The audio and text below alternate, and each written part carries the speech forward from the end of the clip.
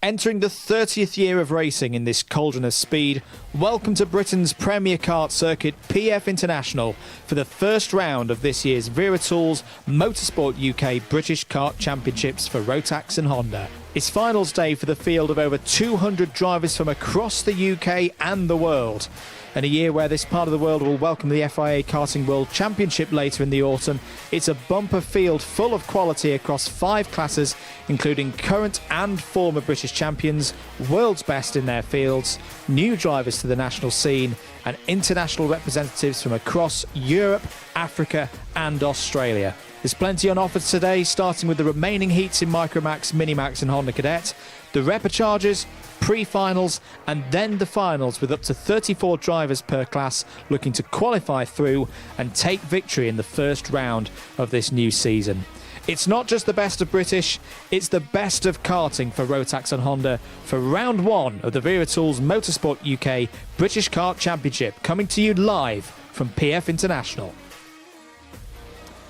And a very good morning indeed from Lincolnshire. Andrew Mather and Henry Beaudette back again for Sunday here at PF International for the first event, the first finals day of this new 2024 Wera Motorsport UK British Kart Championships.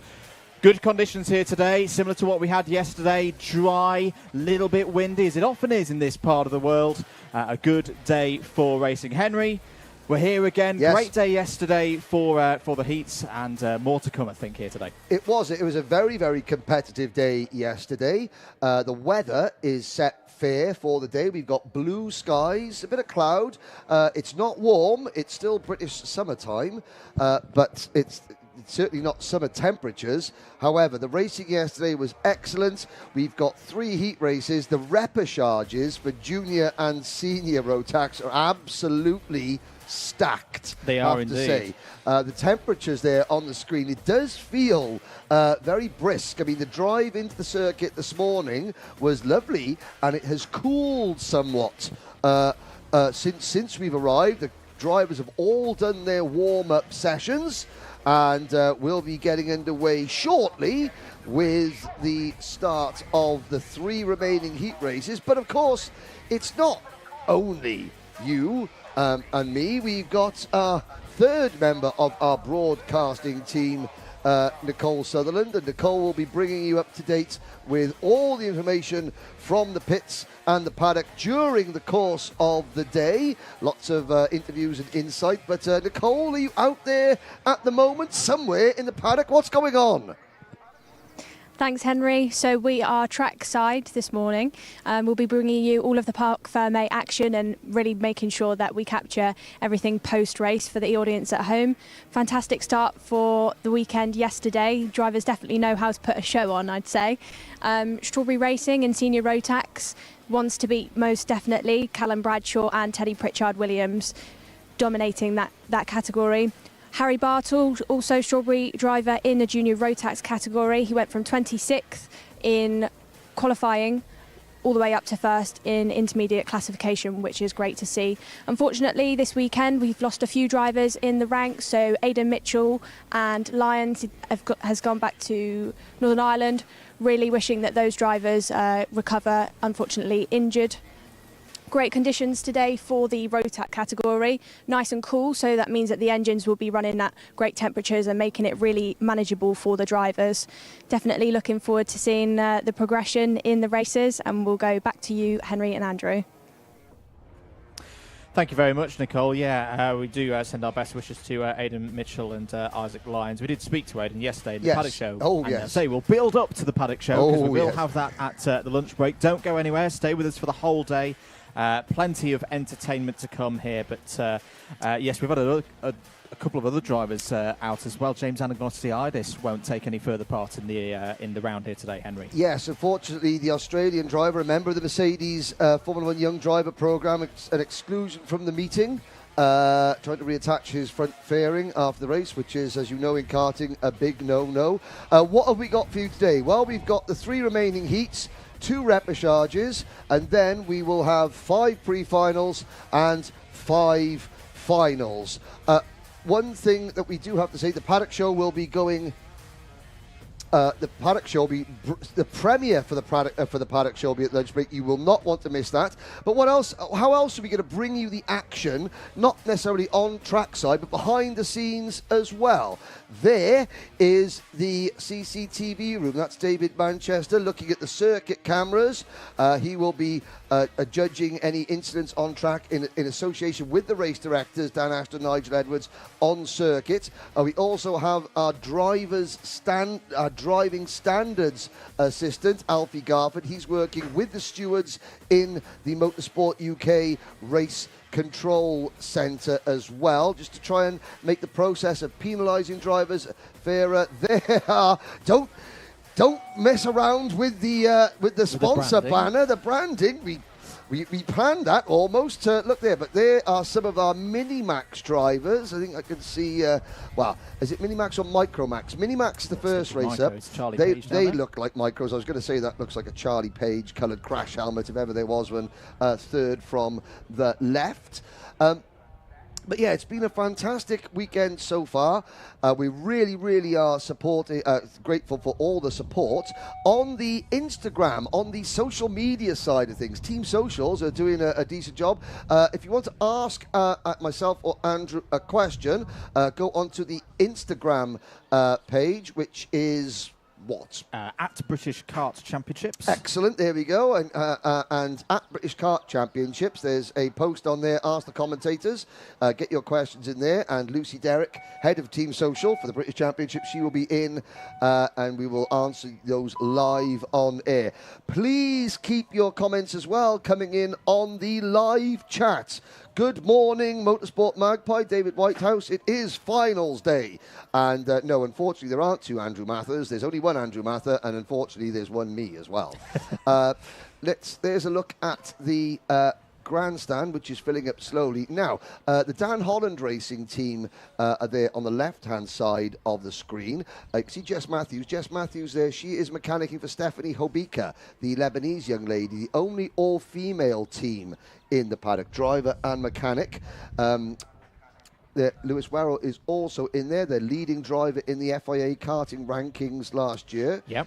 Which, of course, this event does qualify towards the FIA karting rankings. Now, there are some of there's the green light waiting. Now, there have been some questions that have come in already, Fran. Already? Let's have a little look. Hello to Sahib.exe. Andrew, hope your red paint job isn't collecting too much dust behind the wheel soon. Probably not, mate. I'm too old, too fat, too slow and too poor. That's in that order. Describing me as well. Kieran Mogg, do we want rain today or not? Would it improve? I personally don't want to see rain because I think the racing will be absolutely world class in the dry. So there we go. Tiff Lod C, you are the best. Thank you very much. Thank you. There you can get the £20 in the post. How is Kart Mechanic Bingo going for round one, says JS05Y. Well, it's a bit cold for Kart Mechanic Bingo, but don't worry. When it comes to finals, we will see how Kart Mechanic Bingo is going. We will come back to some of the questions, but before then, as we see the Synergy team on our screens there, they're going to have a lot of interest in this race because race number 13, Minimax Heat 3, is coming up now.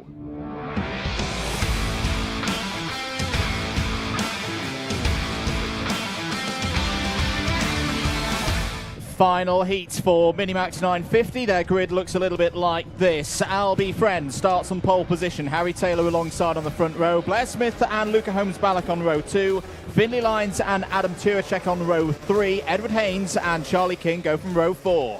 On row number 5, Max Gilman and Oliver Spencer with Devin Taylor from South Africa and the Czech Republic's Delek Babicek on row 6. Then it's Theo Bradshaw and Hasnain Khan, Fraser Anderson and Finley Hines. Riley Morrow and Olivier Chassé go from row 9. Alfie Ward and Kieran Stewart complete the top 20. Sebastian Clark and Jacob Jack go from row 11. Archie Rogers, Tyler and Jensen Chalk go from row 12. And it's Alex Goodson and Jensen Walker on row 13, completing the 26 kart field. Results from yesterday, just to quickly recap, they had 2 races. Everyone's raced once already from this field. Albie Friend took a race win. Harry Taylor a 5th. Blair Smith needs to do some work here. Was P23 in his first heat yesterday. Luca Holmes-Balak was a winner yesterday as well.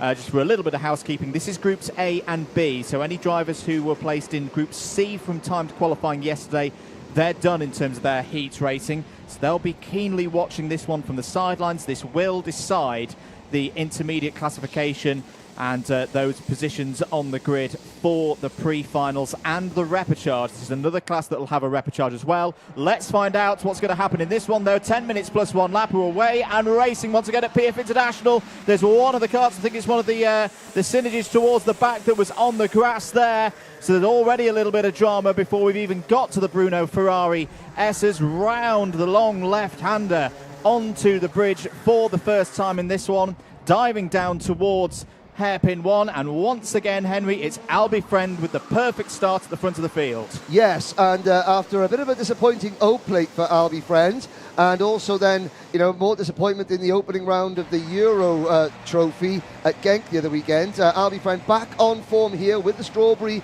Racing team through the Fullerton S's, named after Terry Fullerton, of course, the legendary kart driver that Ayrton Senna named as his greatest ever rival, into Bobby Game Corner, and then the Mike Wilson Complex, named after 5-time world karting champion Mike Wilson.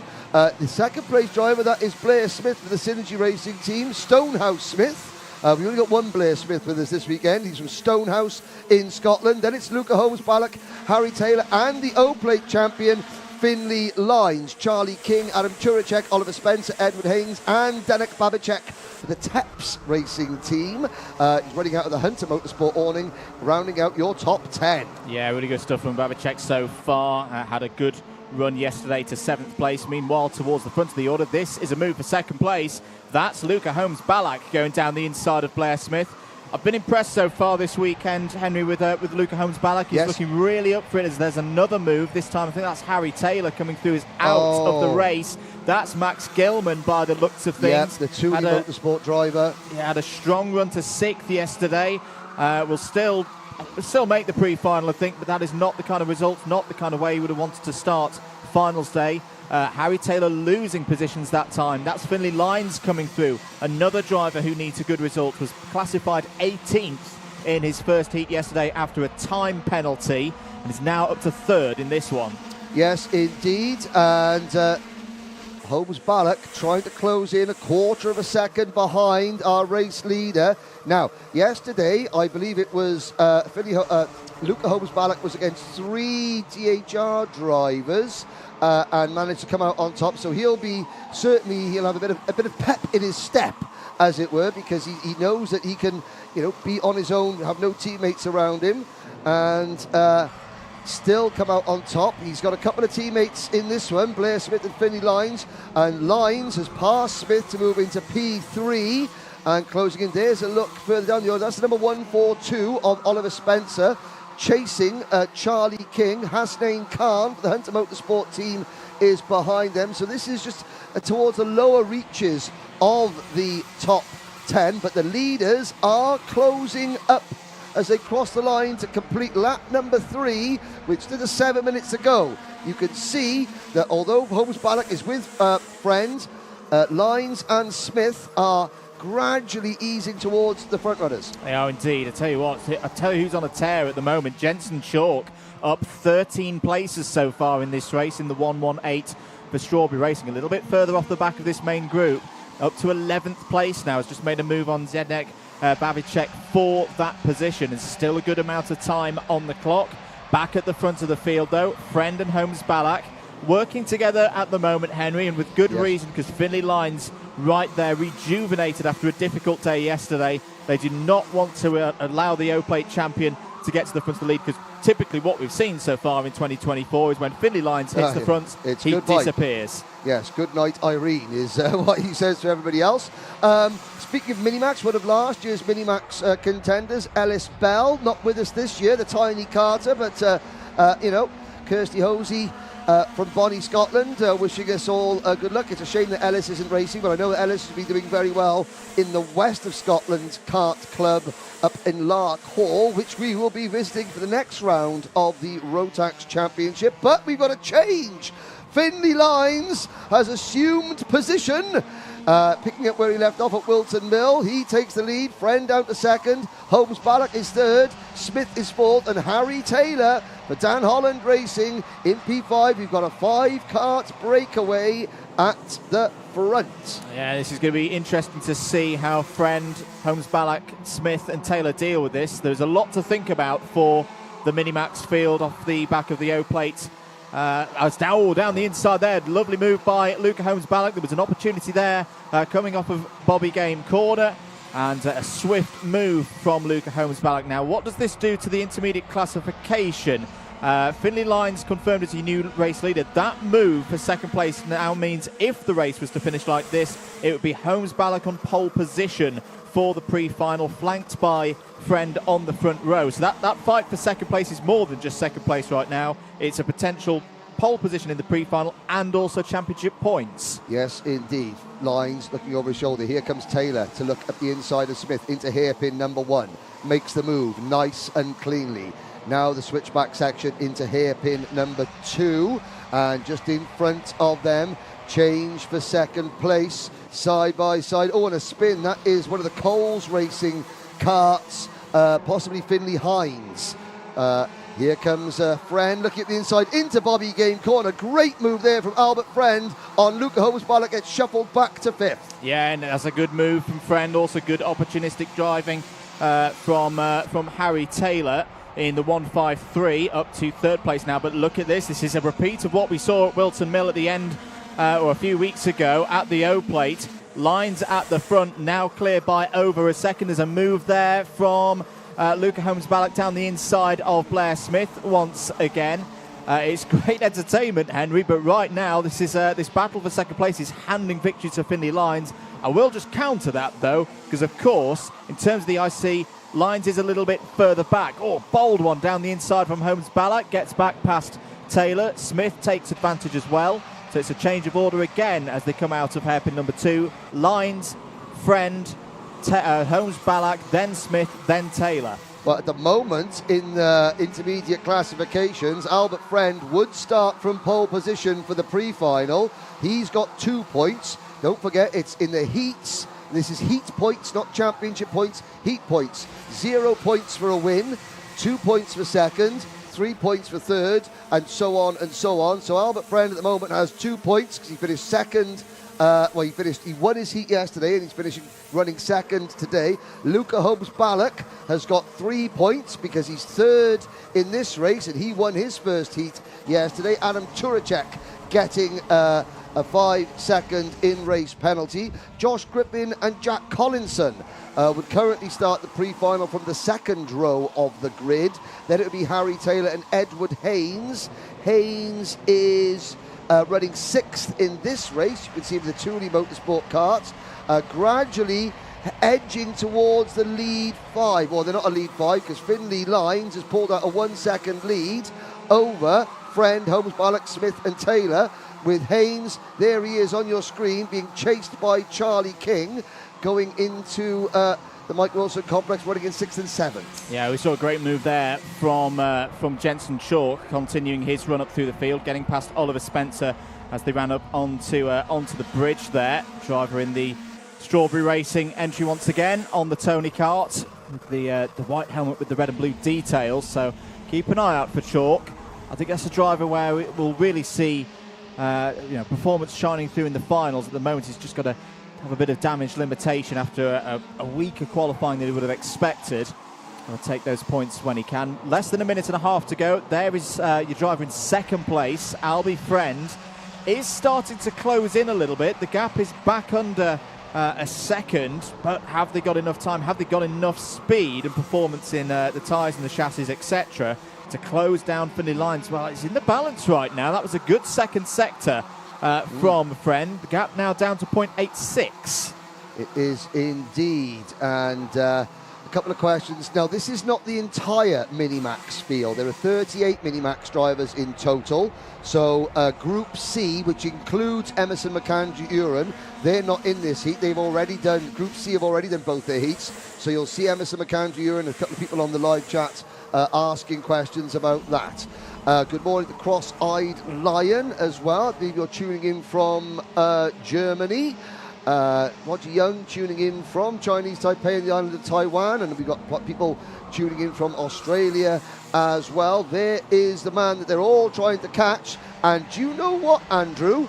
These three drivers, Friend, Holmes, Ballack and Smith, they are starting to reel in Finley lines, but with 10 seconds to go, they should get the last lap board next time around. I think they're going to run out of time. Yeah, the other problem for them is Finley Lines is really good through sector number 3, the technical part of the course. He's growing that gap back out, which means he doesn't really have to think at all about defending through sectors 1 and 2. That's where we see most overtakes happen in these heats. There is the final lap board. Last lap time that time around, 1 minute, 60.68 seconds for Lines, 60.66 for Friend. The gap is 0.93 of a second. This should be a straightforward win for Finley Lines. There is a yellow flag I can just see out of our commentary box window under the Litchfield Bridge. We'll keep an eye on what's going on there. Meanwhile, battle for second place, very close. Luca Holmes Ballack down the inside. Albie Friend just about gave him enough room. And on the exit of the corner, Luca Holmes Ballack takes the position. Back down the inside from Friend on Blair Smith now for third place. He's going to defend to the inside as they run towards the Fullerton S's. Blair Smith down the inside, fully committed. Loving that from Blair Smith. Fighting through to third. Friend now having to think about holding on to fourth place from Harry Taylor behind, but it's going to be Finley Lines winning yet again in Minimax 950. A great start to his Sunday, to his finals day. It wasn't a good result yesterday. That's him back on course for a strong result here this weekend. He takes the win ahead of Holmes Ballack. Oh, very close on the line there. Oliver I think that was Oliver Spencer, Hasnain Khan all in Yes. there as well. Zdenek Babicek not too far behind. That was all over the top 10. So yes, Lines wins it from Holmes Ballack. Smith in third, Friend fourth, Taylor fifth, Edward Haynes P sixth. Jensen Chalk making really good progress up from the back of the field after a terrible run in qualifying yesterday when he got caught up in somebody else's accident. Jensen Chalk, the reigning MicroMax Grand Finals champion, finishing 8th. Oliver Spencer, Hasnain Khan, then Zdenek Babicek, Riley Murrow, Alfie Ward, and Theo Bradshaw. Ward from the United Arab Emirates. Alex Goodson, Devin Taylor from South Africa. Canada's Olivier Chassé was next, and then Jacob Jack, Adam Turasek, Archie Rogers Tyler, Jensen Walker, Finley Hines, Sebastian Clark. Sadly, Fraser Anderson, Kieran Stewart and Max Gilman failing to finish. Now, we've had a couple more comments coming in, of course. So here's something. So Alpha Live have asked me to come up with some questions, a poll about myself on the live chat. So, of course, today is not only this, but it's the London Marathon. It is. And I want to wish David Whitehouse, his wife, good luck for running the London Marathon. Now, believe it or not, I have run 2 half marathons. Not too long ago, I did. And I want to know, what was my fastest time? Ooh, What's my personal best in the half marathon? Is it A, less than 2 hours? Is it between 2 hours and 2 hours and 30? Or is it between 2 hours 30 and 3 hours? Or is it above 3 hours? But genuine thing, I used to be a runner, not too many years ago. Can I have a piece of that as well? So my times. I've done 2 half marathons as well. Go on, I've not run since. But no. Okay. Oh, there we go. Who's got the fastest personal best in a half marathon? Is it me or is it Andrew Mather? There we go. And then So put your votes in. There'll be a poll going up on the live chat at some point. Who's got the best half marathon time? Is it me or Andrew Mather? Let's have a quick run of these are provisional results. The intermediate classification. So as things stand for Minimax 950, Luca Holmes Ballack would have pole position for the pre-final, 2 points. Albie Friend second on the grid with 4. Joshua Griffin and Jack Collinson on row 2. Now, Right. a bit of wildlife here in Lincolnshire. Is that a black-chested warbler, or is it some sort of finch? Answers in the comments. Yes. Let's head down to Park Ferme, because I believe Finley Lines is with Nicole Sutherland. Over in Park Ferme with O-Plate winner and Minimax Heat winner, Finley Lines. Finley, how was the race for you? It was quite nice, to be honest. We had a bit of a struggle at the start. On the start, we couldn't really get into the back. We dropped down to like 5th or 6th. I can't remember, to be honest. I got through the pack halfway through the race, and when Luca, my teammate, went for a move on for an Albie friend, I just went through and took both of them. And coming out of the corner, I had a little bit of a gap, and I knew I was going to be gone by the next few corners. So now you'll be going into finals. How do you change the way you drive in a heat compared to the way you drive in a final? Well, obviously, I'd be quite defensive because there's more points on the line.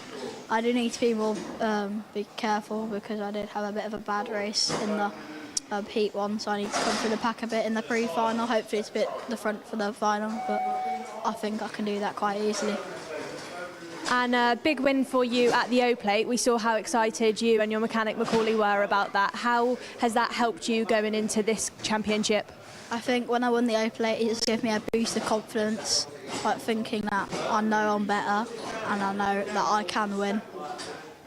Well, best of luck to you for the rest of the weekend. Thanks, Finley. And we'll go back up to Henry and Andrew for the next race of the day. Thank you very much, Nicole. Great work as always. Henry, we've got some more questions. We have got some more questions. Okay, Racing Numbers asked, what's the best corner at PFI? Ooh, good question. I always enjoy going up onto the bridge. I like the banking as well, because I think that's a real, you can make moves inside, outside. It's a real thinking corner.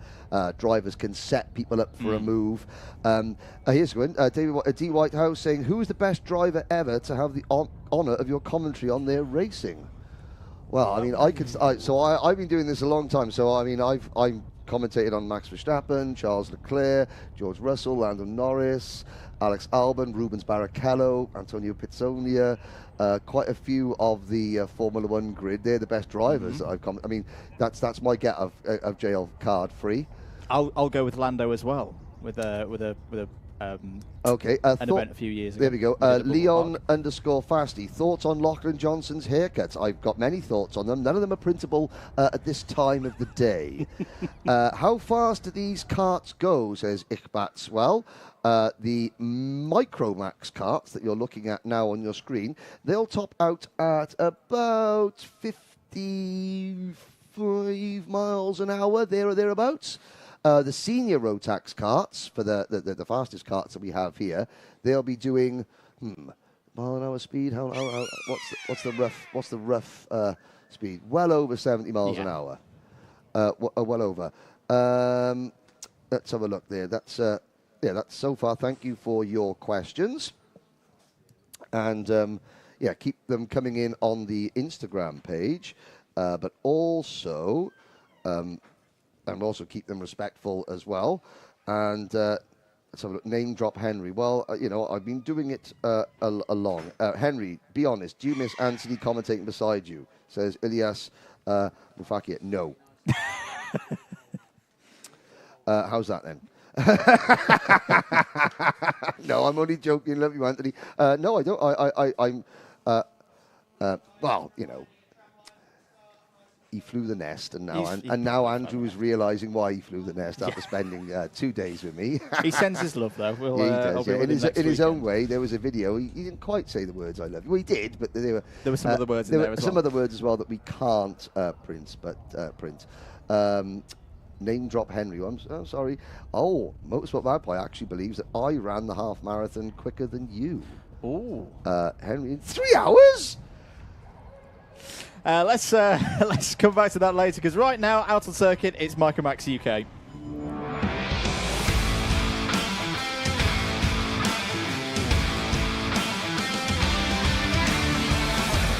Race 14, heat number 2 for MicroMax UK. Here's their grid. Luke Millward on pole position alongside on the front row Joshua Cook, George Swire and Sebastian Behrman on row 2, Alfie Garrett and Lucian Smith on row 3, Alfie Mayer and James Roots go from row 4. On row 5, we have Max Jolly and Joss Huschka, Charlie Page and Maximilian Abrahart on row number 6. Row 7 is Maria Roberto and George Climo, then Benedictus Masiokas and Harry Radcliffe. Row 9, Logan Rolfe and Harris Barber, Soren Gallagher and Arthur Farrow on row number 10. Ansel Murray and Chloe McGill on row 11. Buddy Hugo and Dean Bahal on row 12. Then you've got William Crombie, Albert Farrow and Austin Oman looking to charge up from the back of the grid. Now, Dean Bahal yesterday, apparently he retired from his one race. Nicole went to interview him and he went, oh, and there's a problem. That is the number 24 cart of Arthur Farrow. But Dean Bahal said he had some chips that had just been bought for him and he wanted to go and eat his chips. So he didn't do an interview yesterday because he wanted chips. Which is, there we go, MicroMax drivers for you. Gotta love them.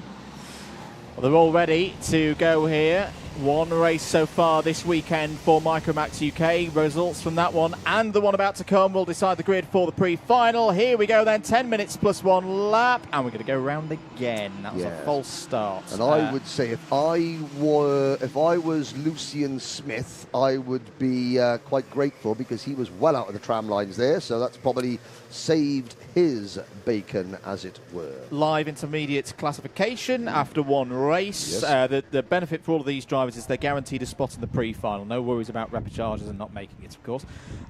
Millward leads, 0 points, having won the heat yesterday. Cook second on 2. Swire, Behrman, Garrett, Climo, Huschka and Mayer. That's your top 8 right now. And for Luke Millward, he's been great form this weekend. Straight out of the gates during free practice on Friday was looking strong. He's got his KR Sports teammate Joshua Cook alongside him. And the poll is up. Who ran their half marathon quicker? I'm going to vote for me because I'm hoping to. And at the moment, I've got 57% of the vote. Andrew. Oh dear! Well, thank you for your faith. We shall reveal. We'll let this go for a couple of races. Maybe we've got this race. We've got Honda Cadet next. You've got to the end of the heat races to get your votes in. Absolutely. It's the Welsh athleticism that's inside the box of here, of course. As he says, drinking out of his 2 litres of iron brew on a Sunday morning. It's Josh Cook, O-Plate winner, proudly displaying the O-Plate now for 2024. Good experience here last year. What can he do here in this second heat? Here we go then. Attempt number 2 for the formation. That one's better, and away we go. 10 minutes plus 1 lap. Good start for Millward. Cook trying to hold around the outside. The number 44 of Lucian Smith cutting across the grass, rejoins the circuit. And apart from that little moment, spoke too soon. One cart goes around, actually full 360. There's another one towards the back. Now, was that one of the RCEs involved? That could have been Dean Bahal or... We'll have to see, but Lucian Smith going across the grass, that was a reaction move because the middle of the pack going through the Bruno Ferrari S's, I think it might have been a Hunter Motorsport kart, could have been Max Jolly that got sideways and Lucian Smith taking evasive action onto the grass. But up at the front, it's a KR Sport, 1, 2, 3, and then it looks like James Roots has made a good start for the Evolve Motorsport team, but there's several Jack's Motorsports P1 Project 1 Racing Group entries up there as well. Oh, indeed. The drivers involved with that moment under and out of the bridge. It was one of the RCs. It was Ansel Murray in the number 96 who's been delayed through sector number 1. There was a Cato Motorsport kart involved there as well, which I believe was the 41 of Soren Gallagher. End of lap 1. It's Millward, Swire, Cook, Behrman, Roots. That's your top 5. Mayer, Abrahart, Garrett, Climo and Huschka completing the top 10. Plus 3 second penalty has been given to the number 96 of Ansel Murray. 2 wheels outside the tram lines. That's a 3 second penalty. That is a big hello to Kathy Watson. I will say hello to John and Shay Watson. John, one of our stewards, and Shay helping out in the stewards behind the scenes as well. Kathy, hope you're doing well. Now, I'll tell you what, Kathy. Why don't you tell the world who your favourite commentator is, just to upset Anthony and Andrew? There we go. But I hope you're doing well, Kathy. Always watching from the Channel Isle of Guernsey. Beautiful part of the world. It is indeed. 8 minutes to go in this one. Lots to be decided. Millward still in the lead of the race. There's the number 15 of Alfie Mayer coming through, who I've got to say, Alfie Mayer has really stepped forward. I've seen him race a lot over the past couple of years. But I always say this with young drivers. Sometimes you just have a moment where it all clicks. Yep, I feel absolutely. that happened for Alfie around 9 months ago. And once again, showing great performances here at PF, and it's going to be challenging for the lead here because this top 3 group of KR Sports runners haven't been able to break off the front yet. If things were to stay like this, the intermediate classification would have Millward at the top. It would be 65 championship points for Luke Millward. Cook and Swire tied at the moment on 5 points, and it would be Cook gaining the tiebreaker advantage. Through again. Yes. Look at Alfie Mayer on the charge here, up to 3rd place. Josh Cook being ganged up on a bit here as round out. Sebastian Behrman was having a go. I think James Roots and Maximilian Aberhart had an attempt at overtaking Joshua Cook there. So not a great moment for the O-Plate champion. No, indeed. You've got a 3-kart breakaway up at the front now. Alfie Mayer, fastest lap of the race, 104.99.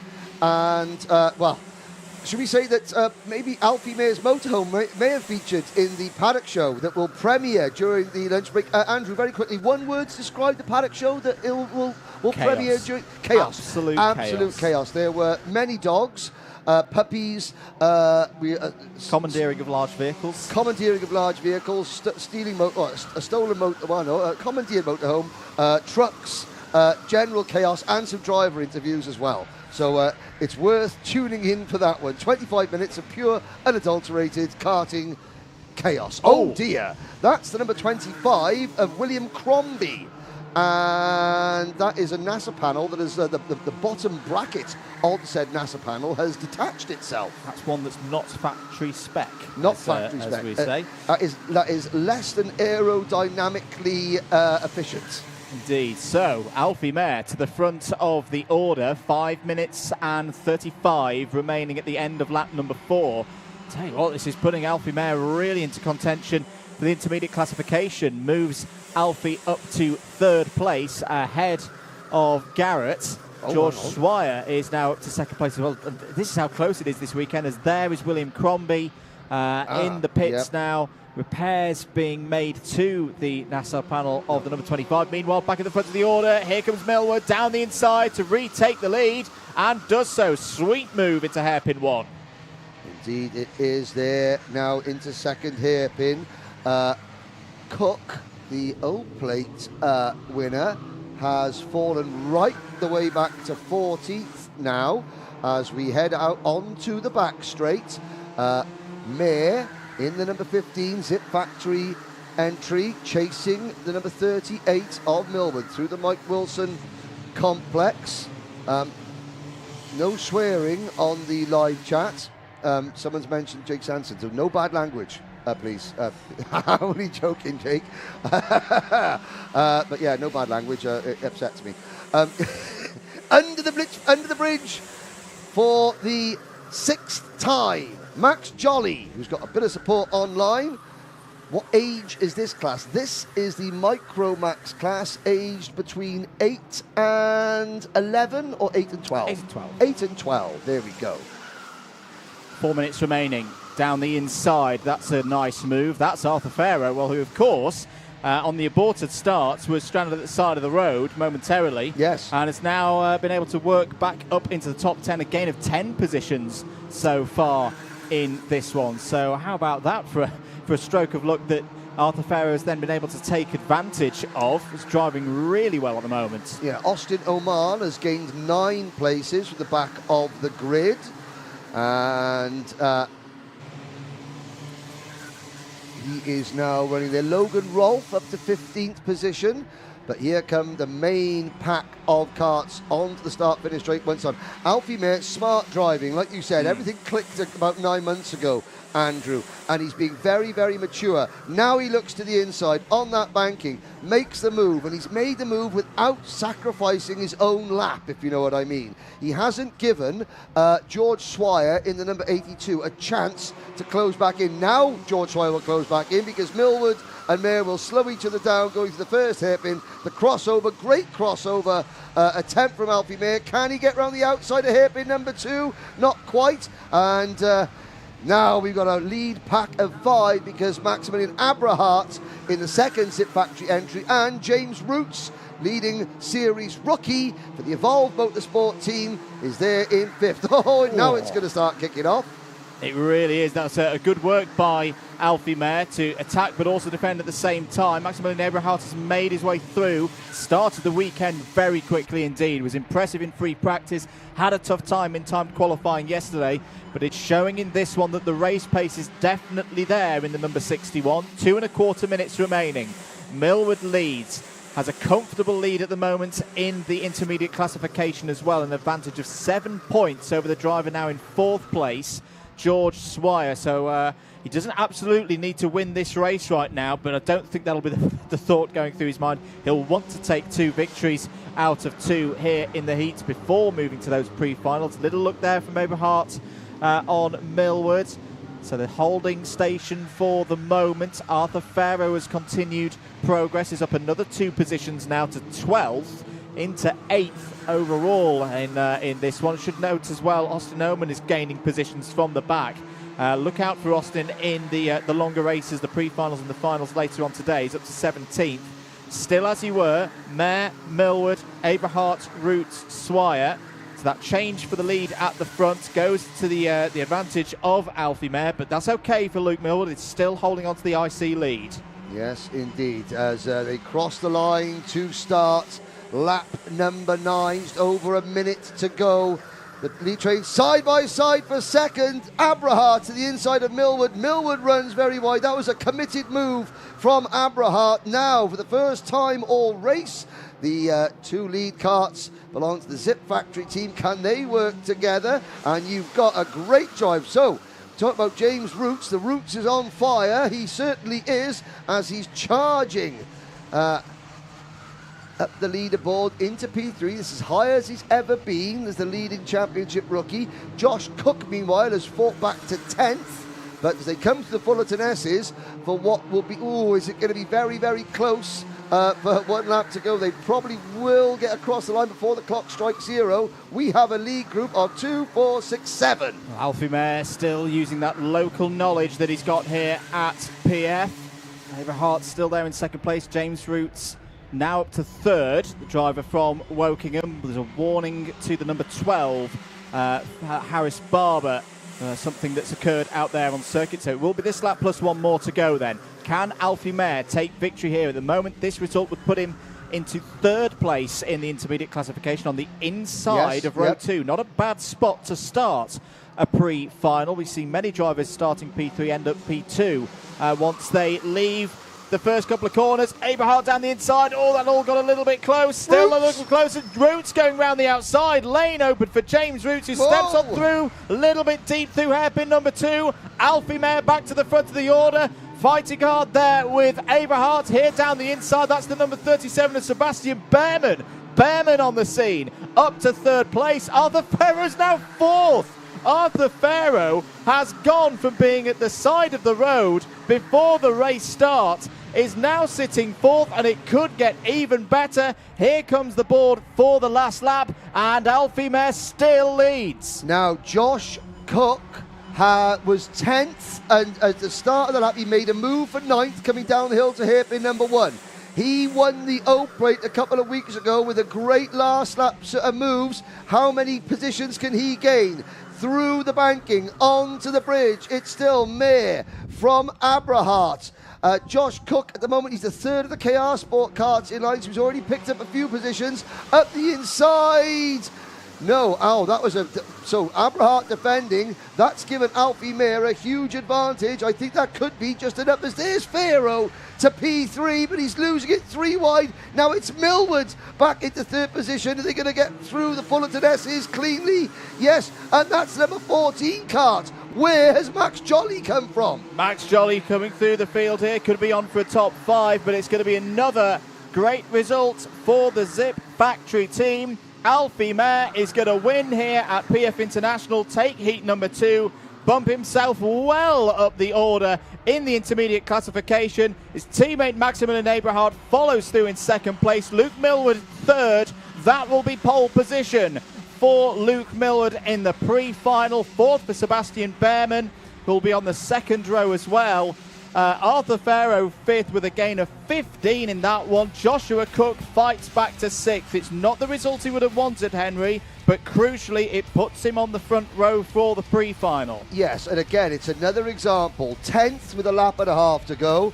Keeps his head, moves up, gains 4 places in what was a very chaotic last couple of laps. Outside the top 10, Harry Ratcliffe, and I know Harry's got, is it his uncle or his granddad who's watching?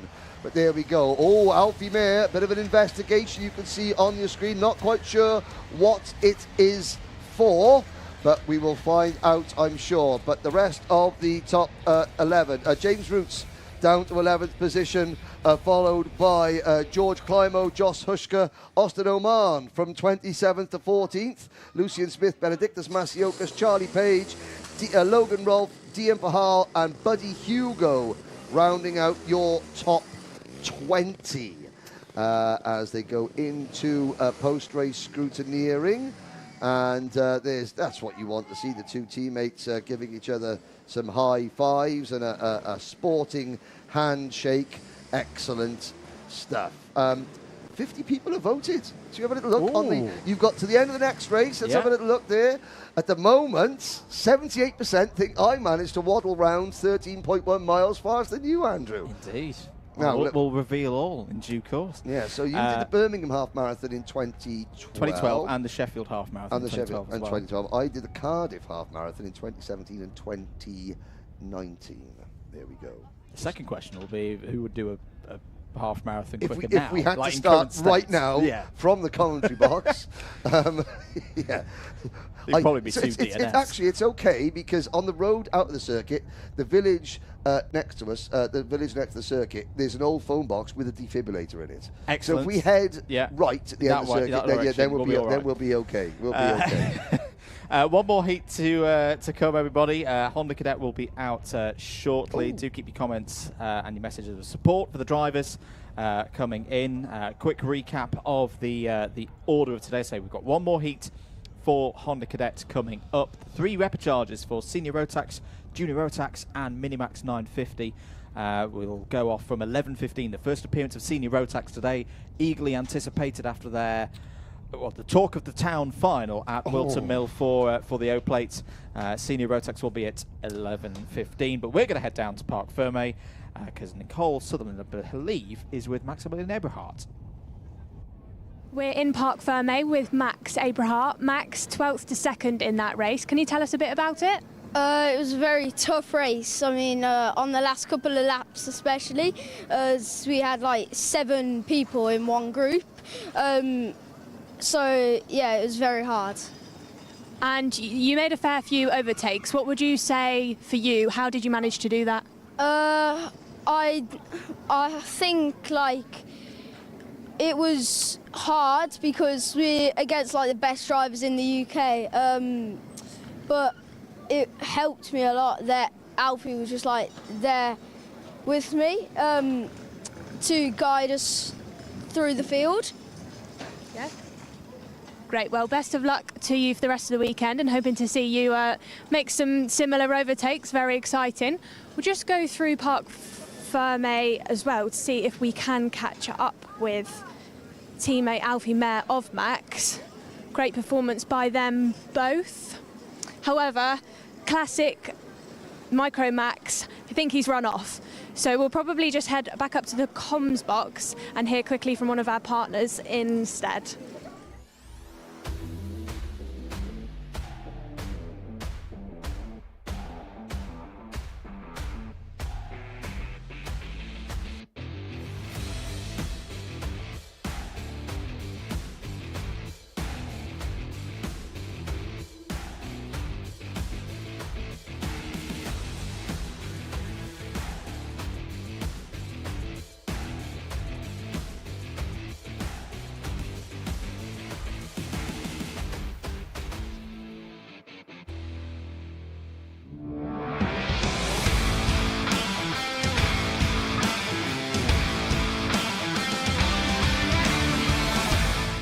getting ready then, the final heat race of the weekend. It's Honda Cadet GX200. Here is their grid. Kevin Ivanov starts on pole position. Archie Loveridge alongside an all-zip front row. Margaret Kavekis and Ralphie Branscombe on row 2. Ryan White and Ed Spain on row 3. Keane Sullivan will be looking for better things from row 4 alongside Harry Grant.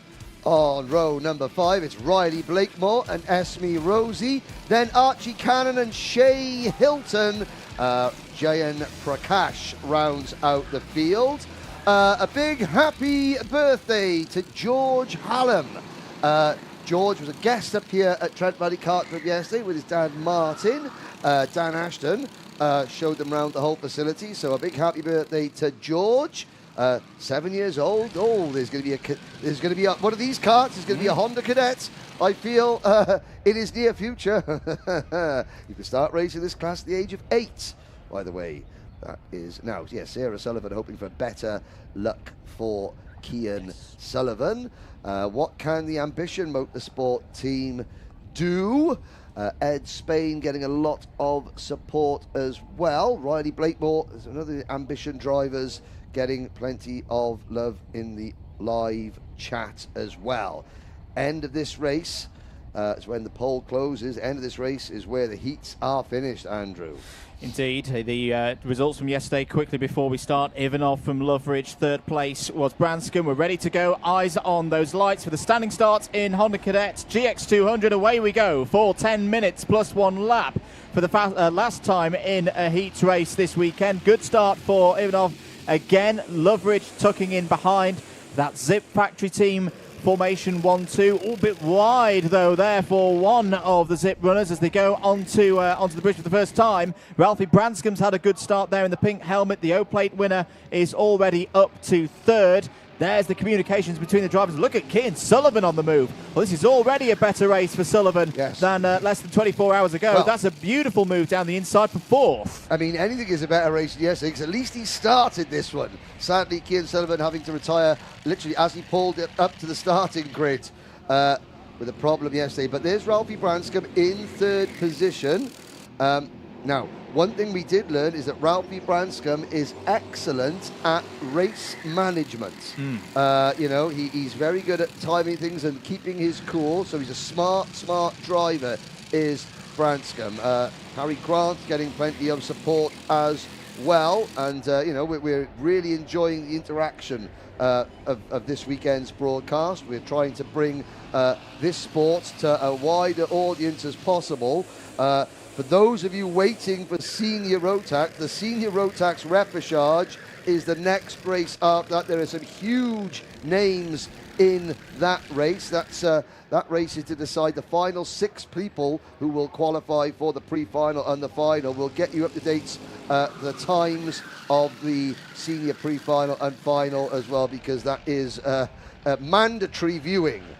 Absolutely, 8.25 minutes to go in this one. On lap 2, Branscombe has found a way past Loveridge for second place, and it's Ivanov still at the front of the field. Kevin Ivanov in race pace looked good yesterday. Archie Loveridge was happy to follow home and secure that 1-2 result for the team. It's a bit of a different situation now, though, with Ralphie Branscombe, the privateer, in the middle of that Zip Factory team. Sandwich right now, and Ralphie Branscombe looking quick. There's Kean Sullivan in the number 26. All of these drivers guaranteed a spot, of course, in their pre-final and final later on today.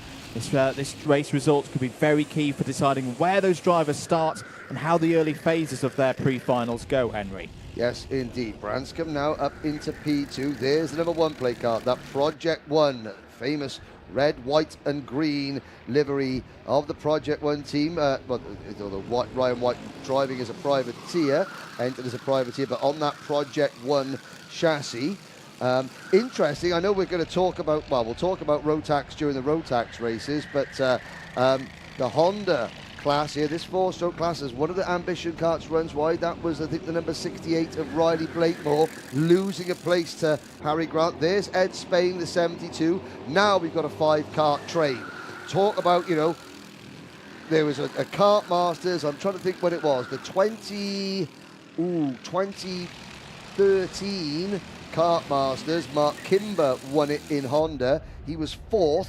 Or was it Rory Hudson and Mark Kimber? They came out of the final corner, and Rory Hudson was 4th coming out of the final corner and won it on the line. Yep. That's how close, that's how good Honda Cadet Racing can be here at PF International. Side by side, and no, Branscombe stays in second. Doesn't force the issue. No, there's a good amount of time to go in this one. There has been a warning flag shown to the number 26 of Cian Sullivan as things stand in the intermediate classification. No, that's going to be out-of-date information, or is it? No, because Loveridge is going to fight back down the inside, retake on the switchback, 3rd place from Ryan White. Ryan White returns the favour down the inside into hairpin 2, and Ed Spain will take advantage of everything going on there, and is up to 4th. So, intermediate classification, Ivanov would lead the IC with 2 wins, if this result was to stay as it is for the next 6 minutes or so. Which it won't. Which it won't. So 0 points at the moment for Ivanov. Tie at the moment for 2nd place on 5 points, both Loveridge and Branscombe.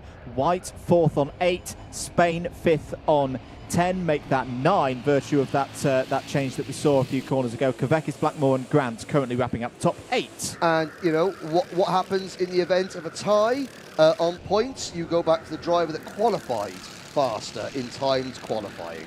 So that is how you do it, break a tiebreaker, the driver that qualified faster. Now, the top 5 head down towards hairpin number 1. This is the battle between Cian Sullivan in the number 26 Kart there. The blue race suit, privateer entered machine. Blakemore and Margaris Kavekis in the black and white. That's the, you know, the karting zebra liveried entry. In the number 15, then you've got the orange crash helmet of Harry Grant, Archie Cannon, Shea Hilton.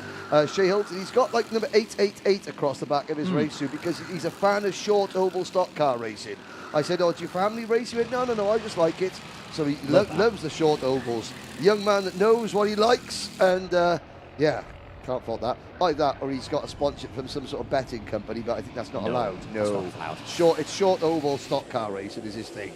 So Ralphie Branscombe trying to find a way through past Kevin Ivanov, but Kevin Ivanov just seems quite happy to soak up the pressure right now at the front of this field. New fastest lap of the race last time around. Archie Loveridge on a 1:05.41 down the hill and towards hairpin 1 once again, and it's a classic scenario here. It's down the inside now for Branscombe. That's been coming. Takes the lead of the race. Ryan White trying to take 2nd place at the same circuit where he won the Honda Cadet title back in October 2023. That has not quite worked this time as Ed Spain is on the scene. He's looking down the inside into the Fullerton S's. White leaves him room, and wisely leaves him room. He's able to hold on to 3rd place. Indeed, he is. And look at the gap that Branscombe has been able to pull whilst they've been sorting out. So Ryan White, that was a late decision to try and follow Branscombe through at hairpin number 1. And you can see, there's the example of how much 2 drivers running side by side can slow each other down. Although the slipstream effect, you can almost visually see that great camera work there going under the bridge, because it was a 10 kart length lead for Branscombe. It's grown a little bit now because they were side by side again, but it was down to about 4 or 5 kart lengths just in the slipstream. Ed Spain fighting through to 3rd place. A lot of experience at this level. A lot of these drivers on your screen were here last year. In fact, yeah, all the top 5 in this race at the moment were inside the top 10 in the final. As I say, back in October 2023 at the culmination of the Honda Cadet season. But 2 minutes and 35 remaining on the clock now. Branscombe back at the front of the order. Took the classification victory last time out at the O-plate. It's Kevin Ivanov who crossed the line first, but remember had a time penalty that pushed him down the order. A great drive from Ralphie Branscombe, a key move on the last lap. He knew the situation. He knew he needed to be second on the road to take the O-plate. It's a very, very wise head on young shoulders. Checks over his right-hand shoulder once more just to assess how many karts are in close proximity. Well, at the moment, I'd say it's 2 in close proximity in Ivanov and Spain. There is the move from Ivanov. That is what you can do going round the banking, and all of a sudden for Ralphie Branscombe, well, he didn't do much wrong there, if anything at all, no, Henry, but he now finds himself in 4th place. He just got hung out to dry like the laundry. Ralphie Branscombe on the banking there, down to 4th position. Ivanov it was a decisive move, and it's put him in top spot. Ed Spain now moves up, and Ryan White trying to make it 3 wide. White's got the inside line. Has he got track position? Yes, he does, and here comes Branscombe back up from 4th to 2nd. Mega racing once again from Honda Cadet GX200. Drivers are going to come round. It's going to be one of those close scenarios again as to whether this is 2 laps to go or 3. Times on the moment, I think it's going to be 2 laps. I think they're going to cross the line with about 60 seconds on the clock, and it's a 65-second lap for these drivers. So close. Ryan White to the inside. Branscombe trying to find a way through there, and I don't think it's quite going to work through the Bruno Ferrari S's. Sweeping up at the banking. A little bit of sticker swapping there. Sorry, Andrew. That's okay. That was between Spain, Ivanov, and Loveridge on the banking. It's Branscombe and White. And Ed Spain showing his displeasure. Well, Ed, I know. Yep, 2 hands on the wheel always works better during the race, Ed. You can discuss it with whoever you need to afterwards. You can indeed. So that's changed things for 3rd place. Ivanov up to that 3rd spot. Loveridge still holding with the fastest lap there in 4th. I think Ed Spain is not out of this. He's in a group of 5. And we were saying earlier about previous races round here. There's many a race I've seen in Honda Cadet where the driver in a 5th place in the 5 kart trainers ended up being the winner. So still a good amount of opportunities for Ed Spain to work his way back through. Drivers should see the last lap board this time around because they're going to time out there. 3, 2, 1, 0 seconds on the clock. So yes, it will be the final lap this time. Defending is Branscombe. Had to defend there because there was a good run for Ryan White out of the final chicane, under the bridge, into the banking. Are there going to be any moves here? Yes, there are. Ivanov's looking down the inside. Beautifully done by Kevin Ivanov. Back into 2nd place. Now having a look for the lead. Not quite going to work there. Out wide. Running there was Loveridge. Branscombe able to take the racing line. This could be a key moment here through hairpin 1. Ryan White's looking to the inside of Ivanov. Takes 2nd place. This is good for Ralphie Branscombe. He doesn't need to defend again into hairpin number 2. He can now start to focus. Those are the key areas for overtaking around this PF International circuit. Branscombe through the Fullerton S's now. White still there in 2nd place. This could change things for the intermediate classification as well. But Ryan White, what a great finish he's having. He's right on the tail of Ralphie Branscombe going through the Mike Wilson complex. Brilliant positioning by Ivanov. Retakes 2nd place. If Ralphie Branscombe could get off the final corner, he's going to take victory. He is going to take victory across the line. But a plus 5-second penalty for Kevin Ivanov. It's happened again. It's a repeat of what happened at the O plate. That will move Ivanov down the order, and I reckon give pole position in the pre-final to Branscombe. Wow, they say that lightning can't strike twice. Well, it just has for Kevin Ivanov. Why that? I mean, there was a couple of things are going on there during the last couple of laps. That was a hectic Honda Cadet heat race. There is on the track, it was Branscombe, Ivanov, White, Spain, Loveridge, and Kavekis with Cannon, Grant, Sullivan, and Blakemore. Now, if that 5-second penalty sticks, that would put Ivanov back to 10th position. Esme Rosie, Shea Hilton, and J.M. Prakash were next. Ryan Morgan, welcome back to the live stream, the live broadcast, Ryan Morgan, good to hear you back there, saying he's a man of taste, he likes his short oval racing. I've got to say, we haven't had much measure banger racing. There's the Kev Waller Memorial at Milton Hall coming up, and I've seen there's plenty of bits of tin going to that, you know. Channel my inner Dave Goddard. Wallop. Straight in. Yes. Well, the Honda Cadet drivers coming in. They don't have a repechage, so the next time that we will see Honda Cadet out on circuit will be 12:35 local time. Local time, yes. Now, but before we go down, I mean, I'm sure Nicole will be heading down the pits somewhere, but the poll has closed. Oh. Right. What are the results? The poll. What are the results of the poll about who ran their half marathon quicker? What percentage did... okay, 71% of people think I did, and Andrew, 28%. So I can now reveal that my personal best half marathon time was 2 hours, 36 minutes, although I did stop halfway for a wee and a cigarette. Andrew Mather, your best half marathon time is... 1 hour 48 and an exploded knee. So it cost me. I've never run since. I haven't run for 12 years, but 71% of people who voted, I apologise. It was the halftime smoke break that did it for me. Well done, Andrew Mather. There we are. Anyway, now the next poll is questions for the commentators. We can answer them. So thank you very much for your interaction. As you look at so I must do better. I can't do much better. Just don't let your knee explode down the Pershore Road in the middle of Birmingham. Right. That's my recommendation. No. It doesn't end well.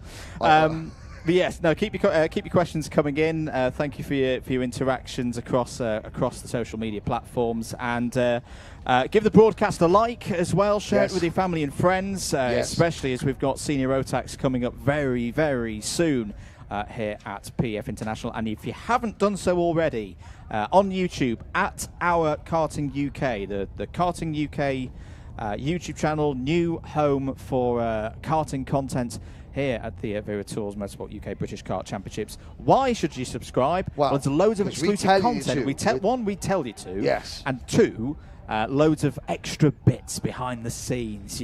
More stuff from the paddock. You mean exclusive content? Yes. Exclusive that you can only find content. on that channel. For now, though, let's head once again down to Parc Fermé. Nicole Sutherland, over to you. Action-packed Honda Cadet race there. We're with race winner Ralphie Branscombe. Ralphie, exciting last lap for you then. Can you tell us a bit about it?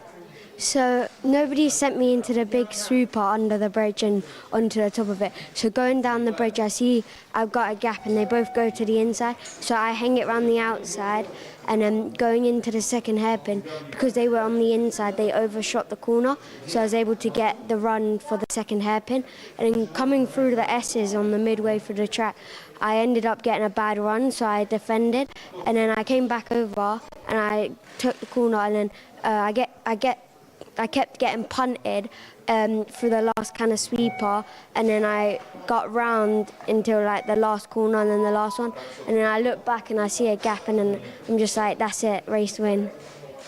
Great to hear from you then, Ralphie. Good luck for the rest of today. We'll just head back up to the comms box for the Senior Rotax Repechage, which I think everybody here is highly anticipating, going to be very exciting. But quickly, we'll just hear from Demon Tweak's championship partner.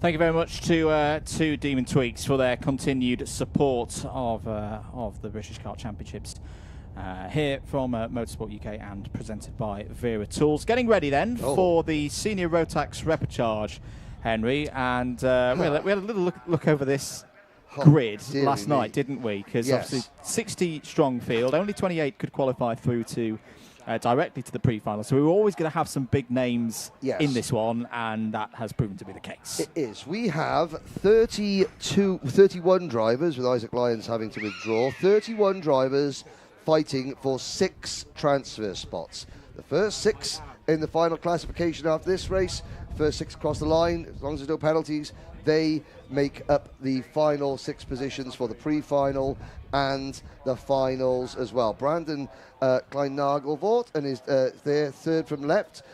He is not in this race, and so he is watching to see who will join him in this in the pre-final and the final. But this will be an absolute barn burner, I am sure. It's race 16. It's the Senior Rotax Repechage. It's up next.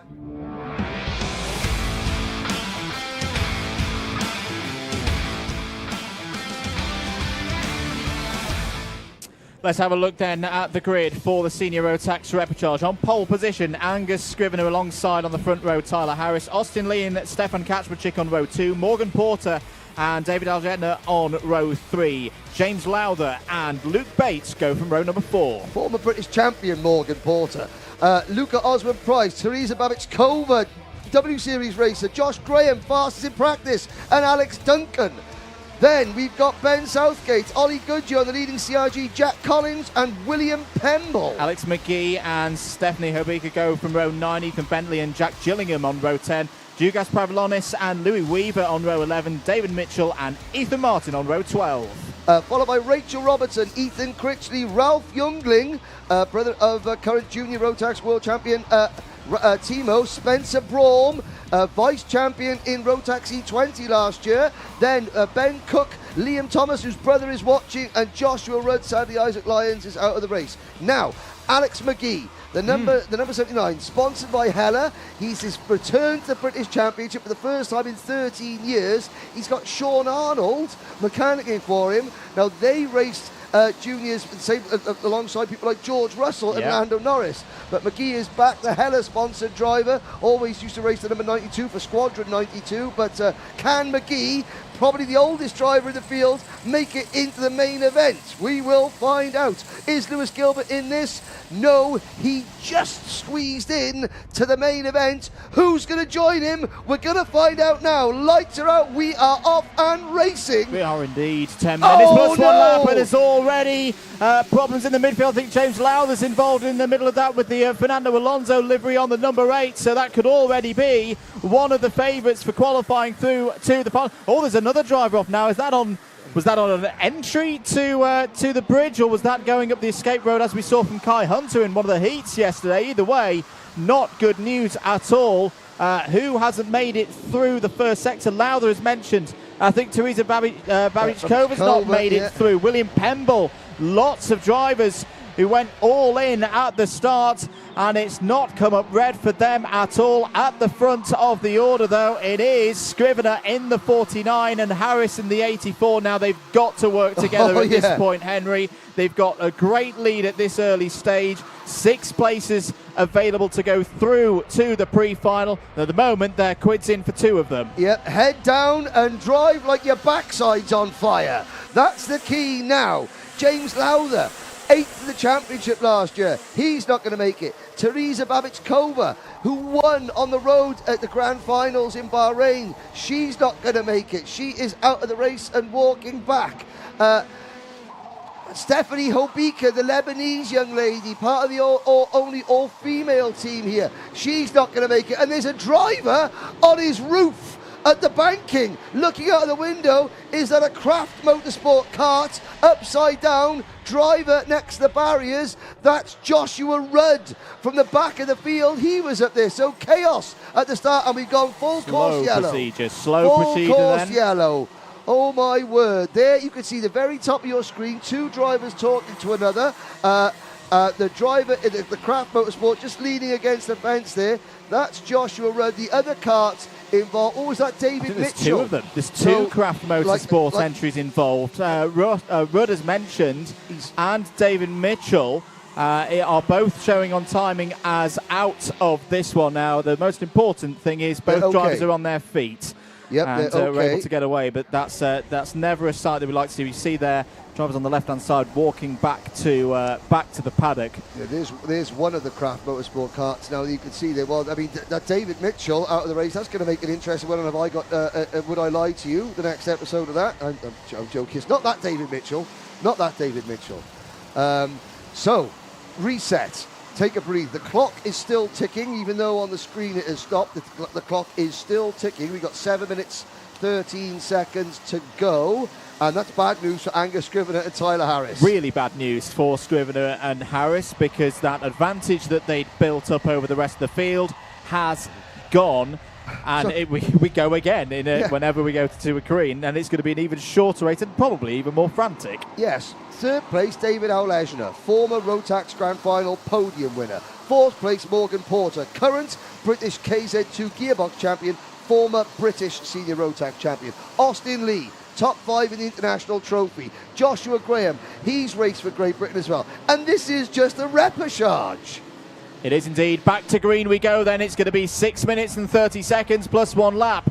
to sort this one out. Spencer Braum already on the move, has gained 15 places so far. You can see him on the CRG moving to the inside, trying to go for Alex McGee's 12th place there. That's two karts both running in the GMS awning this weekend. Round onto the bridge then. We're on lap number 4. Scrivener has got another good start, but look at it, it's all kicking off for second place. Alejna down the inside, Porter following him through, Tyler Harris down to 4th place.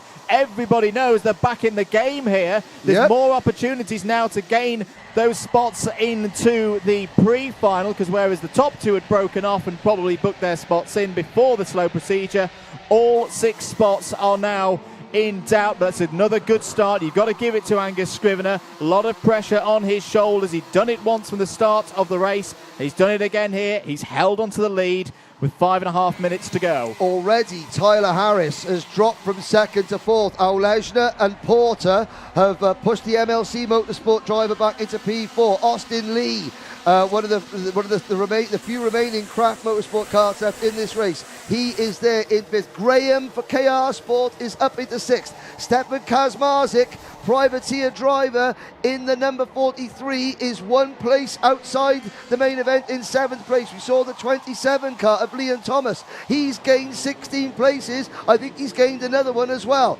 There's Collins, Luke Bates in the mix, Luca Osman Price. Braum is 11th, Southgate 12th. McGee sadly has dropped to 16th position.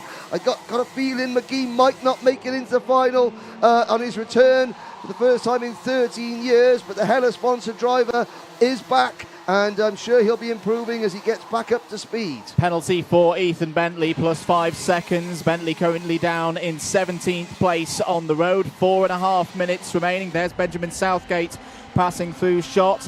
Is there in 12th place. So it's Alejna, Porter, Scrivener, Lee, Graham and Harris. Those are the 6 drivers at the moment with their hands on a spot in the pre-final. Spencer Braum now up 19 spots to 9th. This is a cracking race from Braum, but the key thing now is that the group, the top 6 group, are away. If they hold firm, don't battle, they've got a great opportunity here to break away. But down the inside, Morgan Porter wants control of this race, takes the lead, is followed through by his Hunter Motorsport teammate Angus Scrivener. That's a statement and a half for the drivers on the CS55. We had a good look at it during the Paddock Show yesterday. Do check that out. The premiere of the Paddock Show up after the pre-finals. But round to complete lap number 6. It's Morgan Porter at the front of this one. 2nd place for Scrivener. Alejna, Graham, Austin Lee and Tyler Harris still the top 6. Just a subtly different order.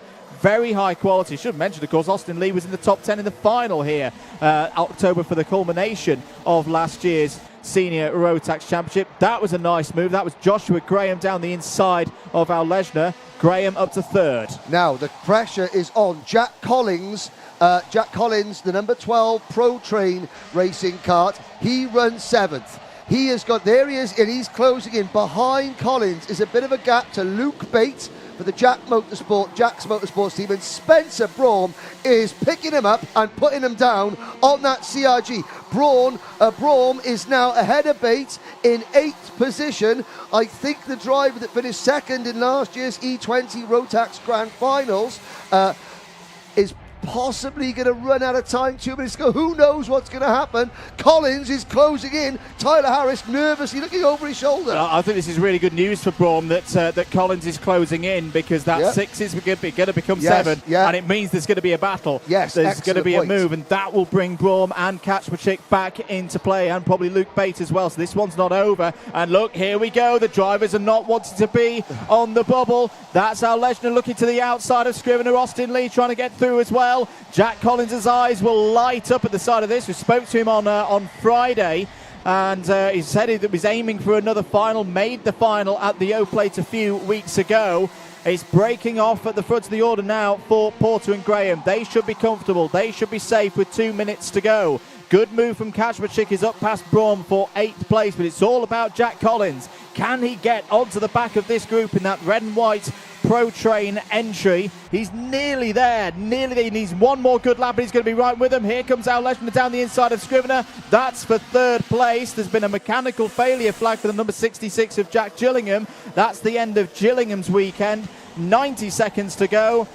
7 karts at the front of the order, but only 6 spots to go through. And Jack Collins has now caught Tyler Harris. Collins to the inside. He does the crossover. Harris defending with 1.5 minutes plus a lap to go. This is the battle. Harris is in the main event, and currently Collins is out of it. Behind him, Kaczmarzyk, leading privateer, leading rookie. There he is, that blue and white livery kart. He's being pushed along by Spencer Braum. They're going to try and make it a 4-car battle for one final transfer spot. This is where the action is. Porter, Graham, Scrivener, Olejna and Lee are safe as it's possible to be. Can Tyler Harris hold on for the MLC Motorsport team for P1 Power, Lee Murray squad? Or can the Pro Train, one of the most venerable names in British karting, Pro Train Racing, can Jack Collins put them in the main event? Here we go. We're going to find out in 30 seconds plus a lapse time. The key for me with Jack Collins right now is out of the race is Jack Gillingham there on the Birrell ART. Sadly. Pick his moment. If he goes too early for a move here on Tyler Harris and doesn't get it done, he's going to bring others back into play. That's going to reduce his chances of making the top 6, but he is now running a bit out of time. We're down to 5 seconds, so the last lap board will be out next time around. Porter, Graham, Olejna, Lee and Scrivener, they're all safe, they're all done. They just need to drive to the checkered flag now, and they'll run again in the pre-final. But who's going to take that 6th and final spot? Is it going to be Tyler Harris? Is it going to be Jack Collins? Is it going to be somebody else? I've got to say, Tyler Harris really impressed with this last couple of laps. He's dropped Jack Collins. He's dropped him by, I would say, about 6/10 of a second now, 5/10 of a second. That is crucial. He doesn't need to defend right now. 2 years ago, even 1 year ago, Tyler Harris would have lost his head. The pressure would have got to him, and he would have made a mistake. Now, with the pressure's on, he goes quicker. That's a sign of a maturing driver. Have to say, well done to Tyler Harris. Braum, Kaczmarzyk and Collins, they're running out of time. But, Morgan Porter and Josh Graham, half a lap from home, and Porter's defending. You don't need to do that, Morgan. Carry on. Well, they've changed positions twice on this one, having a bit of fun out there, it would seem, Porter and Graham. But I think they've called it quits now. They'll race through to the pre-final. Job done for Morgan Porter, job done for Joshua Graham, David Olejna, Austin Lee and Angus Scrivener, and Tyler Harris takes the 6th and final spot to progress through to the pre-final. It was a frantic at times repechage, as expected in senior Rotax, but the cream rises to the top. Those are 6 drivers. I think you would have got good odds on those 6 going through. Job well done by them all. Indeed. So unofficially, and of course, providing the top 6 all go through scrutineering, there's no penalties or anything like that. So unofficially, we have lost Jack Collins, Spencer Braum, Stefan Kaczmarzyk, Luca Osman-Price, Alex Duncan finishing 11th, Luke Bates, Dukas Pravilonis and James Lowther recovering, so that one of the top 10 in last year's British Championship doesn't even make the final of the first round of this year's series. William Pemble, Ben Cook, Louis Weaver, Alex McGee, Ollie Goodyear and Ethan Bentley round out your top 20. Ralph Youngling also failed to qualify. I think I got the answer of why Alex McGee hasn't qualified for the... it's because his mechanic, Sean Arnold, Sean's dad, Dave, is busy on a golf course and won't buy Sean a kart to get Sean back into racing. If Sean was racing again, he'd help Alex a bit more. So Dave, Arnold, get off the golf course. You're never going to get any better. Ellen wants you out the house anyway, so let's have you back in the paddock full time, Mr. Arnold. I'll echo that because I miss Sean Arnold. So seeing him out there on circuit. Well, that was the senior Rotax repechage, the first appearance of senior Rotax today, but definitely not the last. The best. Well, Josh Graham gaining 9 places. Albie Lapper will have to gain an awful lot more in the junior repechage, which will be the next race up. However, as his nan Barbara has just pointed out, he was the quickest, or amongst the very quickest of all, in warm-up this morning.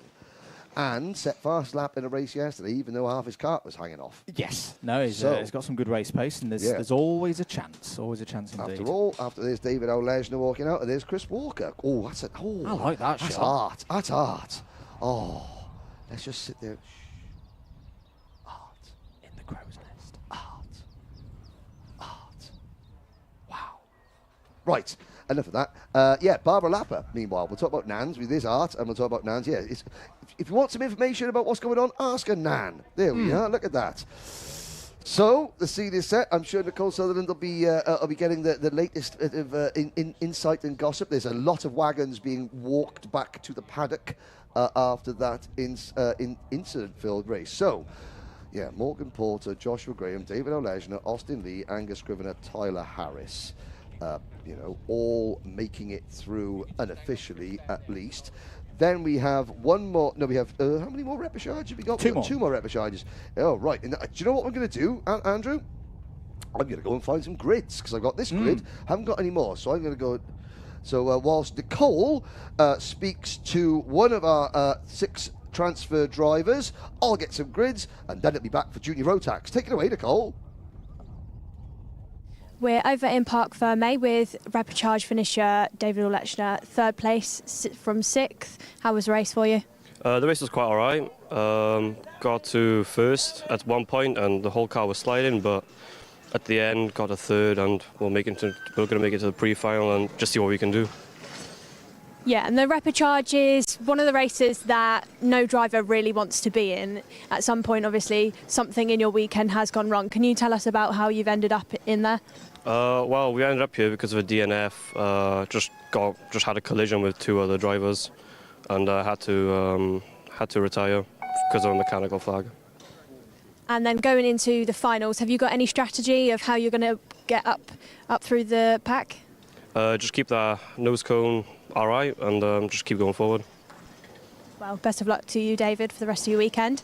And we'll go back up to the comms box for our next repechage of the day, which will be Junior Rotax. But quickly, we'll hear from Wera Tools.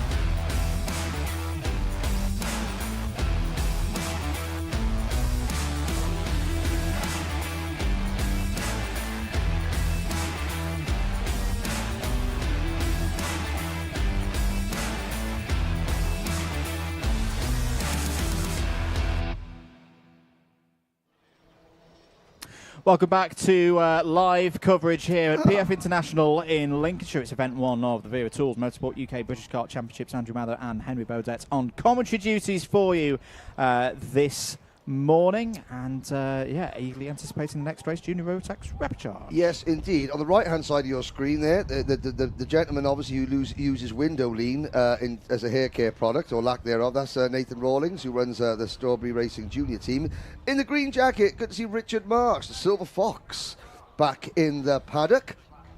Never seen, if you watch darts, Steve Beaton, the Bronze Adonis. You never see Steve Beaton, the Bronze Adonis, and Richard March in the same camera shot. There's Iona Tooley on the left-hand side of the screen, supporting his son Drew Tooley's Tooley Motorsport team.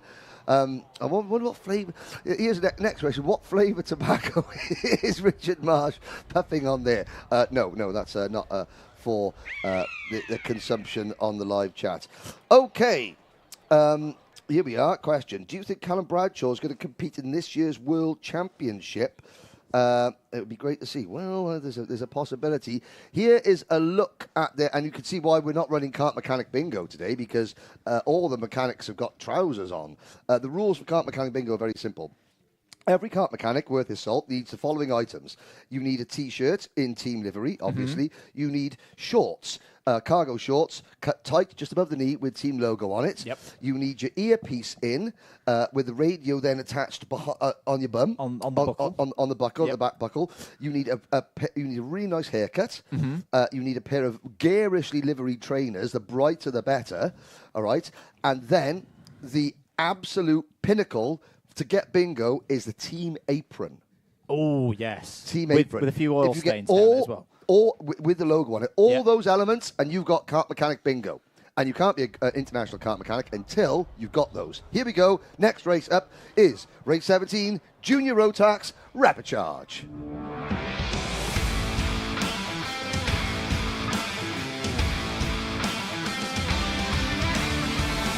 Getting ready for the Junior Rotax Repechage. 6 spots available in the pre-final. William Archer and Jack West started from the front row. Ariman Bansal and Matteo Palazzo on row 2. Scott Marsh and Freddie Housley form up a powerhouse row 3. Ben Horner and Daniel Kilpatrick start on row 4. Lizzie Ventier and Luca Mongi on row number 5. Then Jensen Pritchard and Vlad Tomenchuk on row number 6, with Finley Buck, Emily Cotty, Lachlan Haircut Johnson and Cole the Closer Denham on row 8. Aris Miauskis was quick in free practice, finds himself in the repechage on row 9. Sebastian Lusch alongside him. Jack Baker and Matas Misnianskis on row 10. Zach McDonald had a retirement earlier on this weekend and starts this one from row 11 alongside Henry Cameron.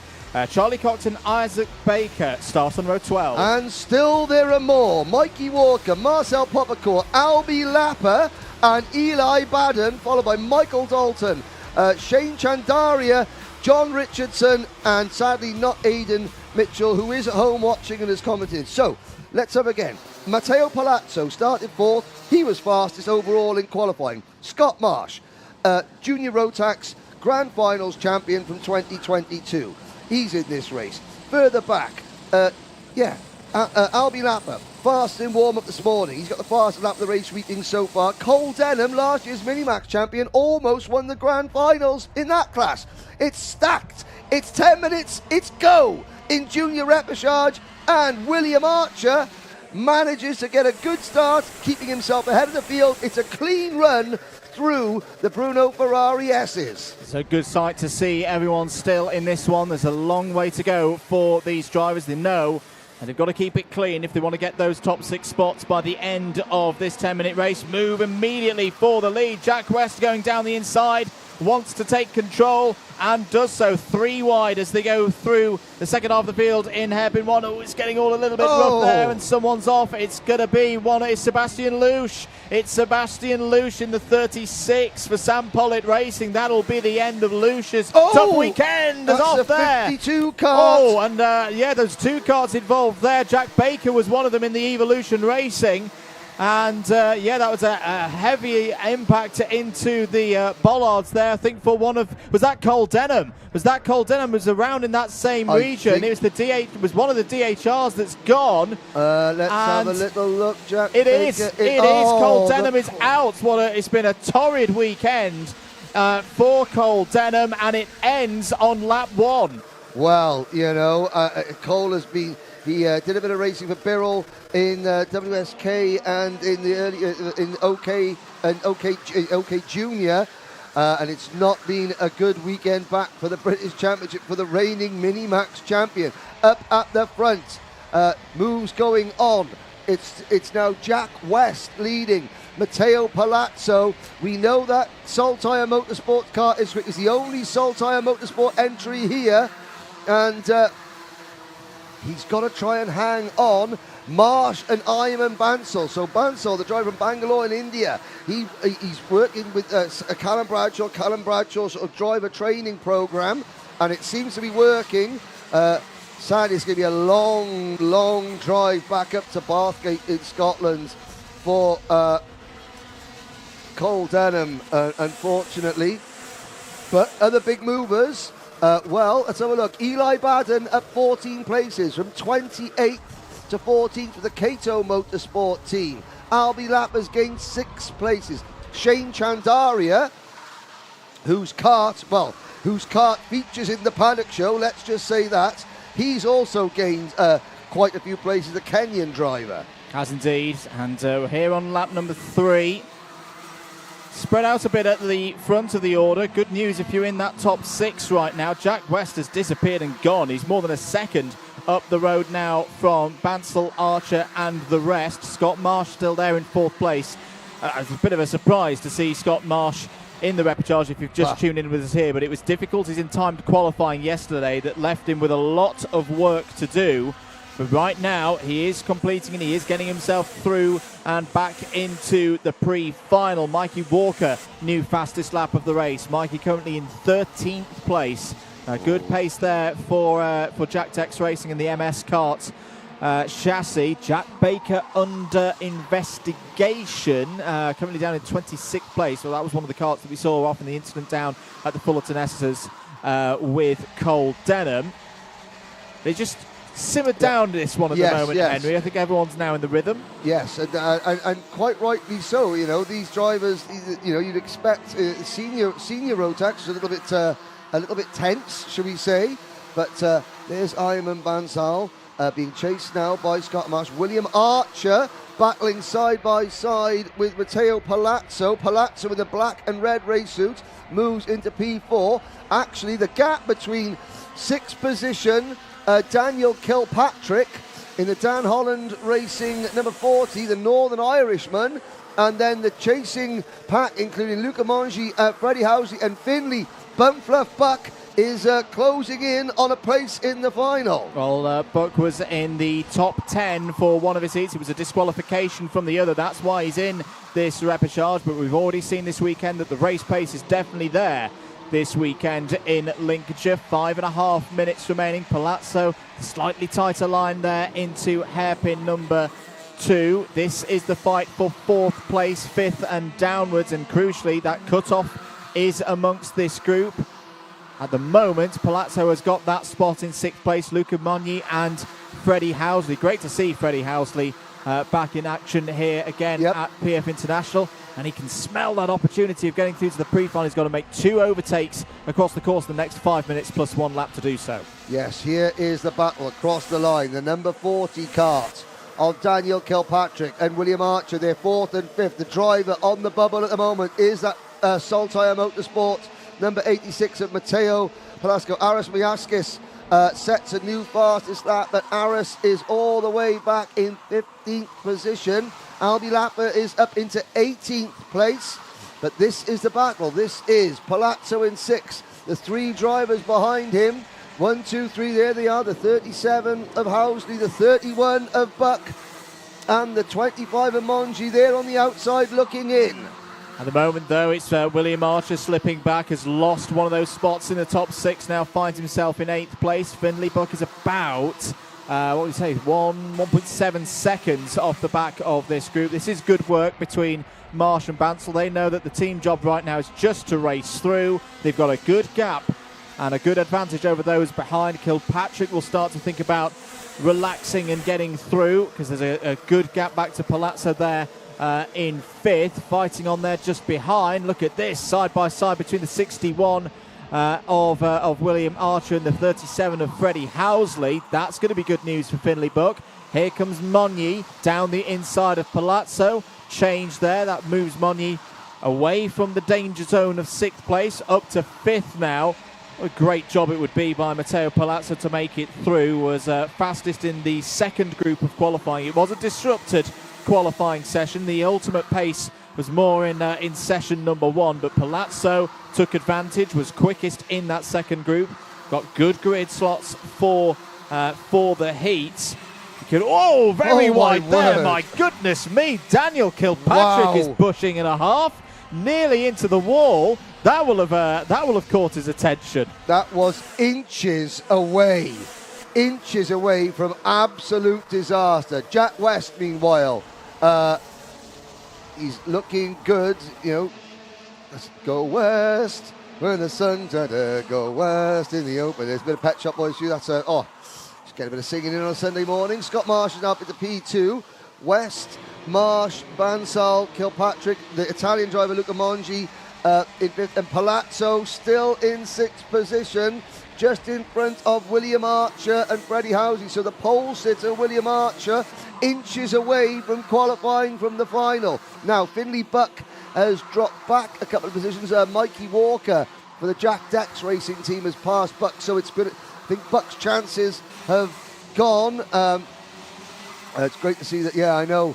Bumfluff Buck is looking a little bit like you're going to have to see if there's going to be an exclusion or a penalty to get him into the finals, but it's still been a good recovery drive after an exclusion yesterday. But this is the main battle. So on your screen, 1, 2, 3, 4, 5 drivers. That is Kilpatrick, Mongi, Palazzo, Archer and Housley. The 3rd of those drivers, there he is, in the number 86. That's the last driver in the main event. No, now it's the number 40.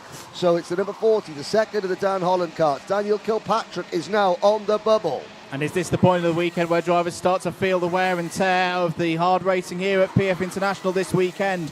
How much grip remains in the Mojo rubber for these drivers? Daniel Kilpatrick's looking a little bit vulnerable, if I may say so, at the moment. Henry, well, that's going to help him, though. Freddie Housley trying to boss his way through into 7th place ahead of William Archer. They're both holding each other up here. Housley has been able to find a way through, but is that the chance now for Kilpatrick to get away and gone? Doesn't need to overtake Matteo Palazzo, just needs to be there in the top 6, and he'll make it through to the pre-final. There's a gap now. It's about 4 to 5 tenths, as Albi Lapper hasn't quite given this one up yet. That's a new fastest lap of the race, a bit further down the order of a 57.8. But where is Lapper? He's down in 14th place. Needs a miracle at this stage. Kilpatrick now looks down the inside of Palazzo. That gets very close through hairpin 1. And through goes Kilpatrick, but surely they've lost some time there. Palazzo doesn't respond. It's also getting closer once again between Housley and Archer for 7th place. So I think that's a bit of a 1-1 draw for the two groups there. It's those close moments equaling each other out. Was that to coin the phrase, the American phrase, Housley, was that a bit of a bump and run from Freddie Housley there?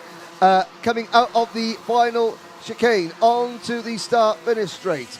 In 6th position is the number 86 kart of Matteo Palazzo there, the red and black of the Saltire team. Now he has got a gap of half a second over Freddie Housley in the number 37, and that driver there, William Archer, the pole sitter in kart number 61. Palazzo, just get your head down, Matteo. Don't worry about in front of you. Try and just focus on apex after apex and keep the chasing pack at bay, because the clock has struck. A 5-second penalty for number 37, Freddie Housley, for that incident at the second hairpin. So Palazzo is now safe. So Palazzo is now trying to keep ahead of the number 61 Hunter Motorsport kart of William Archer. Is indeed. That would be the story now, as Freddie Housley won't be able to race through with the remaining time, won't be able to get anywhere near 5 seconds up the road from anybody else. Final lap board out then west from Marsh, Bansal, Manny, Kilpatrick and Palazzo. Those are the 6 going through at the moment in the Junior Rotax Repechage. Albi Lapper continuing to move up the order, but it's 13th. It's 13th at the moment for Albi Lapper, being followed through by Zach McDonald, his Strawberry Racing teammate. But for these drivers here, they don't need to do anything dramatic right now. They just need to hit their apexes, hit their exits out of the corners, and they'll race through. For Housley and Archer, though, they've got to keep pushing on. Archer in particular, if there's another penalty, if there's another change in the order ahead of him, it's going to be his spot that is the 6th place for the pre-final. Into the final couple of corners then. Kilpatrick has fought through well here in this race, but it's going to be Jack West who takes victory in the Junior Rotax Repechage. Scott Marsh and Harryman Bansal booked their places as well. Luca Magni and Daniel Kilpatrick through as well for DHR. And Matteo Palazzo does see the pre-final and the final, a well-deserved spot in that field of 34. The Saltire Motorsport team go through. Indeed. Sadly, we say goodbye to Freddie Housley, to William Archer, to Mikey Walker, to Finley Buck, to Vlad Tomenchuk, to Albi Lapper, to Aris Majewskis, to Zach McDonald. Look at that, 3 Strawberry Racing karts not making the main event. We also say goodbye to Ben Horner, Eli Badden, Isaac Barker, Marcel Poppercore, Lizzie Mentier, Emily Cotty, Jack Baker, Shane Chandaria, Lachlan Johnson, Henry Cameron, Michael Dalton, Sebastian Lusch, Charlie Cox, Mateus Biazanskis, John Richardson, Jensen Pritchard, Cole Denham as well. Now, I do need your help, viewers.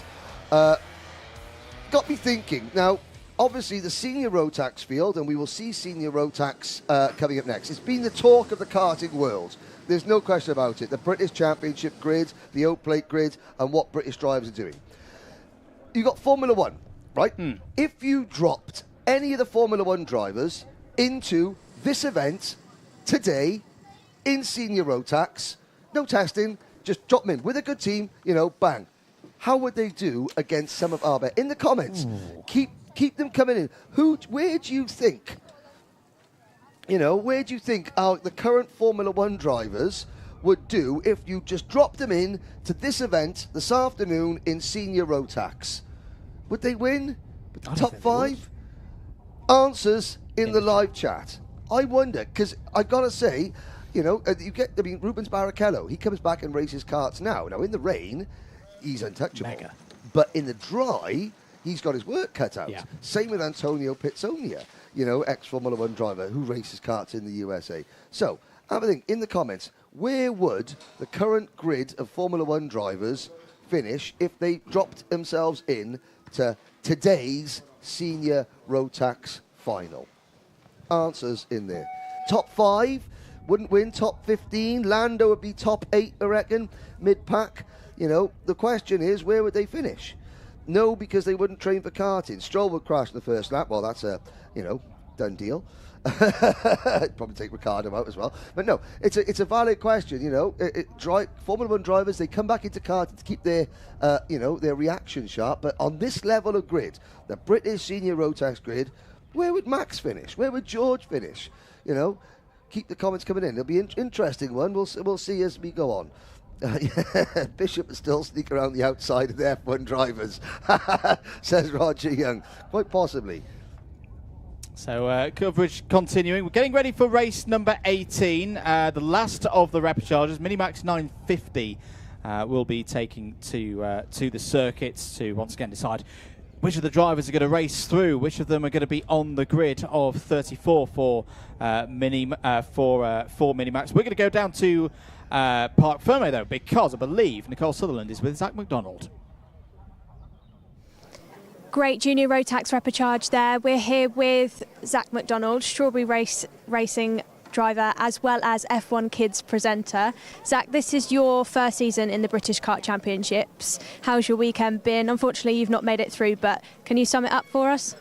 It's been a great weekend. It's enthralling, to be honest. I feel like I got a bit unlucky in the first heat and qualifying. The team kind of gave us instructions, and I think we all as a team messed it up. So I started on the back in heat 1, and then I oiled up. So I was already set to be in the B final. I had a good heat 2. I made up 14 positions, so that was really good. And then I started at the back for the B final, and there's not much you can do when you start at the back. So I made my way through with my teammates Albie and Aras.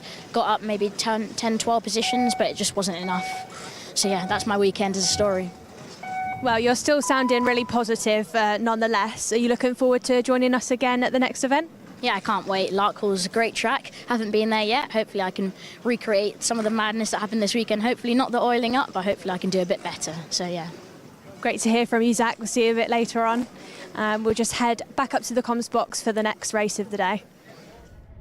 Well, thank you very much, Nicole. Always great to hear from Zach McDonald. Yeah, I know who's going to replace me in the next couple of years behind the microphone. What again? Now, Zach joined us on commentary last year at Kart Masters. Did he not? He did. Yeah, and I mean that was. Oh, let's have a little look. We got the votes are flying in on the live the poll about where the current drivers would finish, and yeah, lots of discussions. That'll be very good. Yeah, Behrman, Oliver, of course. Behrman's a current Formula One driver now. Yep. He's the most recent experience.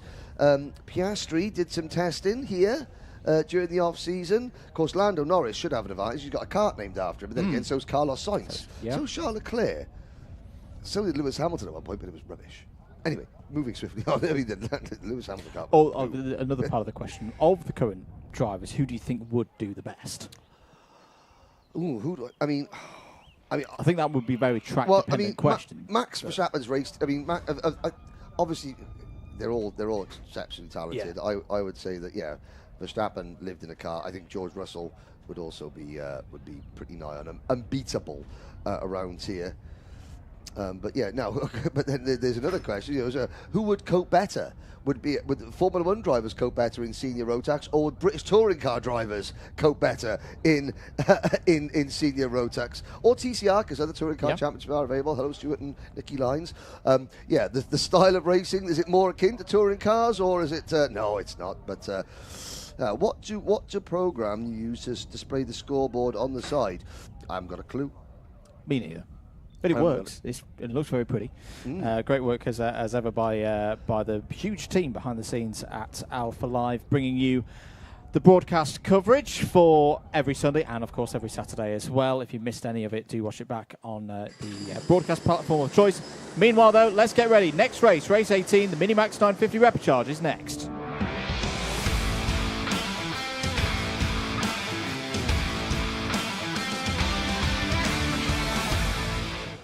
6 spots available then for Minimax 950 drivers to race through to the pre-final. 10 of them out on circuit. Let's see how they line up. Finley Hines on pole position. Josh Cormack alongside on the front row. Jacob Jack and Olivier Chassé on row 2. Sebastian Clark and Ollie Thompson on row number 3. Benjamin Lawn and then Jensen Walker, Kieran Stewart and Fraser Anderson. A heavy Scottish presence in this field. In fact, 5 Scottish drivers, 3 Englishmen and a Canadian. Olivier Chassé, again, a driver who has competed for Canada in the Rotax Grand Finals. And sadly, Ollie Thompson for Jack's Motorsport. So we're only going to lose 3 drivers. Somebody mentioned Dan Ticktum would win if you put him in the senior. Yeah, he'd win, but then he'd get excluded for being an absolute tool. Anyway, moving on. 9 drivers, 6 spots. 10 minutes plus 1 lap then for Minimax 950 to sort this one out. Finley Hines on the left-hand side of your screen goes from pole position. Good start. Away they go down to all. What a start for Josh Cormack. Round the outside, takes the lead, was in the top 10 in the MicroMax UK final here October last year. That's the kind of start that he would have desired at the start of this one. Pushes through straight into the lead as was one of the problems for another one of the Coles racing entries there. 2 of them in this race, Hines and Benjamin Lawn, and obviously Benjamin Lawn get his overtaking boots on. Loves doing that in this part of the world. I can see the 114 there as well of Kieran Stewart appears to have had a good start. Started on the 5th row of the grid. I think he's already up to about 5th, maybe 4th place. So yeah, indeed, it's one of those races with a smaller grid, Henry. That yep. You think this should race a bit differently to what we've seen with the seniors and the juniors? Well, I mean, obviously there's less desperation. You know, even if you're starting last, you're only 1 row behind a qualifying position. So we should see everybody try and settle in. And again, they're not going to worry about Josh Cormack, the Falkirk Tyres and MOT sponsored driver. He's going to pull away. 2nd, 3rd, 4th, 5th and 6th. You've only got those last 3 drivers there. They're just keeping themselves in touch with the drivers currently in 5th and 6th, Kieran Stewart and Jacob Jack.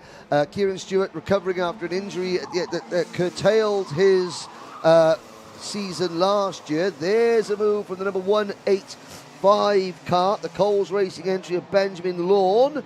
And Lawn moving into what is now 3rd position at the expense of behind his teammate Finley Hines. Olivier Chassé from Strawberry Racing in the number 163 Kart. There's the Canadian driver. You can see the Team Canada race suit, the white back, red sleeves. So raced in the MicroMax class of the Grand Finals last year. Now moved up to Minimax, and Chassé runs a bit wide there. You can't do that in Canada at the moment because it's under about 27,000 feet of snow where Olivier's from in Quebec. But that's why he's come over to race in Europe at the start of the season before the Canadian Championship or the Canadian Rotax Championship really gets going. Indeed. So Josh Cormack leads with 7.5 minutes of this one remaining and is looking pretty comfortable right now at the front of the order. This is where the key battle is, as Jacob Jack trying to get past Kieran Stewart there. This is over 5th place. Stewart down the inside. That is going to be an opportunity moment there with Fraser Anderson in the 161, the Scottish privateer. Got a bit close through hairpin number 2. Jacob Jack not too happy about what's happened there. That's opened the door for Sebastian Clark on the CKR chassis to step through and get up to 6th place. Yes, so the CKR chassis, the GMS racing team. I've got to say, it's great to have GMS racing back in the paddock, David Griffiths' team. But the CKR chassis, do you know what that stands for? Competitive Kart Racing. you know, great to have the team back in the paddock. They don't build the car. It's built in Italy. That's got to be that's the worst chassis name I've ever heard in my life. Fair play. Someone go to Italy and have a word. There's all the names you would call that. There's a few comments there. We'll keep it real. Well, someone mentioned about Rotax having the fastest engine. Not true. Parity is the absolute key. And you know, that's what because 5 different engine builders in the top 10 in qualifying for both junior and senior yesterday. Glyn Griffiths, the head marshal here at Trent Valley Kart Club, providing us with sweets, and of course, so it's not about who's got the best engine, who's got the best package overall. And extracting that performance, extracting the performance right now. Josh Cormack leads the race comfortably by over a second. Hines and Lawn looking good for their spots into the final. But then it's a bit of a question over the other 3 at the moment. Stewart, Chassé and Clark hold on to them, but Walker, Jack and Anderson are all half a second within that 6th place cutoff. Yes. But everybody, Fraser Anderson plus 5 second penalty. That's not good news for the Scottish driver. Ouch. And more than likely, that's going to be the end of the weekend for Fraser Anderson. That would be that would be curtains for Fraser Anderson. So Jensen Walker and Jacob Jack. Jensen for MLC Motorsports, Jacob for Thule Motorsports. They are trying to prevent the JPD UK enter the rookie Sebastian Clark on the CKR chassis for the GMS team. How many other at the moment? He's okay. what a bunch of letters there. But here we go. Finley Hines fastest lap of the race, 61.50. Nice Sunday drive in the repechage for Finley Hines at the moment. That was a good move. Well, that was Fraser Anderson going down the inside.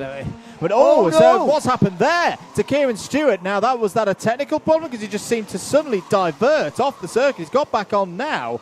But that was a very strange moment for the 114. At first, I thought it was maybe a seizure, but he's clearly not seizure. It's round goes there. The 151 of Sebastian Clark, the 117 of Jacob Jack was involved as well.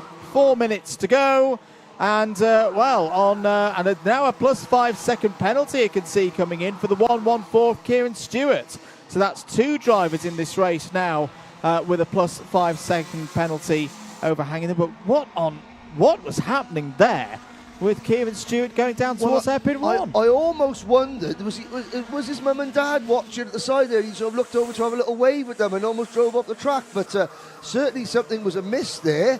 And that is going to, so with penalties applied, so that will be, so Fraser Anderson. Now, here's the key. Fraser Anderson, no, he's still a long way ahead of the driver in 7th place. He's chasing Olivier Chassé, but Josh Cormack, Finley Hines and Benjamin Lawn for sure. They're first, second and third, and they're safely through.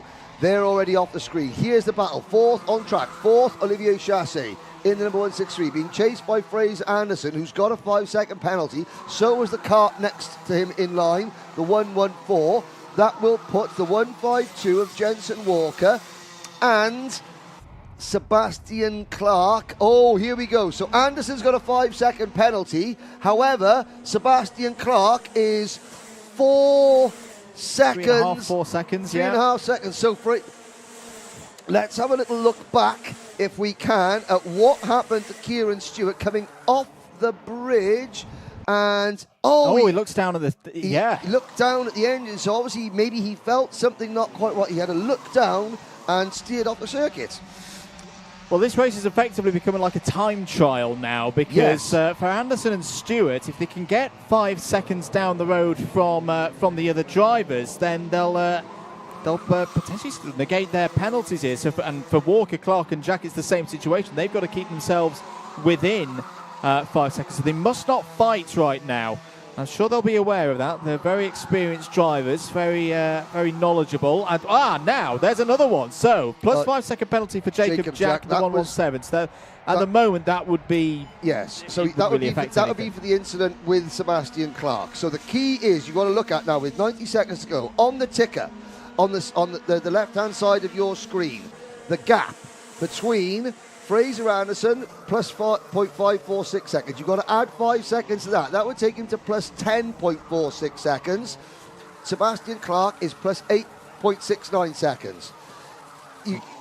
Sebastian Clark has got to stay within 5 seconds of Fraser Anderson and of Kieran Stewart. There's the gap.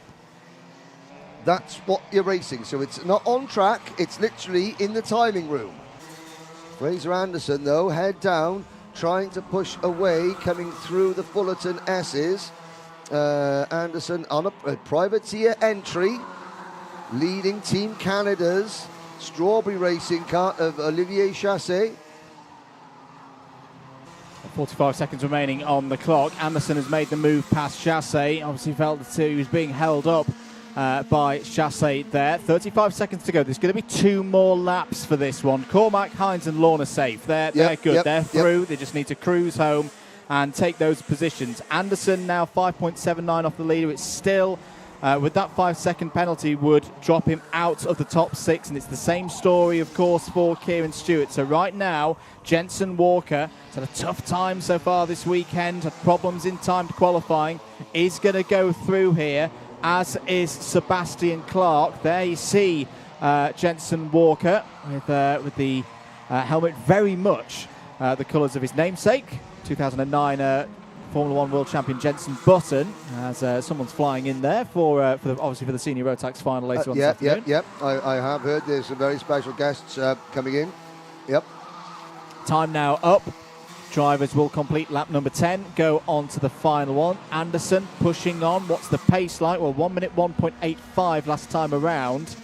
It's good, but it's simply not dropping those drivers behind. They're staying well within the 5 second window for that penalty awarded earlier on in the race to come into effect. Here are your race leaders, Cormac, Hines and Lorne. Got to say, these 3 drivers have done a very professional job in this repechage, Henry. They have indeed. To be fair, if Finley Hines and Benjamin Lorne didn't, then Adrian Coles would take them out the back of the awning and beat them with a stick.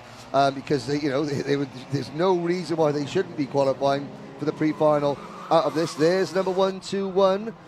There is Cormac. Cormac, who holds a record. What record does Josh Cormac hold in the British Kart Championship? Answers in the live chat. Well, here he comes. Yes. Around the final couple of corners. Great start, great victory. Josh Cormac will race through to another final here at PF International. Be joined by Finley Hines, Benjamin Lorne. Now get the abacus out, because where is Anderson going to be? Where is Kieran Stewart going to be? They're going to be out. They're going to be out with those 5 second penalties. So it's Olivier Chassé, Jensen Walker and Sebastian Clark provisionally will be the top 6 with those 5 second penalties to Fraser Anderson, the 161, Kieran Stewart, the 114, and Jacob Jack, the 117. I got to say, if Sebastian Clark makes it up and finishes in the top 10, I think he should go and say, right, we're going to rename the chassis. But it's great to have. So GMS, they get a driver into the main event on their return to the championship. Not most repechage wins. Josh Cormac holds the record for the largest winning margin in any final in the modern era of the British Championship. He won in the wet at Granagorse by 1 lap last year in MicroMax, thanks to an inspired tyre decision. So well done there for Dale Lewis and Warwick Milam. Quick question. And there he is, Scottish driver. He didn't win that one by a lap, but he will have a go in the main event and the pre-final later on. Will do indeed. Well, that is all the repechages completed then here at PF International. That is the last time that we will say 10 minutes plus 1 lap for this weekend. Well done to all the drivers who've qualified through for the rest of today's action. Pre-finals coming up shortly, starting with the MicroMax Pre-final at 12:15. Honda Cadet at 12:35. Senior Rotax at 12:55.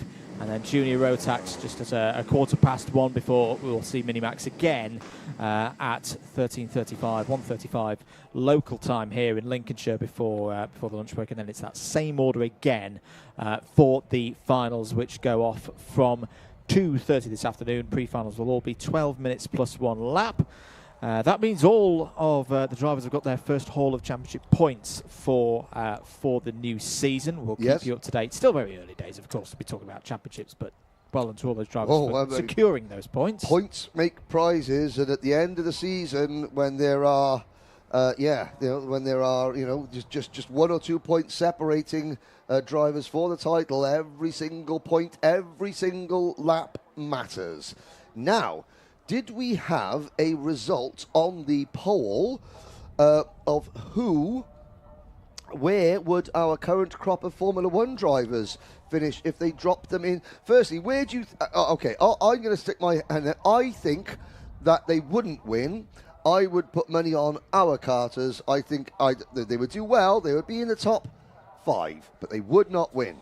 I'll go top 10. I'll go like an 8th place. Okay, but I mean, so we got faith in our peeps, in our karters, I think that it would be disrespectful to the talent that we've got in this paddock to say that somebody would just drop in and win a race. But yes, carry on. Josh Cormack, as we decide what flavour Mawam we want to eat in the commentary box, Nicole Sutherland is going to speak to Josh Cormack down in the pits. We're with Josh down in the pits. Josh, can you tell us a little bit about the repechage for you? Lights to flag win. So I got a really good start, and then I just thought I just need to drive away, keep my head forward and go, and that's what I did, and I just came to the win and led the whole race. And going into the finals, what are you thinking? What's going to be your strategy? Something, just make up a lot of places and try get into the top 10, and that would be good. Great to hear from you, Josh. Best of luck for the rest of today. So next up, we are looking forward to the rest of today, and we'll go back up to Henry and Andrew in the comms box.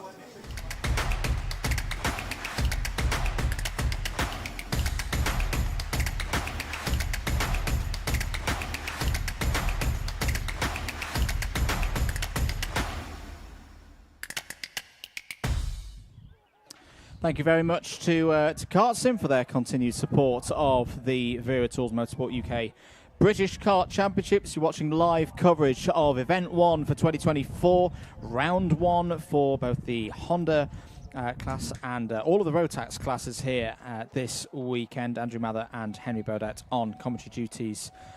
Getting ready for the pre-finals. These will be 12 minutes plus 1 lap races, Henry.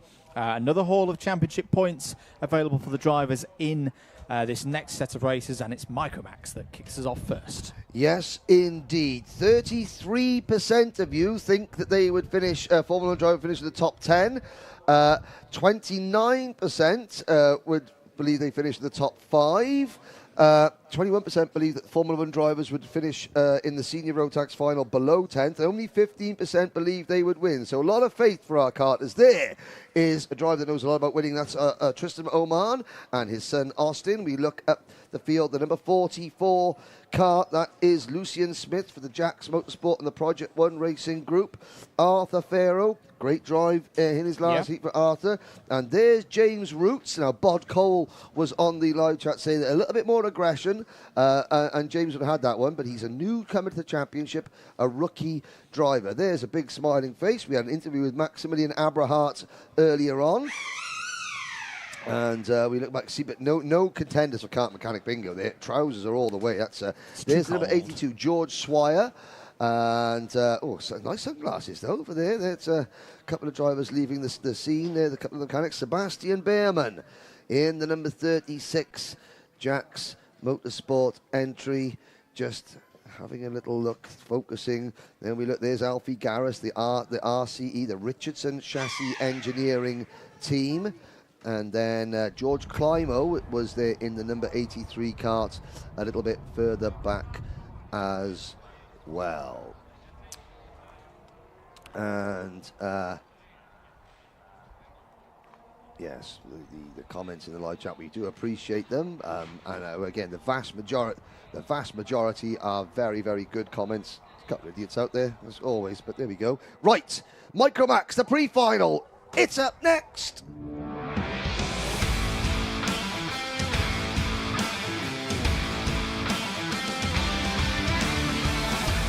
Here we go then for the MicroMax UK pre-final. Luke Millward starts from pole position. Josh Cook alongside on the front row. Sebastian Behrman and George Swire go from row 2. Alfie Garrett and Maximilian Eberhardt on row 3.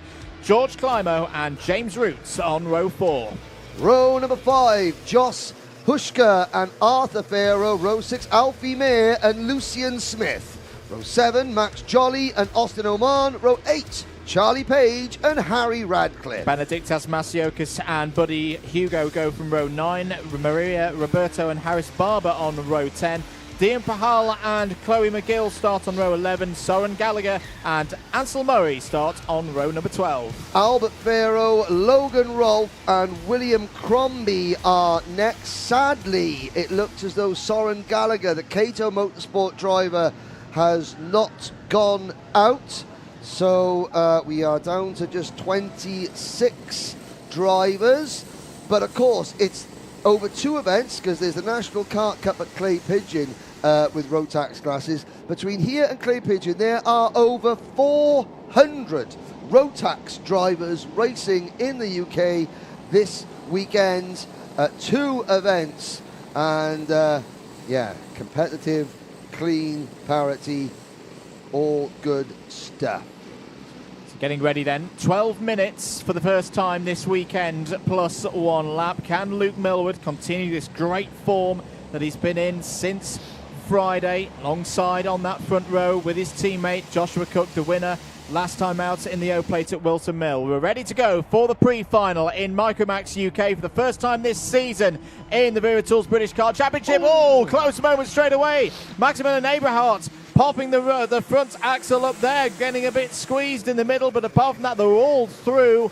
They're all pointing in the right direction, but a great start for Luke Millward there with the orange race suit. Austin Oman coming through as well, had a difficult time off the back of qualifying, but it's done a lot of overtaking so far this weekend, and he's on the move again. Could this be a race that he features in there in the middle of your shot with the blue details and the orange helmet? Round goes the number 21. James Roots. James Roots, he'd had a great time earlier on today in the second heat. He's going to have to fight back now, and there's more problems. That's Lucian Smith and the number 44 Jack's Motorsport machine having a wild ride. Started on the 5th row of the grid. So towards the end of lap 1 then, it's Millward, it's Cook, it's Behrman, it's the top 3 on the grid who've broken off the front of the field. Yes, indeed. Now, in championship turns, there is a full set of championship points available in this race.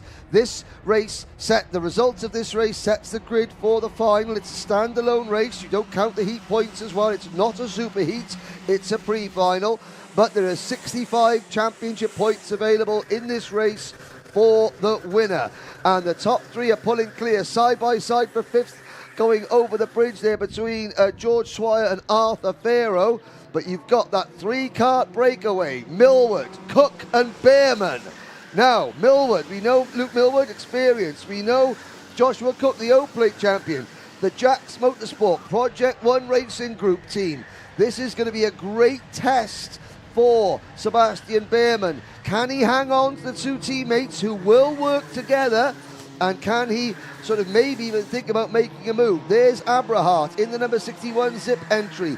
Going through your screen there, he's up the inside on George Swire. Swire holds on, closes the door, and that is going to force Abrahart to lose a couple of positions because Buddy Hugo, the leading privateer, makes a great move with the number 17 kart. Oh, really good run this from Buddy Hugo. Has started on the 9th row of the grid, has gained 12 positions so far in this one. Also moving up through the order, Owen has mentioned up 7. Harry Radcliffe's having a strong race here, has gained 4 places. Another one of the rookies is up to 12th. That's a gain of 4. Meanwhile, further forward, there you can see Eberhardt and Alfie Mayer racing over 8th place. Into hairpin 1 go the leaders. Millward and Cook working together right now as we'd expect, Henry, from these two teammates. No, right now they've got to drop Sebastian Behrman. They'll fight over the lead later on in the race, of course. Yes, now, of course, they're on the Cosmic chassis, the KR Sport team. They both run the KR Sport engines, Big Louis, in the KR Sport engine department. You've got the Force Motorsport providing the engine builder for third place. Oh, Buddy Hugh goes sideways and he comes back on just in front of the number 26 Sam Pollock Racing Kart of Harry Radcliffe, who spins around. Force Motorsport providing the waft for number 37 Sebastian Behrman, and then the number 24 Arthur Farrow in fourth place. That's a time racing engine, so all these different engine builders.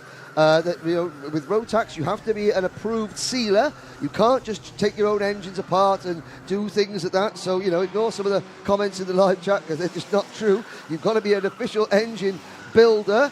You go through a program with Rotax, and they observe this. And Jag Rotax, they keep a close monitoring on everything to ensure parity. But there's still lots of engine builders in the paddock, and we look now at Millwood, Cook and Behrman still leading. And there's a 5-second penalty out there, unfortunately, for Buddy Hugo. So a promising race has just fallen away now for the rookie. He's at 11th at the moment on the road. But yeah, plus 5-second penalty that'll be applied at the end of this pre-final. 7.5 minutes of it remaining, though. Still Millwood and Cook working at the front. 1 minute 5.2s for them last time around. Behrman, 1 minute 5.3, so that gap is growing. But all of them need to keep an eye on Alfie Mayer. Alfie Mayer has definitely had his Weetabix this morning. Yep. Had a great drive in the heat earlier on today. He's now the fastest driver on circuit. The only driver, I think, into the 1 minute 4s. He's currently in 6th place, is the number 15. But there in the white helmet is on a charge here, knowing that every single position he can gain in this race will result in more championship points. You say about Alfie Mayer having his Weetabix, and we know he's got some Weetabix because we were in his motorhome last night. He doesn't know that yet, but long story. Watch the Paddock Show to find out. That premieres at the end of the pre-finals. Here we go. On your screen, there is the Sam Pollock Racing, number 11 of Austin Oman, the son of former champion Tristan Oman. Now really coming into his own as a driver is Austin. He's up into 5th position, leading Alfie Mayer across the line. Then it's Abrahart, Jolly, Swire, Climo, Garrett, Masiokas, Smith, Hugo, Hushka, Page, Barber, McGill and Dian Fahal in 19th. James Roots has recovered to 20th after that opening lap spin.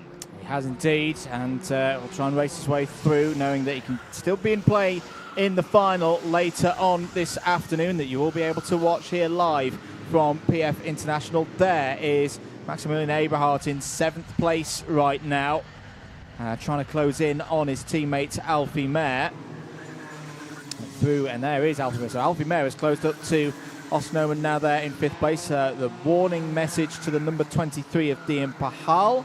That's been noted from race control.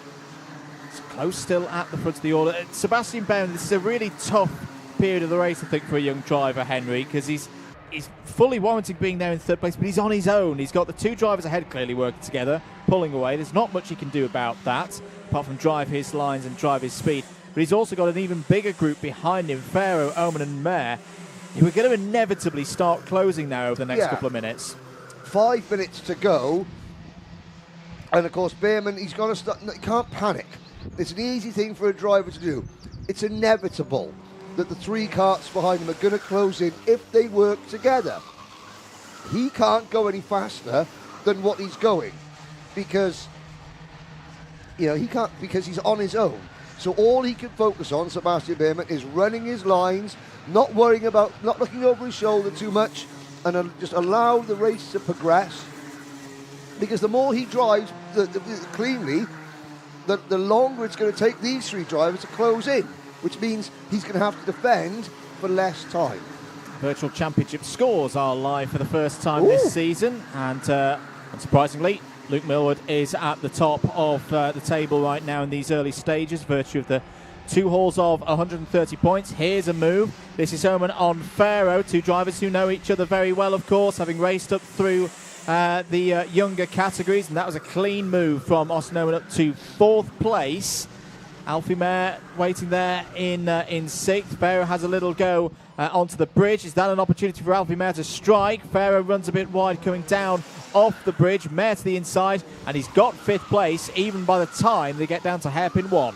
Yeah, and even though that Mayer ran Pharaoh a little bit wide, he gave Pharaoh plenty of room to come back on the track, you know, which was good, respectful racing. And the gap between Behrman and then the chasing pack it's just under a second.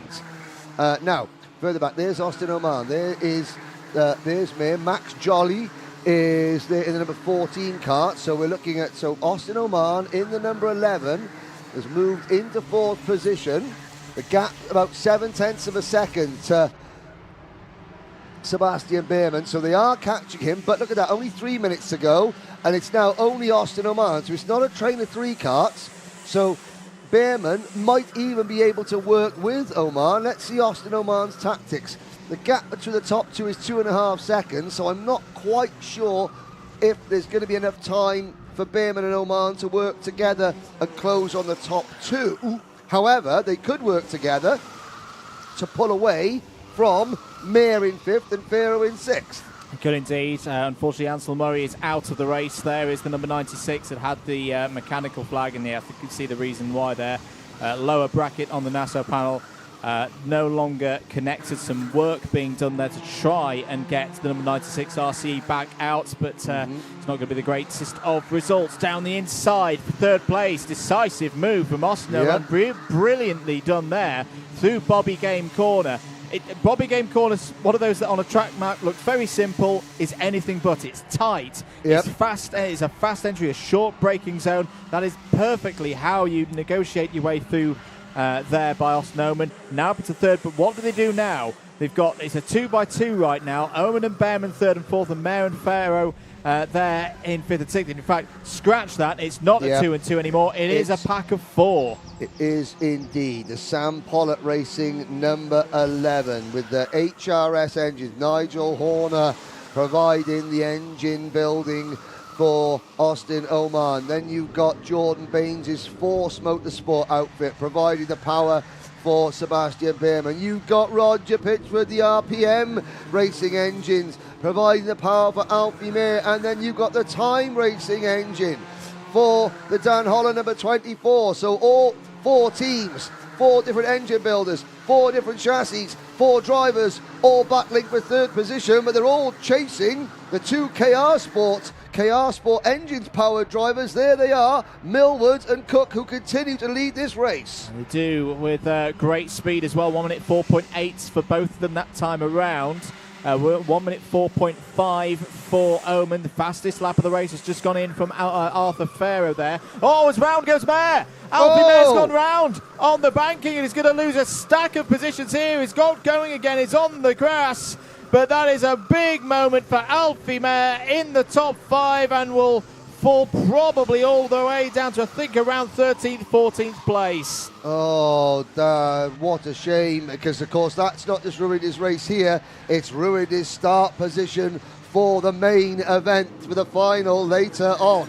There is Oman, now being chased by Pharaoh. Behrman down to 5th. It's Jolly in 6th, a long way back. There is the number 14 Hunter Motorsport Carlos Sainz CS55 chassis of Jolly. Abrahart, Swire, Garrett and Climo are the rest of the top 10. But I think Ansel Murray, no, I think Ansel Murray has retired. He was trying to get back out into the race, but I don't think he has. Here we go then. 3 seconds is the gap between Millward and Cook. The clock has struck 0. Next time by, it will be the last lap. Cook hasn't made his move yet, although he's proved so far in this very young season that he will wait and wait and wait right to the end. Through the first hairpin goes Oman and Pharaoh in the battle for 3rd. 13th place has changed hands. Lucien Smith has got past Josh Hushka in that one. And look down the inside now for Arthur Farrow for third place. Lovely stuff. Some great overtakes in this pre-final from the MicroMax UK pilots. That was another one in the book. And Arthur Farrow, whose day started very worryingly indeed with some form of mechanical issue in the second heat, just seems to be getting stronger and stronger now, up to third place. There is the final lap board for Millward and Cook, and now let's see, they've worked brilliantly together in this race. They've got a 3.3 second advantage over the rest of the field, but is there going to be a move from Joshua Cook? This is for championship points, of course. I get the feeling it's going to be a close one in MicroMax across the course of the year. Will Josh Cook be thinking that as well? Will he go for a move? Not into hairpin one. Quite happy to just sit there behind Luke Millward.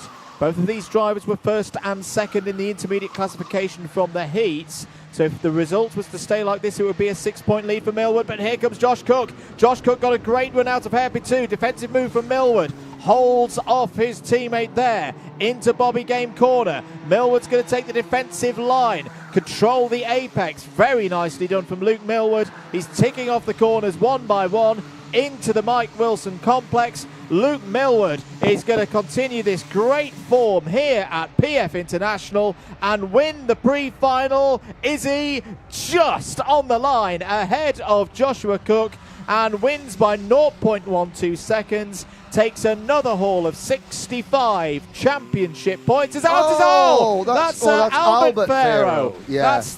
That's the 42 off in the grass, and is going to slip down to 24th place.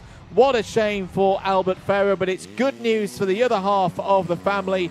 Arthur Farrow, third place there. A really good drive for DHR, and will move himself up the virtual championship standings. There is your winner, though, Luke Millward in a 1-2 for KR Sport. Arthur Farrow completing the top 3. Yeah, and I've got to say, as we look there, Oman fourth, Behrman, Jolly, Abrahart, Swire, Garrett, Masiokas with the fastest lap on the last lap. Climo, Page, the recovering Alfie Mayer. What can he do from 13th on the grid in the final? And Hushka rounding out the top 14. That was a good last lap for a pre-final. Yeah. Two teammates together. Millward didn't defend too much, you know. Cook had a look. Millward defended, but didn't destroy, Cook's lines or anything like that. Cook had another little go, but when it became clear that the move wasn't on, he thought, right, you know what? I'm going to save myself for later and make sure that the two teammates will annex the front row of the grid for the final. And if that was the last lap of the final, then it would have been a little bit of a different, certainly a bit more aggressive, but that's great work from the two teammates. Luke Millward with the win. Josh Cook, the old plate, will be starting alongside him on the front row. Very important at this stage of the season. If you can't win, get those points on the board. You never know how you're going to need them later on in the year. There's Austin Owen across the line in fourth place in that one. Back to the sharp end. Can look forward to the final now. From the outside of the second row. Should stress that is a provisional result in the pre-final for MicroMax UK.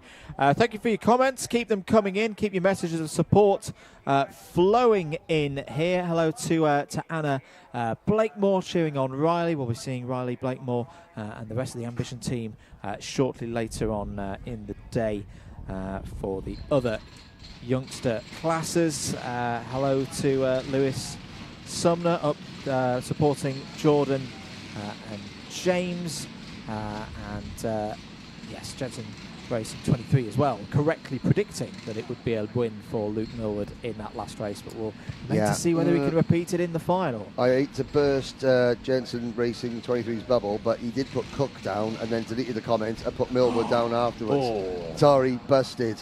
Lewis Sumner cheering for Big James Taylor on the spanners and for Jordan Baines, Force Waft. So there we go. So yeah, sorry.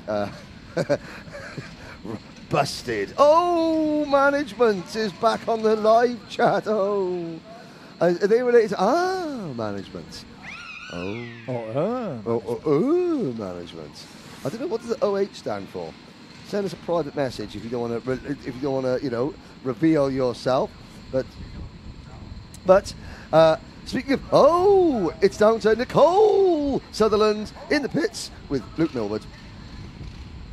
We're in Parc Fermé with our first pre-final winner of the day, Luke Millward. Luke, what was the best bit of that race for you?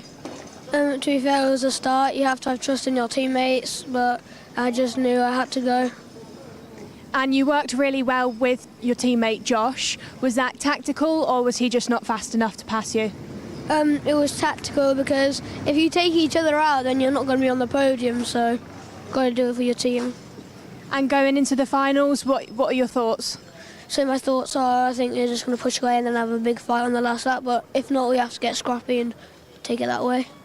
That's great. Looking forward to seeing what you can do, Luke. Best of luck. We'll head back up to the comms box with Henry and Andrew for the next pre-final of the day.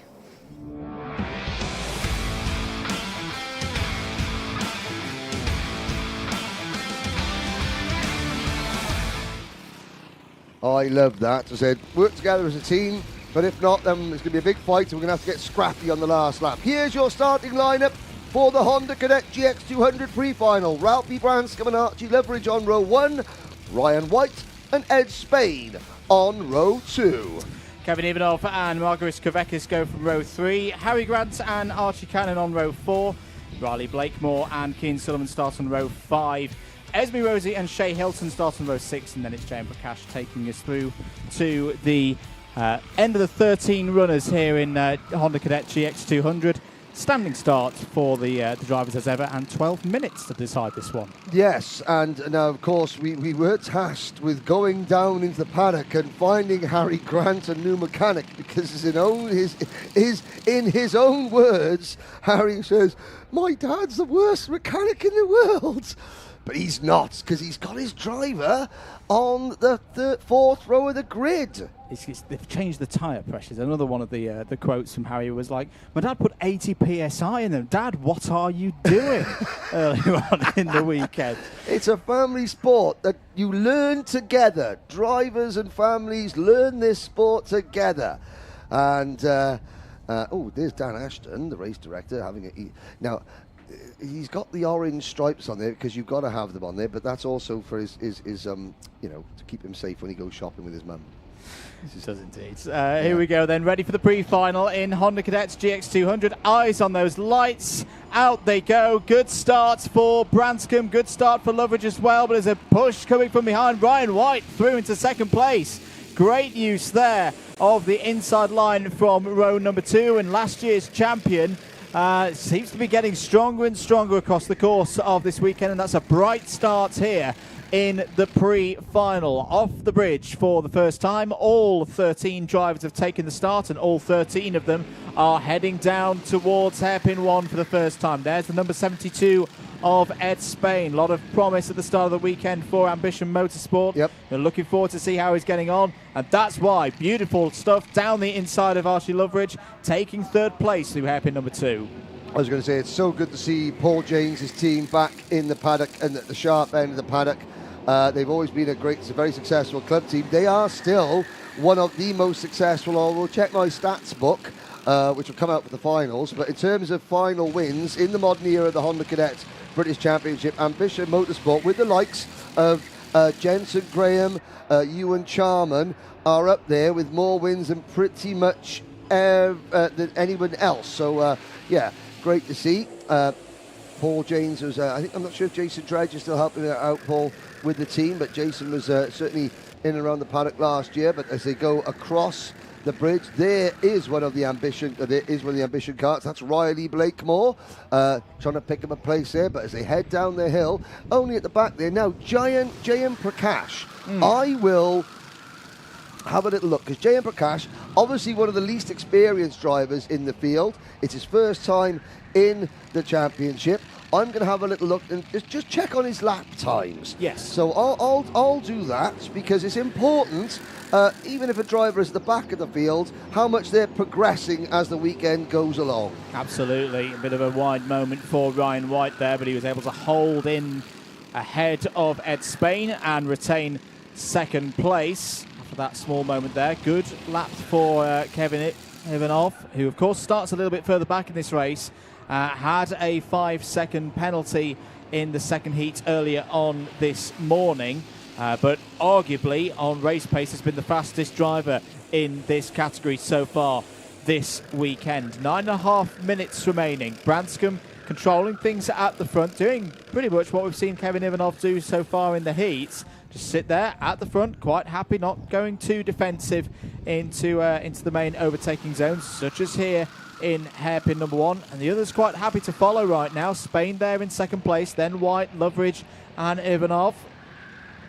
The top 5 starting to break away now for Margaris Kavekis, having another good run in his first season. Still very early stages for Kavekis in the world of Honda Cadet. Oh, that's a bit of a wide moment though for Branscombe. Gets back on circuit, and just a momentary slide through the exit of the Fullerton Essers. Very easy to do, of course. They're carrying a bit too much speed, but it's not costing position right now. Coming around to complete lap number 3. Still that order of 5 clear of the field. But I'd say, actually, no, Kavekis is coming back into this. That's a really good lap, Henry, from Kavekis. New fastest lap of the race. He's closed back in. Can he make it a 6-group battle for the lead? Well, I think absolutely he can with the amount of time we've still got remaining. So, Jayan Prakash, best lap in heat number 1, 108.8. Best lap in heat number 2, 107.9, which is his best lap of the weekend so far. So far this race, he did a 108.3. So so again, even though he's dropped off to the back of the grid, he's only racing against is the Alfano or the Micron on his steering wheel. He's got to concentrate on his laps as we look at the battle for the lead. You can't really take your eyes off the battle for the lead, but we will try and, show you Jayan and his progress as the rest of the day progresses. But it's Branscombe with one of Prakash's teammates, those the multiple blue livery kart of. I wonder what's behind the different blue shades. I'm sure Paul will tell me there, because it's a very distinctive colour scheme. Sort of deep blue, turquoise blue, and white. I'm trying to think what it reminds me of, but there's a definite reason behind it why that team has that colour scheme. Has been very, very renowned through the paddock for over a decade now. But there's 2, 4, 6 karts on the line with Archie Cannon, privateer driver in kart number 42 in 7th place. Change for the lead. Ed Spain goes through with a bit of an assist from Ryan White down the inside of Ralphie Branscombe. Ralphie Branscombe not defending too hard on that one. I think, again, playing the long game here. Remembering back to the experience that served him well at the O plate at Wilton Mill. And again, all of these drivers that you're seeing at the front of the order, with the addition of Kavekis, all raced in this level last year. The final result back on that last visit to PFI for Honda Cadet was Ryan White taking the win ahead of Kevin Ivanov. Max Today 3rd. Max Today, who's moved on, of course. Ashley Harzer and Ralphie Branscombe at the top 5. So, again, for Ralphie Branscombe, not panicking, using that experience, knowing, I've got 2 drivers down my inside, but there's going to be opportunities later on in the race. Archie Loveridge having a go there on to the bridge for 3rd place. We're at the halfway stage, Henry, and Ed Spain doing a great job. Halfway home, and Spain leads, but Archie Loveridge moves into 3rd place. Now, of course, he's on the world-famous Zip chassis, and Nicole Sutherland is actually speaking right now to the owner of Zip Factory Team. Banani, take it away, Nicole. Yep, so we're trackside with Earl. Earl, can you tell us who your drivers are in this race and what your expectations are from them this weekend? Yeah, we've got Kevin Ivanov and Archie Loveridge, number 73 and 50. Currently lying 1, 2, 3, 4, 5, and we've got one line 3rd as well.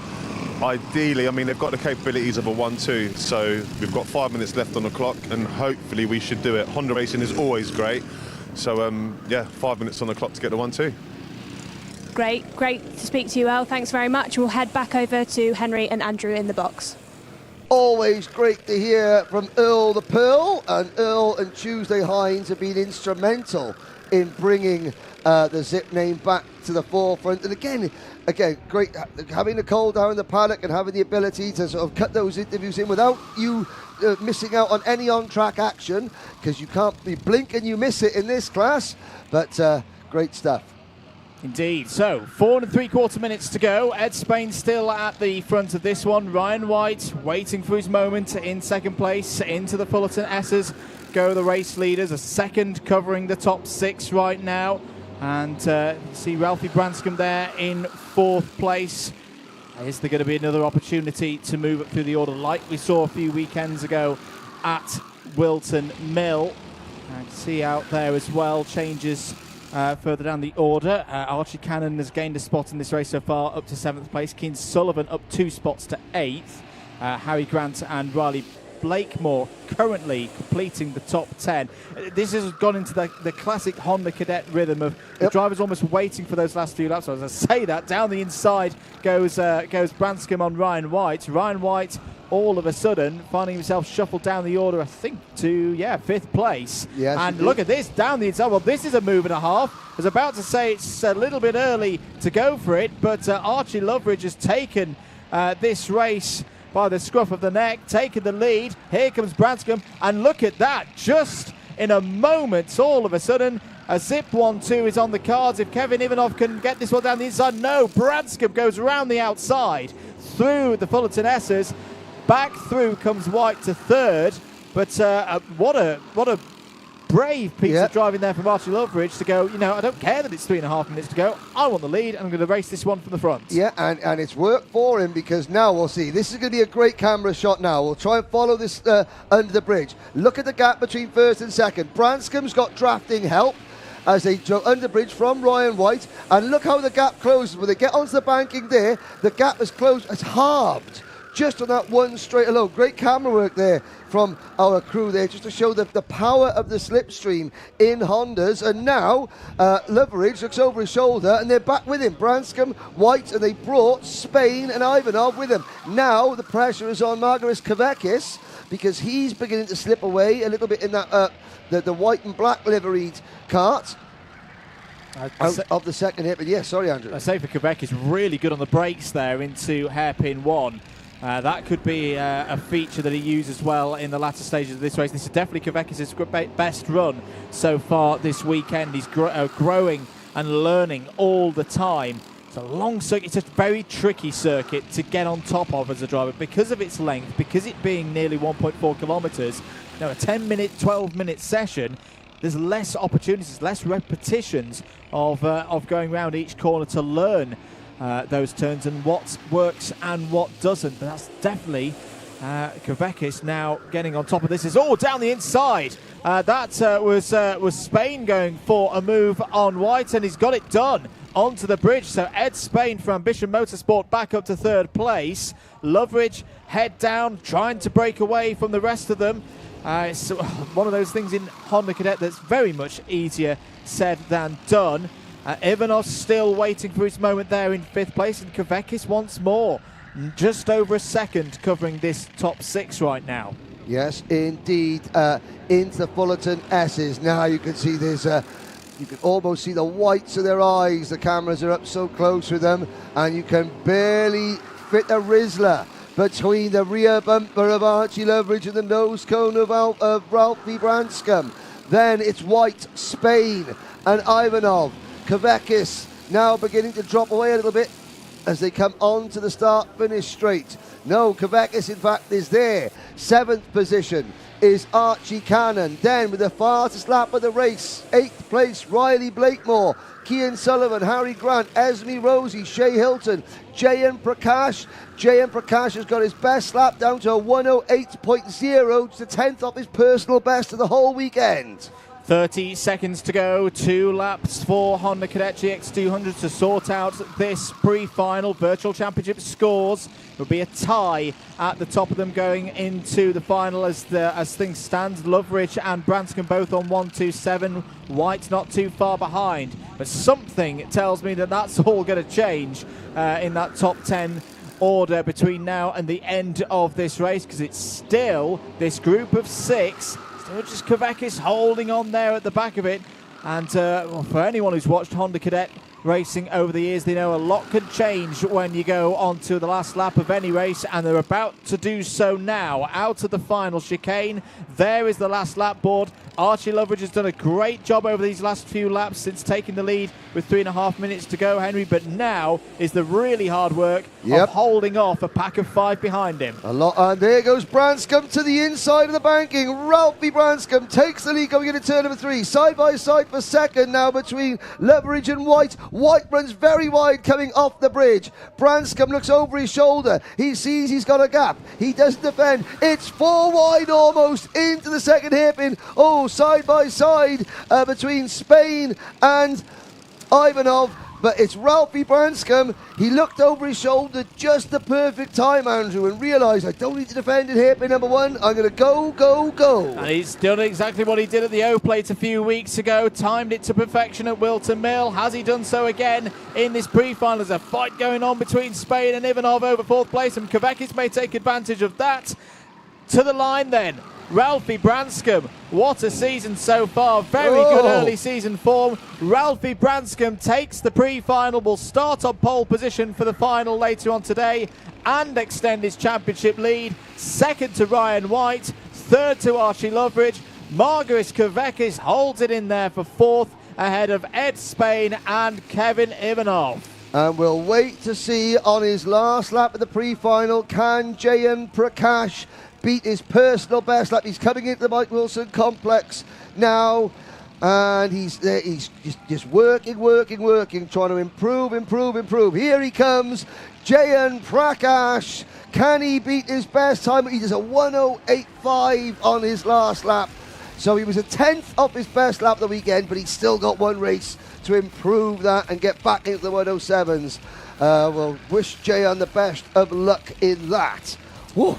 There we are, 0.4 of a second, half a second covering the top 3. As you'd expect in Honda Cadet. Great win for Branscombe. White second. The winner sign there from Ralphie Branscombe. Not the first time we've seen that this year, and a job well done for the driver on the Project 1 machine there.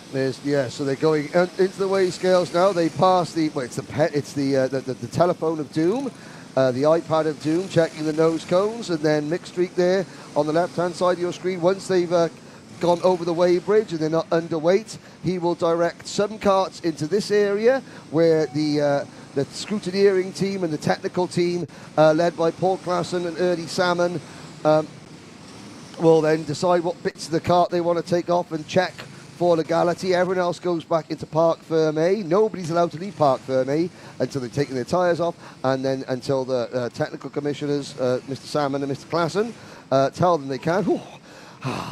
There's a happy thumbs up for Ralphie. Now, he did a very, very, very good interview about how he describing the last lap of his recent heat. I wonder if we're going to get a similar chat with Nicole, or whether we're going to speak to somebody else. But that was a good Honda Cadet pre-final. It was indeed, and it leaves the championship scores. In the building there on the right-hand side of your screen there, Pete Bradshaw. There's Callum's dad. Good to see Peter back in there. He used to run a British Superbike team. And one would assume there's other members of the Bradshaw clan. That must remind that lady on the left. That reminds me. I've got some paint stripper I need to take out the garage. Walls are a bit orange. Branscombe leads the championship, 130 points for Honda Cadet GX200. Tied for second place at the moment, Loveridge and White on 122. Ed Spain 117. Very close in the run from 4th down to 7th. So Spain, as I say, 117. Kavekis 116. Ivanov 115. And Cannon on 111. All to play for. Lots of racing still to come here at PF International. But hold on to your hats, ladies and gentlemen, because Senior Rotax Pre-final is next, Henry. The first appearance of the big boys, and the first time that we've seen him in a longer race format since that final at Wilton Mill there played a few weeks ago. Somebody call my mama, because seniors are up next. Get yourselves settled down. We're going to have an interview with one of our Honda drivers coming up very shortly. But go phone a friend. It's seniors up next after Nicole has spoken to one of our Honda drivers. We're over in Parc Fermé with Honda Cadet driver Ryan. Ryan, how was that race for you? It was very good, very close race. everyone was swapping and trading positions. I was first, second, third. I could have been anyone's. And how are you feeling going into your final? I'm feeling happy, yeah. It's a championship, so it's all about points. Top 3, I'll be happy. And hopefully I can win, yeah. Best of luck to you, Ryan, and we'll go back up to the comms box now for Senior Rotax Pre-final.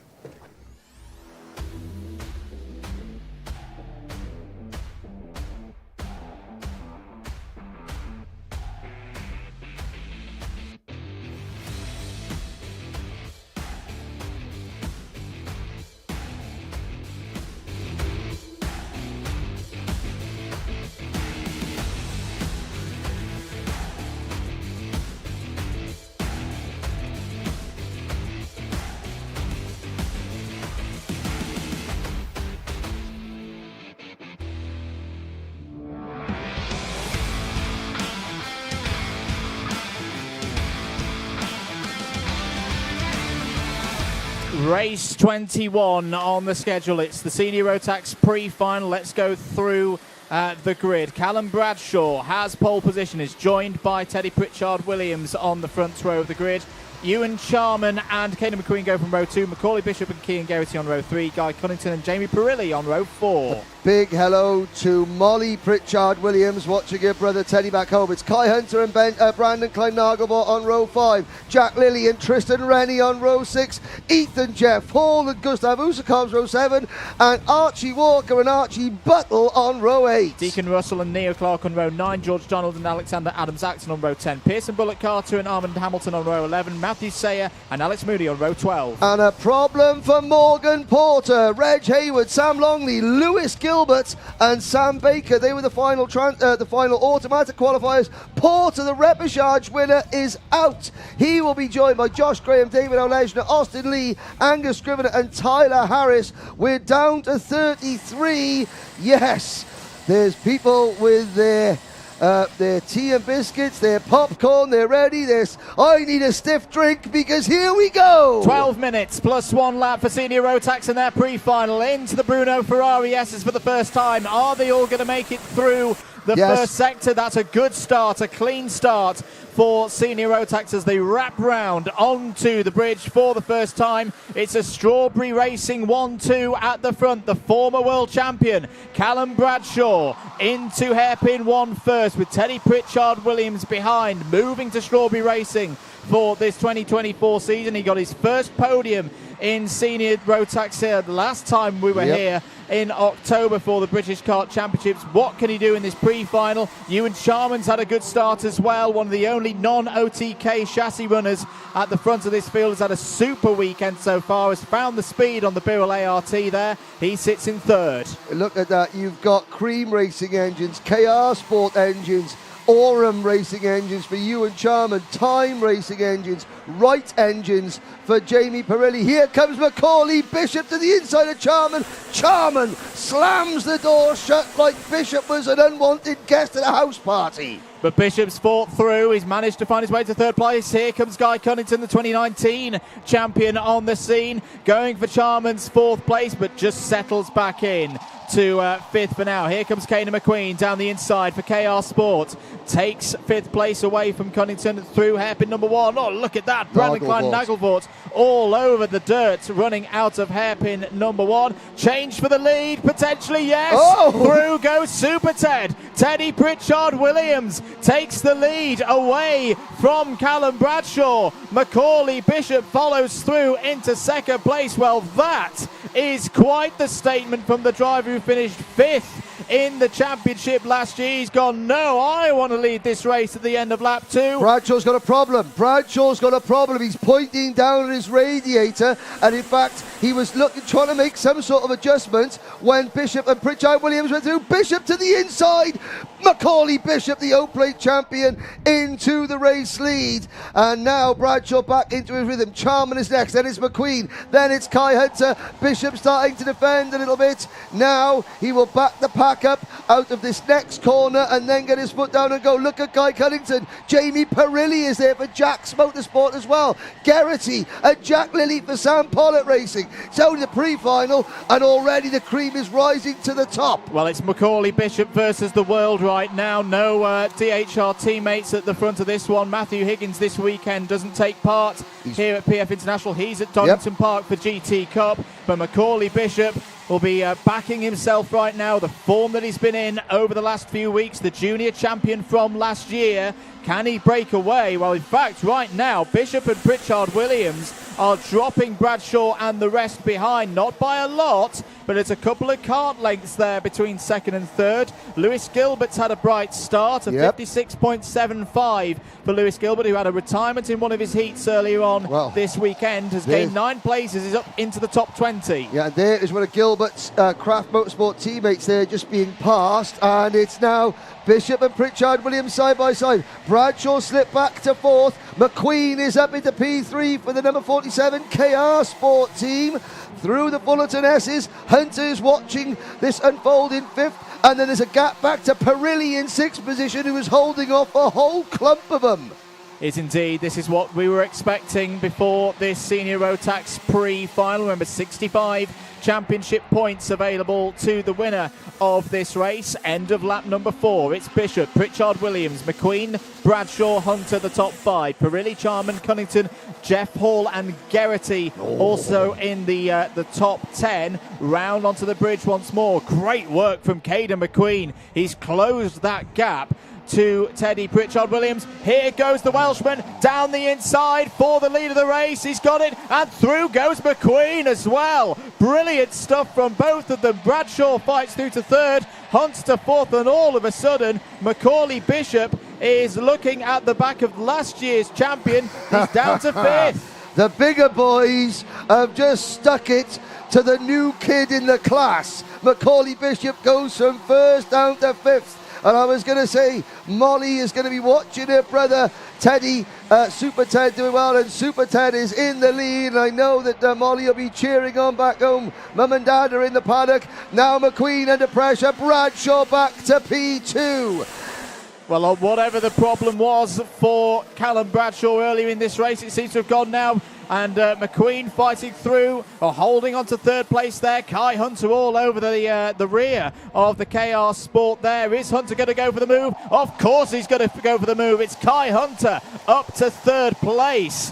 I absolutely loved what Caden McQueen did there as well. He knew Hunter was moving, so he moved across. As soon as Hunter passed him, he moved across because he knew the Bishop would try and follow Hunter through. And that slowed and that prevented McQueen from losing another place. What this is doing, though, it's allowing the 2 Strawberry Racing teammates to pull away. Pritchard Williams and Bradshaw, then a gap to Hunter, McQueen and Bishop. Behind them, there's another gap to Perilli. Guy Cunnington has now passed Perilli for 6th. There's Cunnington in the red, green and white. Guy Cunnington racing number 52. Perilli, Charman, Ethan Jeff Hall runs 9th with Garrity 10th. And it's Rennie, Lilly, Neo Clark, Usakos, Gilbert up to 15th through 27th of the grid, followed by Archie Walker, Pearson Bullock Carter, Brandon Klein-Nagelvor, Archie Buttle. The top 20 rounded up by Deacon Russell. McQueen back into P3. And Bishop trying to come through to 4th place as well. It's going to be on the outside now for hairpin number 2. Hunter has to resign that one back to 5th for a moment. And yeah, well, I thought he was going to have a go there into the Fullerton S's, but thought better of it. We're into the second half of the allocated time in this one. 5.5 minutes remaining. Teddy Pritchard Williams and Callum Bradshaw working together, as we saw in the first round of heats earlier on in the weekend. If you missed that race, if you missed any of the action so far this weekend, you can watch it back here on the Alpha Live YouTube channel, on the Our Karting UK channel, and on Motorsport UK's platform of broadcasting options as well. 5 minutes remaining. The gap between the Strawberry 1-2 and the rest of them is 1.2 seconds right now. Joshua Graham, one of the qualifiers from the Repechage, is going quickly. A 56.61 is a new fastest lap of the pre-final so far, and Graham is up to 24th place. Yes, indeed. Sam Baker gets a penalty That's Lily Baker, the pooch, is not going to be happy with that. The little brown cocker spaniel that they've got in the paddock there. Pritchard Williams continues to lead the way. You've got Strawberry Racing, KR Sport, Dan Holland Racing, Hunter Motorsport, Guy Cunnington Racing, Jax Motorsport, Sam Pollitt Racing, and Racing Perfection in the top 10, with Kraft Motorsport and Tooley Motorsport just outside the top 10. I absolutely love it. There's variety is the spice of life, as they say, and it's true in this championship. But we have got a 2-kart breakaway with 4 minutes to go, and Callum Bradshaw is going to sit behind his teammates and only make a move as Bishop to the inside of reigning British champion Kai Hunter. I think Bradshaw's going to stay put. If Pritchard Williams makes a mistake, he'll go for it. Other than that, he'll wait to the very end. The crucial thing right now, Caden McQueen's pace in this mid-phase is really strong. He's just put in a personal best of a 56.63, was a tenth and a half quicker over the last lap than Bradshaw and Pritchard Williams. At the moment, 1 second is not enough of a battle buffer for those two versus that man there. Caden McQueen with the switch to KR Sport, leaving Croc Promotions at the end of 2023, has slotted straight into the KR Sport team. No need to build up the pace and get used to how things run in this outfit. He's right on form at the moment. Guy Cunnington, new fastest lap of the race of 56.59. We saw typically Guy be very quick in the first half of races at O-Plate back at Wilton Mill. They've changed, they've adapted. Guy's been very strong in the second half of races so far this weekend. We've got 3 minutes to go of this one. Can we see a change? Well, there is a change for fourth place. Hunter down the inside of Bishop, takes the position. Bishop responds back down the inside into and through the Fullerton S's. That has definitely brought Guy Cunnington back into play now. You've got the junior Rotax champion from last year, the senior champion from last year, and the first ever, the 2019 champion in this form of the British Kart Championships, all as a three, battling over this fourth place. It's fantastic stuff. Yeah, not to mention the 2022 British champion Callum Bradshaw leading the race. Now, under the bridge, Ewan Charman, the Birrell Art, sets a new fastest lap of the race, 56.58 seconds. Bradshaw checks over his shoulder. That could be important. Is that a sign that he's thinking about making a move on Pritchard Williams? He can see that there's a gap of 0.9 of a second to Caden McQueen.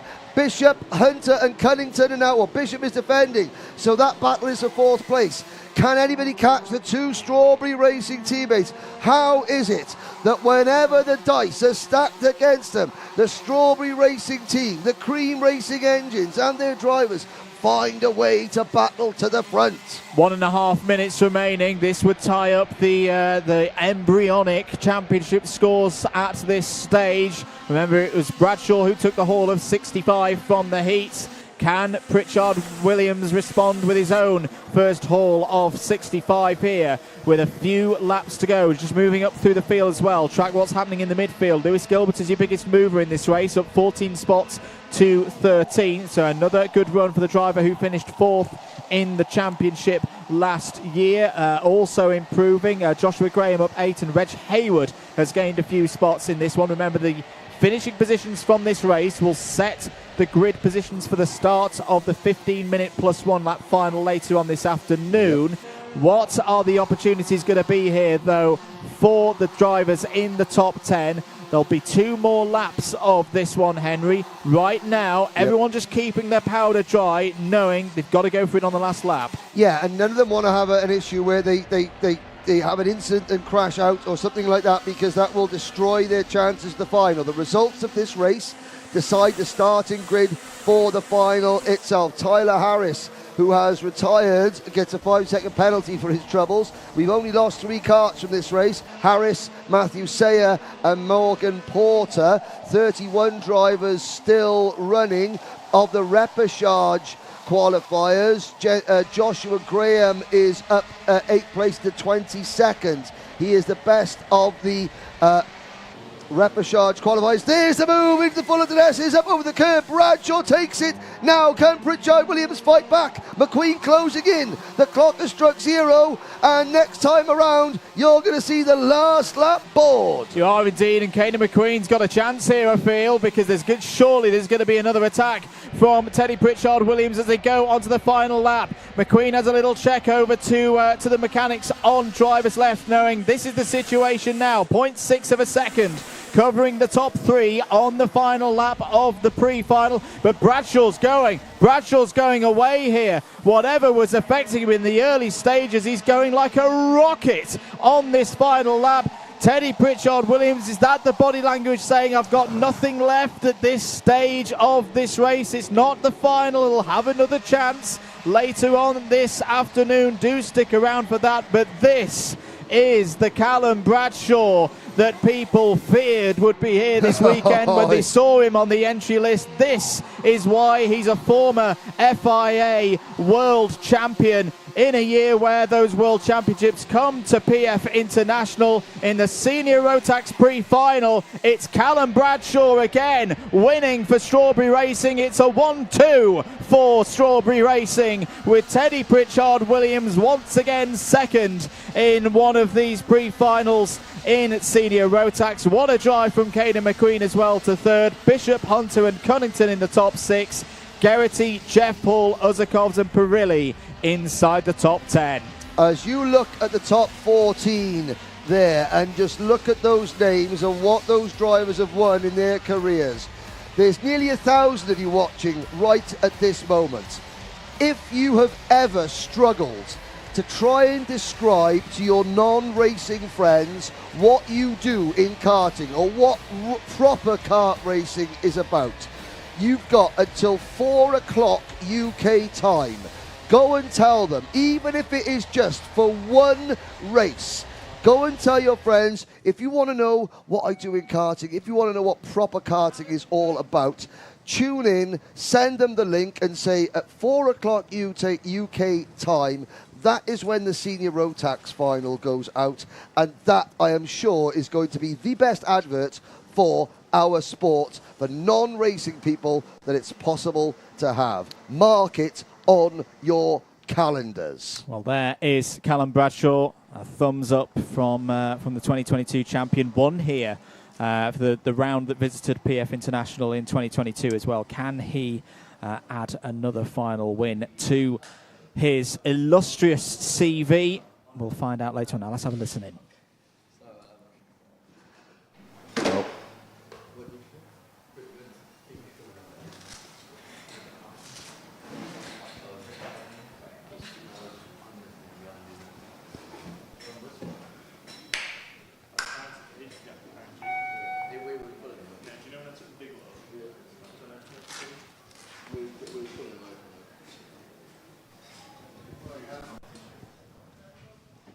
Yeah. Well, a few words there, quite muted, I think, again. There's the driver's keeping a lid on it. No, they've still got another race to go here this afternoon. These guys know that the cameras have got microphones on them. They're not going to give away too much. But yeah, 4 o'clock UK time, 4 o'clock local time. That is when the senior final starts. Again, I want to try and reiterate this. We're trying to create a bigger audience for this sport. And I know from personal experience, when I used to race, and Andrew, you know, trying to say to your friends that aren't involved in the sport exactly what you do, you know, it's really difficult. Yeah. And you say, oh, you do go-karting, do you? Oh, that's nice. That's cute. Yeah. I say, well, thanks, but no. Is it really that big that you can work and talk about karting?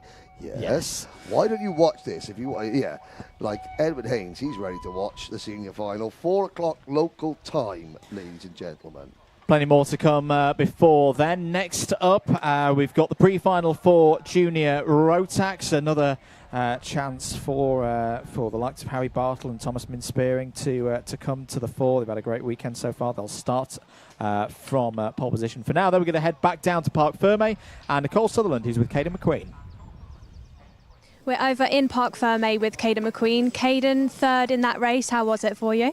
Yeah, really good. It's always difficult starting on the outside here, going into the first corner, so I got shuffled back a little bit from fourth. Probably dropped to about sixth, maybe seventh. Managed to fight my way back through and get back into third and, you know, chase down the leaders. So, yeah, it was good. And having raced a senior Rotax and the D5, I know how soft the tyre compound is and how important it is to save the tyre. At what point in the final will you just stop thinking about tyre preservation and just going for it?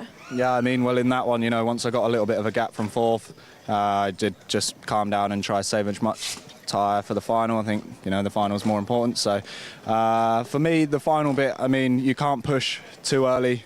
You overheat them and then you haven't really got much to go at the end. So it depends how the race plans out, really. You know, if we get a little bit of a gap early on, then I can save them a little bit. But if not, and I've got to push all the way through, then it may be the case.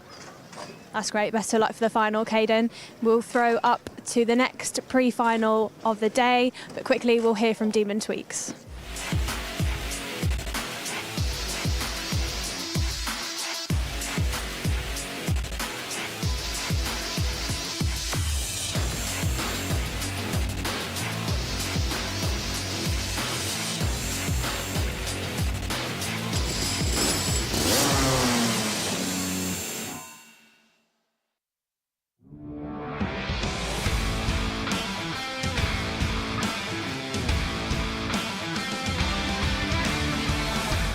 Junior Rotax pre-final time here at PFI. Harry Bartle starts on pole position. Thomas Min spearing alongside on the front row. Harrison Whitcomb and Kenzo Craigan on all Argenti row 2. William Antrobus and Thomas Behrman on row 3. Cameron Nelson and Hugh Moulton go on row 4. Row number 5, Harrison Crowther and Noah Barham, Kai Veach and Adam Wooden on row number 6. Row 7, Jacob Ashcroft and Owen Neve. Brandon Truman and Joshua Smith are on row 8. Kai Clark and Lewis Goff go from row 9. Zane Quaker and Joe Anderson complete the top 20. Joshua Turnbull and Charlie Neve go on row 11. Ryan Gandor and Jacob Woods are due to start on row 12. Lucas Blanford and Leon Hasty on row 13. Then Ryan Gill and Victor Hansen, with the top 30 being rounded up by Jack West and Scott Marsh. These the repechage qualifiers. West, Marsh, Bansal, Monyi, Kilpatrick, and the fastest man in qualifying, Matteo Palazzo, starting shotgun on the field. Oh, the O-Plate champion Bartle, Mercedes Young Driver Programme star Craigie. Let's have a look. Harrison Crowther's race with Team GB. Jacob Ashcroft, BNL European champion, podium finisher in the grand finals. Plenty more down the order. You've got Canadian driver Rayan Gandua in this one as well. Here we go then, 12 minutes plus 1 lap. It's the pre-final for Junior Rotax and it's green and good. Good start for Bartle, immediately takes the lead. Whitcomb follows through from grid 3 into second, up onto the banking for the first time. It's a mess in the midfield. That's all gone wrong. I think more than Jack's runners. Ashcroft's involved, and it's a mess again. Coming onto the bridge, a really scrappy start for the juniors that it's going to have affected a number of drivers here. 11 and a half minutes to go and we're already down quite a number of drivers. Oh my goodness me, Craigie down the inside fighting for fourth place, has lost out to William Antrobus in that one, but for Harry Bartle, another great start. Could it be another Strawberry Racing win here in the pre-finals? Who have we lost from that one? Well, I think most of them have been able to get going again. Everyone's come through sector number 1, but I can see, for example, Joshua Smith. That was the Project One Jack's entry that we saw involved, but a lot of drivers slow. I think what had happened is that, well, let's have a little look back at that, because there was a lot of drivers aiming for the inside. Now, as they went under the bridge, look at that middle pack there. There they go. It looks like Smith, there was 4 carts. There's Ashcroft gets jumped up and over the front of Smith's cart. Then there was another crash behind. It was just a case of everybody trying to get to the inside line.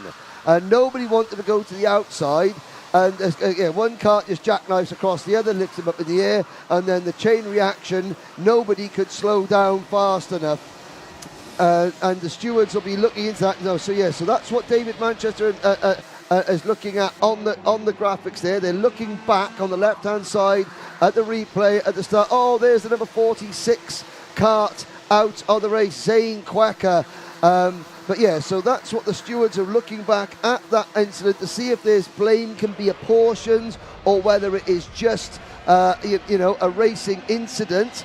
Joshua Smith has been given a technical flag. Sadly, he is out of the race along with Lucas Blanford and Joe Anderson. Change for the lead. Harrison Whitcomb has got past Harry Bartle on that last lap, so it's Argenti back to the front ahead of Strawberry Racing. Sam Pollitt Racing in the hands of William Antrobus third. Then two more of the Argentis who've looked really quick so far this weekend. It's Spearing and Craigie completing the top five. Then a couple of Coles Racing entries in the form of Moulton and Crowther. There, out of the race, is Zane Quaker. Well, we'll have another run in the final, but that's a bit of a change of fortune. What's been a good weekend so far for the Ultimate R pilot, but we'll not see the end of this race. Joins on the sidelines. Lucas Blanford didn't go round at the end of lap one, as did Joe Anderson, and now it gets even worse for Quaker.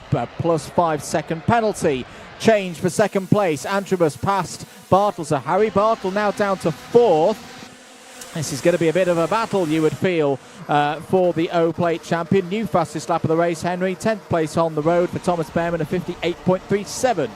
Yes, indeed. Well, as there's a change, Thomas Min Spearing passing William Antrobus. Let's take a minute. There is Kenzo Craigie to the inside. Let's take a minute to talk about our race leader, Harrison Whitcomb, the young man from West Wales. Nigel Hathaway on the spanners for him. Nigel's been in this sport a long, long time, and after Harrison, he was fast enough to win the O-Plate.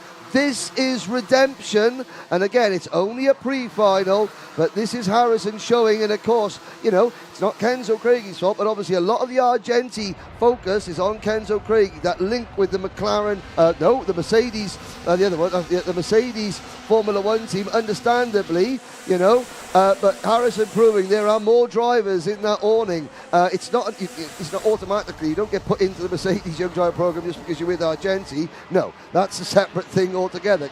Kenzo Craigie wasn't with Argenti when he got signed to the Mercedes program.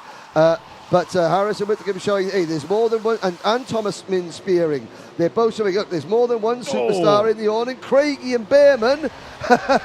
Is that something that we're going to be talking about in Formula One in years to come? Craigie Behrman. Oh, and there's Owen Neve getting spun round full 360 for the Jack Dex Racing driver. He gets back into the action. That was him clashing with possibly Lewis Goff, the Alchemy Car Care, Sam Pollitt Racing, number 74.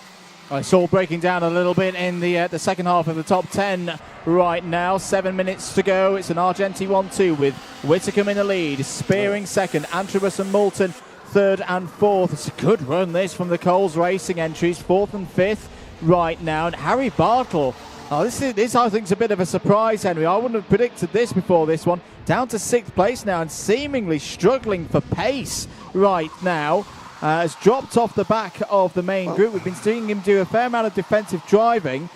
Through just behind us, out of our window, Cameron Nelson is out of the race. It's Jacob Ashcroft. Yep. Will go no further. That'll be 30th place in the classification. 30th place for the start of the final as well. A lot of work to do later on this afternoon. Off the back of a fantastic victory at Genk in the first round of the Euro Trophy, Ashcroft, his luck in the UK seems to be on a downward trajectory, but of course he started the O-Plate final, well, he would have started the O-Plate final from pole, but he started it from the very back of the grid, came through to almost finish on the podium.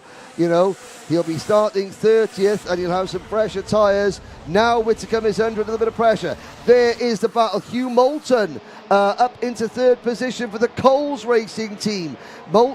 You know, we haven't spoken much about Coles Racing, but they've got two bullets in the gun here, so to speak, with Harrison Crowther in fifth and Hugh Moulton in P3. Sam Pollitt Racing, William Antrobus said yesterday, I'm due a win. Danny, you asked how Aidan Mitchell was with his hand. He's got a broken hand. He's back home. He's watching the stream, and he's hoping to be back for the next round. That next round at Lock Hall in the middle of May. I'll set off now. I'll get there on time this year. The top five breaking away from the rest of the order then. Bartle and Craigie trying to close down ahead of a group that involves Nelson, Behrman and Joshua Turnbull. Here's a move down the inside. That's William Antrobus back up to third place. Now this is a chance, possibly, for Whitcomb and Spearing to break off the front of the order. Here down the inside goes Harrison Crowther, who's had some great speed here at PF International in preparation for this first event of the Wera Tools Motorsport UK British Kart Championships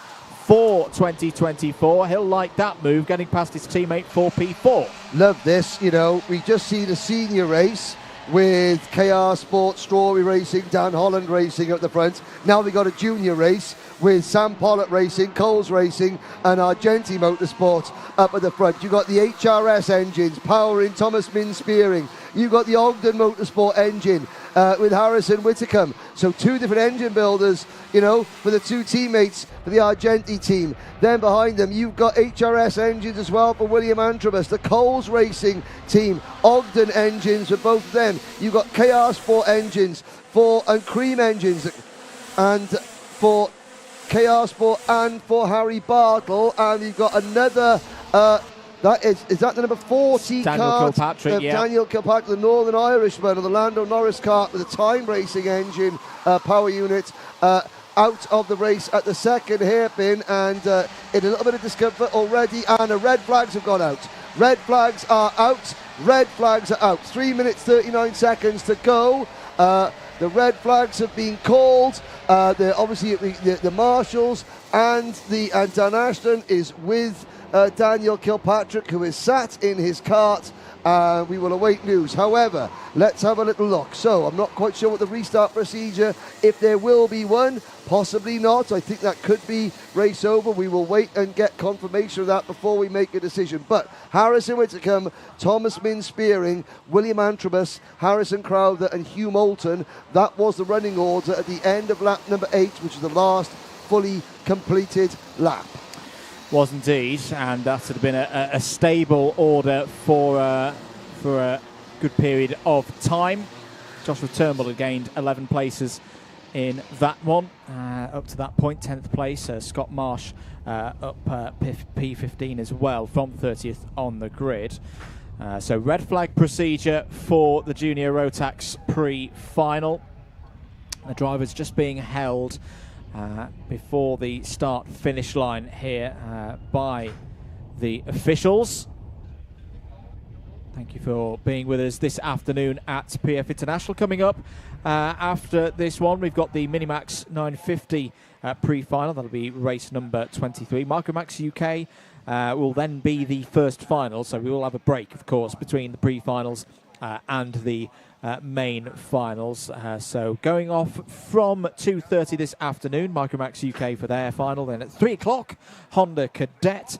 3:30, not Minimax 950, come back out for their final. 4 o'clock, as Henry was mentioning earlier, for the Senior Rotax final. And then 4:30 for Junior Rotax. If you've missed any of the action today or earlier in the weekend as well, we were live broadcasting all of the heats yesterday. You can watch it back on the channel of your choice for you out there, whether it be the Alpha Live channel, the Karting UK channel, or Motorsport UK as well. Do give them all a subscribe and a follow, and click that that like button as well. Let's try and get it into 3 figures, because we've got at least on the Alpha Live broadcast on the Alpha Live channel right now. Nearly 700 people watching at the moment. Yeah, now, what I would say, let's have a little look at this. So Daniel Kilpatrick is still sat in his cart talking to the marshals. The paramedics are there with him. Didn't see what happens. I mean, he's just pulled off at the side of the circuit. He's got a mechanic going over with him. I think that might be Dad as well, to go and chat to him. So obviously when Dan Ashton said, right, out of the cart, young man, and he went, can't. That is why. Now, we didn't get to the 9-minute mark, which is 75% race distance. Yes. If the race is stopped between 25% and 75%, then the race directors can order a restart. If you get to 75% race distance, the race is called complete. So we will see what happens. Now, looking up there, they're overlooking there. There's the VIP section of the thing, and looking there, and of course, I saw Mick Barrett standing there, and like we said in the Paddock Show, all our thoughts are still with Mick and Dan Barrett, the Dan Barrett family, after the unfortunate passing of Shelley Barrett earlier this year. Now, there's Sam Haig, that's Scott Marsh's brother there, just chatting behind the young lady with the blue hair. She's obviously a Dan Holland Racing supporter because she's dyed her hair the same colour as their jackets. There's Harrison Whitcomb looking in, thinking and sitting. Now, the drivers are sat in their karts because they're probably being told, hang on, we don't know, don't get out your karts. They'll be, let's have a look at the stewards. Now, the karts are being lined up. There is the stewards room, and you can see a collection of stewards in there just trying to see what's happened. Now, there's looking at the slowing down camera, so they're being moved into single file, which tells me that they will have a restart. And I'm looking down to see we still haven't got Daniel Kilpatrick out of his kart. He's just sitting in his kart conversing with crash helmets off. He's chatting to, he's got his mechanic, there's a dad there, there's 2 paramedics, 3 marshals, race director, partridge in a pear tree. But it was a chance thing. So there's in the cap, that's Glyn Griffiths. He's the chief marshal at Trent Valley Kart Club. This is why the marshals are, in my opinion, the best in the world. Team TV KC. Now, the Thule Motorsport team look happy with that development. And the gentleman in the foreground. Now, of course, we had an accident back in 2022 at Wilton Mill, a very serious accident involving Nathan Clifford, who I am delighted to say is on the road to full recovery, and I can't wait to see Nathan back in the paddock. Andrew, I'm not to tell you this now, but I have promised Nathan that when he is ready, he can come and do a race with me in the commentary box. And the gentleman in front of Glyn Griffiths there, he was the first marshal on the scene of Nathan's accident, and it was touch and go. Whether Nathan would survive, and his journey back to health has been well documented. The reason that we talk about the marshals so much is because when this sport and motorsport is dangerous, when the drivers need help, the marshals are generally the first on the scene, and the quality of the marshalling in the UK has quite literally, even in this championship, saved lives. And that is why we say, well, why do you keep talking about the marshals? I personally believe that when a Motorsport UK driver gets to the age of 16, they must, as part of their license, they must do a day marshalling at a Motorsport UK karting event. I believe that should be written into the rules of UK go-kart racing, because it will help in lots of ways. Now, Scott Marsh has decided he wants to give everyone else a much better chance of success by starting way back in the pack, or there is something wrong with Scott Marsh's kart. Let's have a little look. I know he's a former Grand Finals champion, but giving the rest of the field the entire head start of a straight, that's taking it a bit much, that is. No, obviously he's back into the repair area, and you can see, so what he's doing, they've obviously said, okay, look, there's something wrong with the kart. Okay, you must get it repaired, but you have to take it into the repair area and start at the back. So quick thinking on his feet. Now, Dan Holland Racing, they've got 23 drivers here, more than anybody else. 23 drivers and 77,322 mechanics and jackets. You know, I've been asking Dan for years to have a Dan Holland Racing jacket. Oh, we haven't got any spare.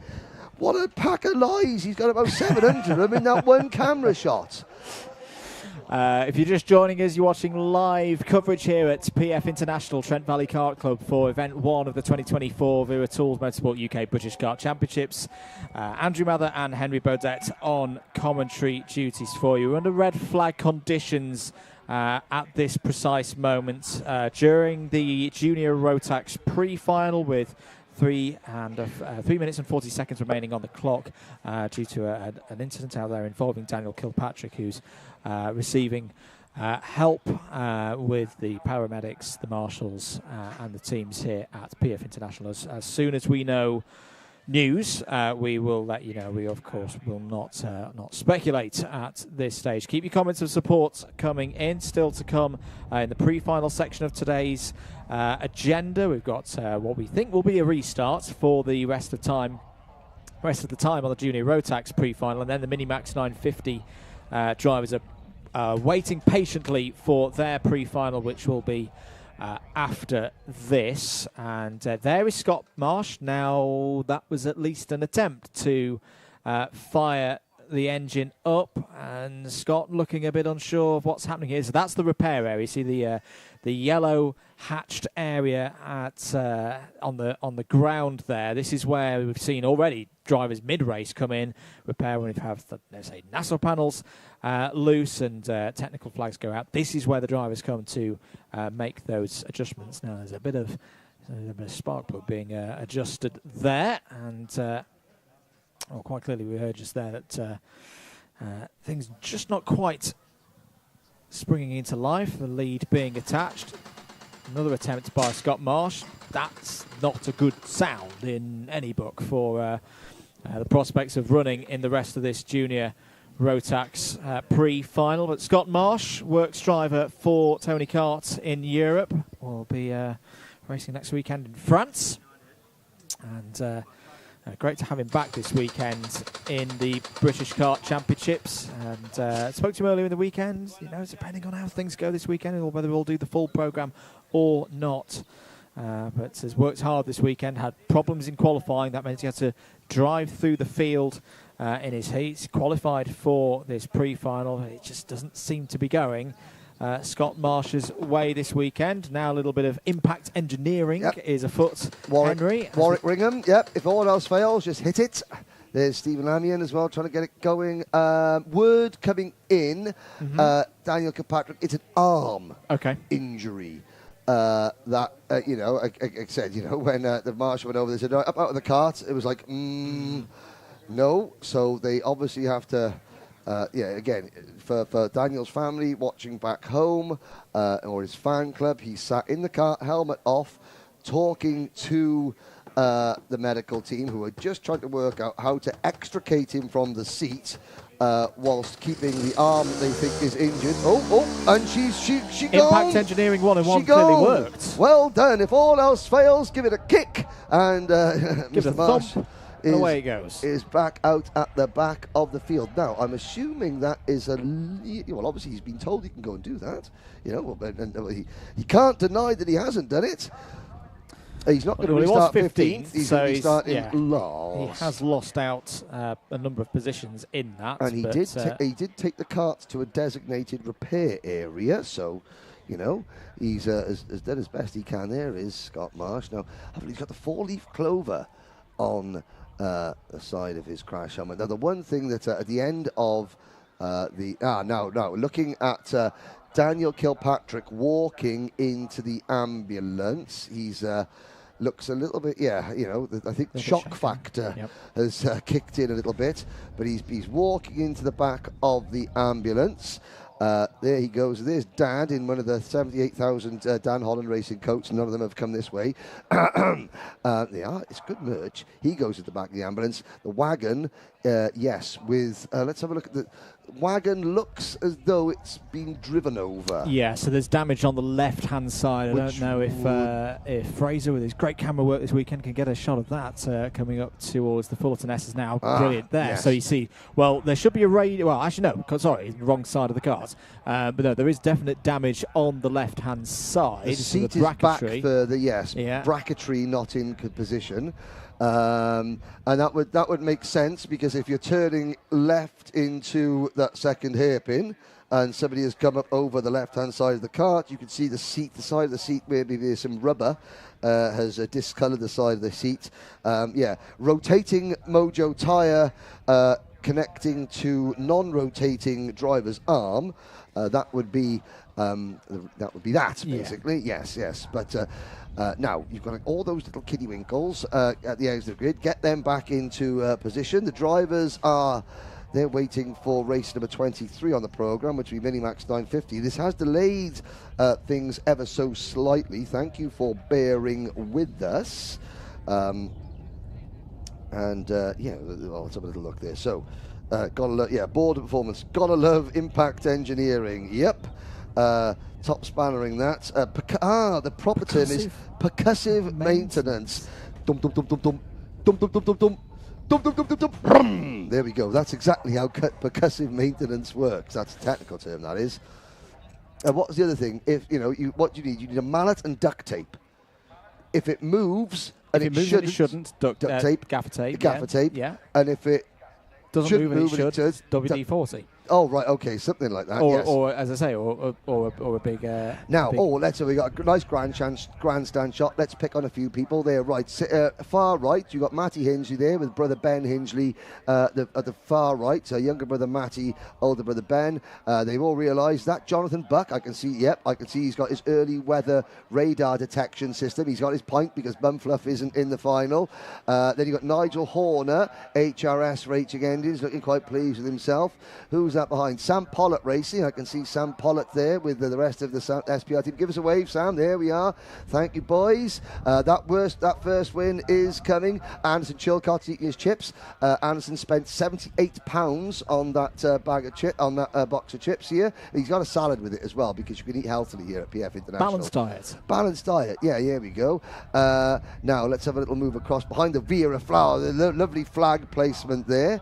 Ted Bradbury there. I haven't seen. I can tell it by the colour of his hair on the top there. Easy to spot. Hi, Ted. Yeah. Only junior driver who missed around because he wanted to go to the Leeds Festival. Yeah. We discovered smoking dope. No, I'm joking, Ted. I'm joking, Ted. Getting into trouble about that. Let's move across a little bit to see who else we can embarrass in the paddock there. In the grandstand, rather, as the ambulance makes its way off the circuit. Oh, there's Sean Butcher. His retirement lasted long. Came back into to Genk at the Euro Trophy last season, just to the right-hand side of the screen. Was on course to... a good top 3 result going for him in the final until a kart spun in front of him and he had to exit stage left. Good reactions there. Hiya, Sean. There's Joe Bleakley there. That's with the glasses. Now, there was a commotion. There was a commotion in the paddock last night from KR Sport. Love I think we've got to discuss that. We had members of Coles, right? Hunter Motorsport. I think again there was more. So it was. This definitely wasn't percussive maintenance because it was big old hits with a. There was about. I poked my head into the KR Sport tent. Just like, I'll do that. I've got a Motorsport UK jacket on. I can do this. There's about 15 of them with Joe Bleakley definitely overseeing things. Yep.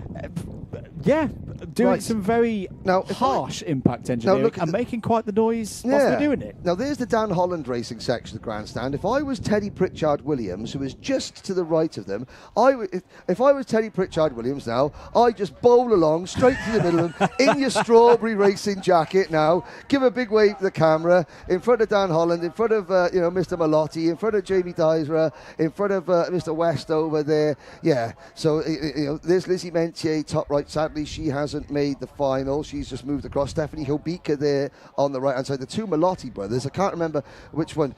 They both played rugby, so they're both hard. So they'll probably both beat me up, but I can't remember which one's Darryl, which one's... Anyway, we got karts running again. That's called a fill, ladies and gentlemen. Back to the racing.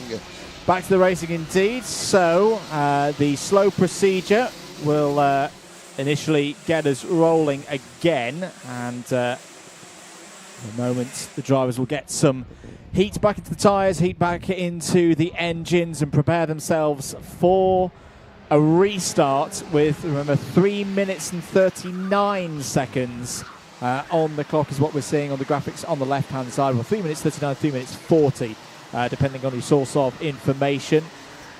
And Harrison Whitcomb there at the front of the order, getting heat into those tyres. Now, what must be going through his mind, because he's done a cracking bit of work to hold the lead with his teammates Thomas Minspearing, and now they've got to do it all over again. Exactly. While we have been, making light of the situation, and we've only been making the light of the situation because we've seen Daniel Kilpatrick walk into the ambulance.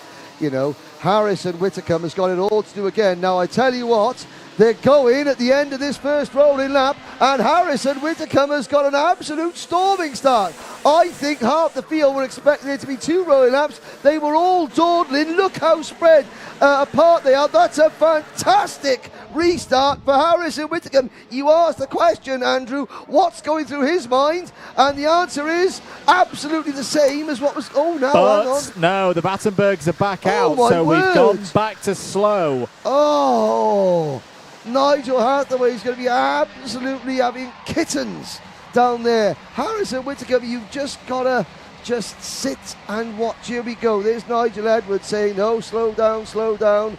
Well, you can't blame Harrison for trying. You know, he quite literally shot off like a Welshman in a field of sheep there, but he's been pegged back. So we'll go again. What that has done has reduced the time. So we'll have 2 minutes and 35 and counting. Reducing. So maybe a little bit of professional sportsmanship there. I'm just speculating, ladies and gentlemen, of course. But Harrison Whitcomb, this is a much slower formation or rolling lap under the slow procedure.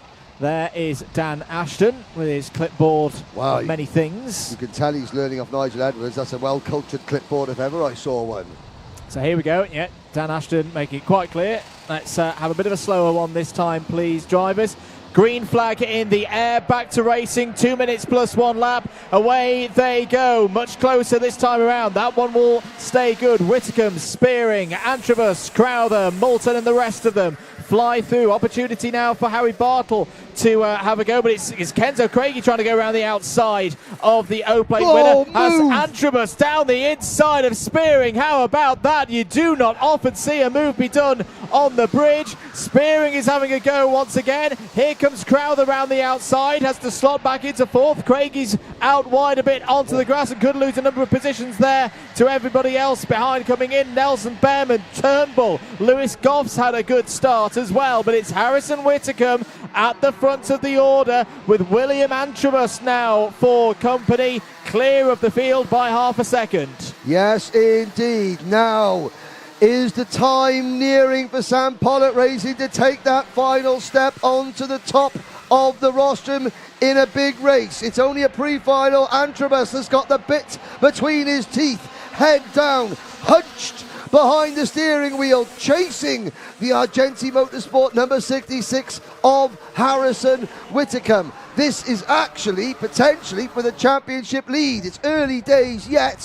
Whitcomb at the moment leads the championship by 2 points. No, Andrew saying don't defend yet. Oh, he's tricked him up the inside, wheel to wheel, side by side. Oh, Antrobus tried to sell it a dummy. He tricked him, but it didn't quite work. Scott Marsh has got going again. We saw those troubles for him during the red flag period. He's up 4 positions so far off this restart. 15 seconds to go. Whitcomb defending into Bobby Game corner, into the Mike Wilson complex, and this is going to bring the likes of Bartle and Crowther and Moulton back in. Harry Bartle having a much stronger second part of this race to what was going on with him before the red flag. Last lap board is out now. Defensive to driver's right. Whitcomb holds the lead through the Bruno Ferrari S's, plus 5 second penalty for Kenzo Craigie. Look at this, 6 carts winding their way up onto the bridge. Oh, look at Bartle. Bartle suddenly on the scene. How has he done that? Up to second place. Wide goes one of the Coles in the background. Whitcomb will defend to the inside once again. Into hairpin 1. Beautifully judged by Harrison Whitcomb there. Didn't outbrake himself. Controlled the corner. Can he do so again through hairpin 2? Yes, he can. That's 2 of the major opportunities for Bartle to get through gone. Into the Fullerton S's. It's Whitcomb, Bartle, Spearing, Antrobus, Crowther and Moulton. Really defensive this time for Whitcomb through Bobby Game corner. Can he hold on? Is there going to be an opportunity for Harry Bartle through the Mike Wilson complex? I don't think there is going to be. Harrison Whitcomb under such pressure after disaster in the O-plate at Wilton Mill takes the pre-final in juniors by 0.04 of a second. How about that? Harry Bartle gave it all the way to the end. Pole position for the final for Whitcomb, 65 championship points. But that's a big one after such a bad time, Henry, at the O-Plate. That's how you answer back. A big victory for Harrison Whitcomb. Harrison Whitcomb backed them up, going on to the banking there. Antrobus actually rode up over his rear bumper trying to pass him, but fair play, he backed them up more than a constipated donkey. Bartle second, Spearing third, Antrobus and Crowd in the top 5. Moulton, Nelson, Clark, Craigie with a 5-second penalty in ninth. Then Turnbull, Hasty, Brandon Truman with a 5-second penalty as well. Further down the order, Owen Neve in 15th place. Let's have a look back. Scott Marsh made it back up to 19th. Matteo Palazzo, okay, fastest of all in qualifying. Had to come to the repechage. Started stone last for that one. He will start 18th for the final, maybe a little bit further up. Wow. Well, what a story there in the Junior Rotax Pre-final. Not the way we expected it to go, but for Harrison Whitcomb, it's a victory. It's 65 championship points. Puts him in second place in the live standings, 2 behind that man there, Harry Bartle. So Bartle on 127, Whitcomb 125. Thomas Min-Spearing will enter the final in third place in the live championship standings. And, well, we'll move swiftly on because it's now time. They've waited patiently. It's Minimax 950. Their pre-final is next.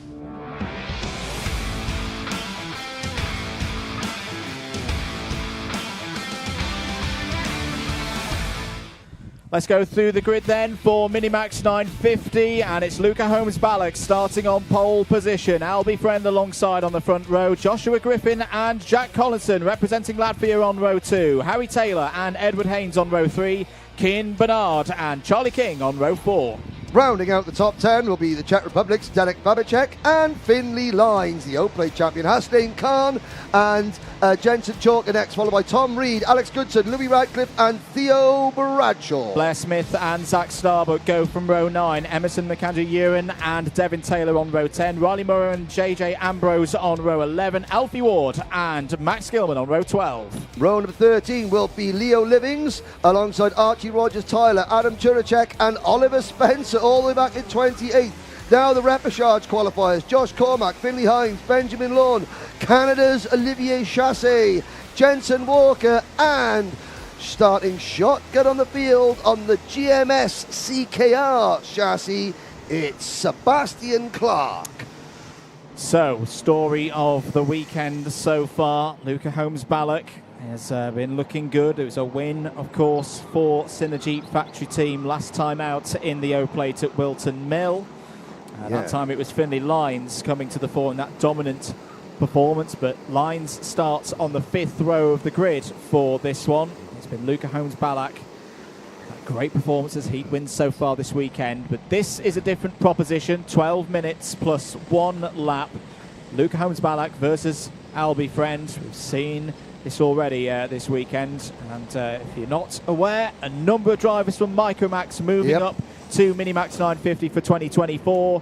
Arguably, they were the most entertaining category in the 2023 championship. What are they going to do here in 2024? Away we go. They're going to go for a second formation lap to get us going. I was going to say, well, we didn't have time to really speak to him at the end of that junior race, but I mean, all I can say is, Donna, if you want to come up and have a cutch and calm down up in the commentary box, you know where we are.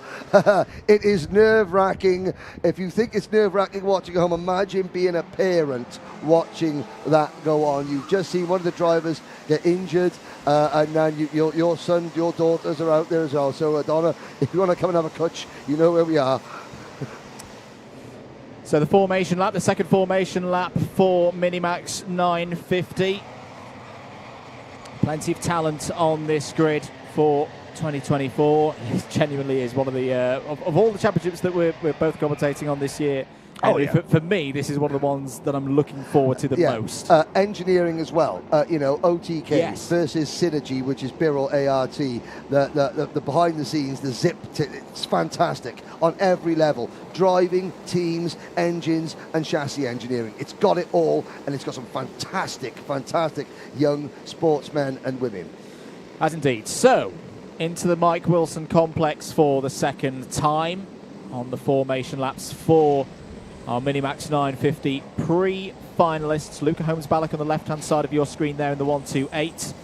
Albie Friend in the 191. Synergy Factory Team versus Strawberry Racing. Into the tram lines they go, ready for 12 laps plus 1 lap, 12 minutes plus 1 lap. Away we go. Good start, very even start for those on the front row of the grid, but it's going to be advantage Holmes-Ballack in the early stages. Joshua Griffin has followed through into second place. Albie Friend taking the wider line. Whoa, through the middle. He's taken the lead. What a move from Albie Friend, threading the needle through the two leaders to lead on the way down to the first hairpin. What a move from Albie Friend. I know it was from a far away angle, so luckily Albie's got a really distinctive orange and black crash helmet. Look at the way, when you look back at this race, anyway, from the outside up the inside, fantastic move, and it gave him so much momentum as well. That was a move and a half there from Albie Friend. It's why he's got 3 top 10 finishes in the Rotax Grand Finals. It's why he is a Grand Festival winner. It's why he's the reigning Minimax International Trophy winner. And now it's why he's setting sail, trying to win this pre-final, but he's got friends.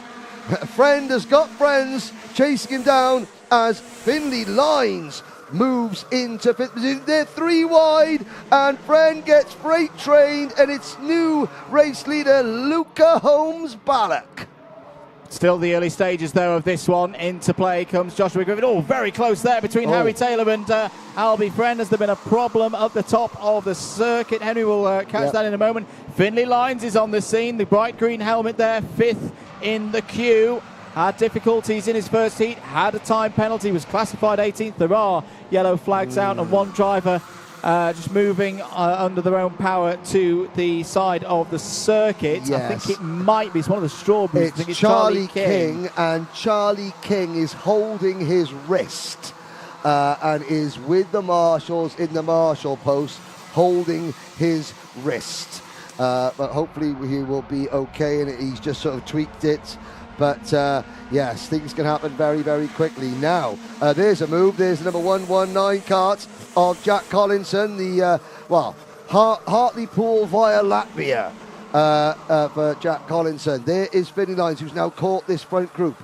There we down the hill, 2, 4, 6 in a row. Holmes-Ballack, Harry Taylor, Josh Griffin, Albert Friend, Finley Lines, and Edward Haynes. I see Kieran Bernard in this battle as well. Will be off to France next week to represent the United Kingdom in the FIA OK Academy races. Down the inside, Joshua Griffin holding on to 3rd place ahead of Finley Lines. But here comes a move. It's Holmes-Ballack looking to the inside. Oh, beautiful defence there from Harry Taylor. One of those where he just nipped his rival down onto the apex. He gave him enough room, but not too much room. Compromised his corner speed. It can be a bit of a risky game at times, but that was very, very well done from Harry Taylor to mean he retains the lead. Joshua Griffin 3rd in the queue there. Had problems, of course, at the O-plate. Is now looking down the inside of Holmes-Ballack. This is going to be an opportunity for Lines as well. Holmes-Ballack must not panic right now. Albie Friend also with Edward Haynes fighting over 5th place. So it's Taylor emerging off the bridge in the lead. It's the DHR 1-2 right now, but for how much longer? Because there's Luca Holmes-Ballack down the inside. Retakes 2nd place, and Edward Haynes. Edward Haynes has had a bit of a quiet weekend so far. Hitting his stride in the pre-final, is now up to 3rd. Indeed, Finley Hines there falls back. Alex Goodson has had a technical flag in the number 126's chain guard has come off, so the MLC Motorsport entry is going to be out of this race. Now the lead pack has grown to 2, 4, 6, 8 karts, bringing Jack Collinson for the Sam Pollock Racing Team and the TEPS Hunter Motorsport entry of Zdenek Babicek into 8th place. Then it is Jensen Chalk 9th, Emerson McAndrew, Uren 10th, Kian Bernard, Blair Smith, Max Gilman, Oliver Spencer. They are, karting giveth, karting taketh away. Move for 3rd place. There is the Dan Holland Racing number 5 of Scotland's Joshua Griffin into P3. Such a deep level of talent you know, some of these drivers, they've done, you know, so well in international and global level events. Here they are battling just for a top 10 position in the UK. Fantastic. So into the middle part of the race, we're on lap number 5. There's a warning flag for the 188 of Zach Starbuck into Bobby Game corner. They go once again. The leaders winding into the Mike Wilson complex once again. Who's made good progress so far in this race? Well, Oliver Spencer up 14 spots to 14th. Adam Turacek as well up 12 to 15th. Max Gilman and Finley Hines are also in double figures of positions gained so far. Gilman 13th. And in fact, I think there's got a bit of a change further down. You also should note that Emerson McAndrew-Ewan, last year's winner, sealed the championship in MicroMax here at PFI back in October 2023. He's on the move, up 10 places now to 9th. Hasnain Khan has dropped to the back of the field as Luca Holmes-Barlock drops from 1st to 4th. New leader, Harry Taylor. Griffin, his teammate, right there in 2nd. Friend is 3rd, Holmes-Barlock 4th, Lines 5th, Haynes 6th, then Collinson 7th, Chalk, McAndrew-Ewan and Denek Babicek at the back of this lead group. There are 11 drivers within 2.4 seconds of the race lead, with Zip driver Kian Bernard, the family based originating from South Africa, now over here, and Bernard will represent the UK next weekend. Yep, next weekend. Yeah, you'll be there, Val d'Argenton. And, Anton Cordial is the top 3 side-by-side. Friend to the outside. He's going to get snookered. That's an app because the World Snooker's going on as well up in your neck of the wood, the Crucible in Sheffield. But, Friend is, at the moment, stuck behind the 8 ball a little bit. Down the inside, looking there is Joshua Griffin, half an attack, half a defence at the same time. Harry Taylor holds on to the lead. Good move from Zdenek Babicek further down, is back up into the top 10. Really difficult what to call this of who's going to win, because there's still this main group of 14 covered by 3.5 seconds at the front of the field. Into Sector 3 once again. Another improvement from McAndrew-Ewan, now to 8th place. Has got past Jensen Chalk, who raced impressively earlier on today in the 3rd heat for Minimax 950. Over the line again. Is this a challenge for the lead from Joshua Griffin? Yes, it is. Bit of an assist from Luca Holmes-Barlock behind as well. So it's a new leader. Griffin, Holmes-Barlock, Taylor, the top 3, is once again fighting onto the bridge. Albie Friend trying to hold in there. In fact, Albie Friend has done more than hold in. He's got past Harry Taylor as well. He's up to 3rd. This is the Josh Griffin that we know is there. The Josh Griffin that we saw at times at the Oak Plate at Wilton Mill is not the Josh Griffin, and it's that Josh Griffin is spoken about that, and this is the Josh Griffin that is one of the most exciting talents in this field. Have to say, along with the likes of Friend and Finley Lines and so many of these drivers. Friend to the inside. That was almost a Griffin close the door. Friend, lightning quick reactions just to back out of it. As mechanic Lee Taylor will be having kittens in the thing, but time. One mistake from any of these drivers could ruin their final. Here we go. Griffin defending. Friend, Taylor, 3.5 minutes to go.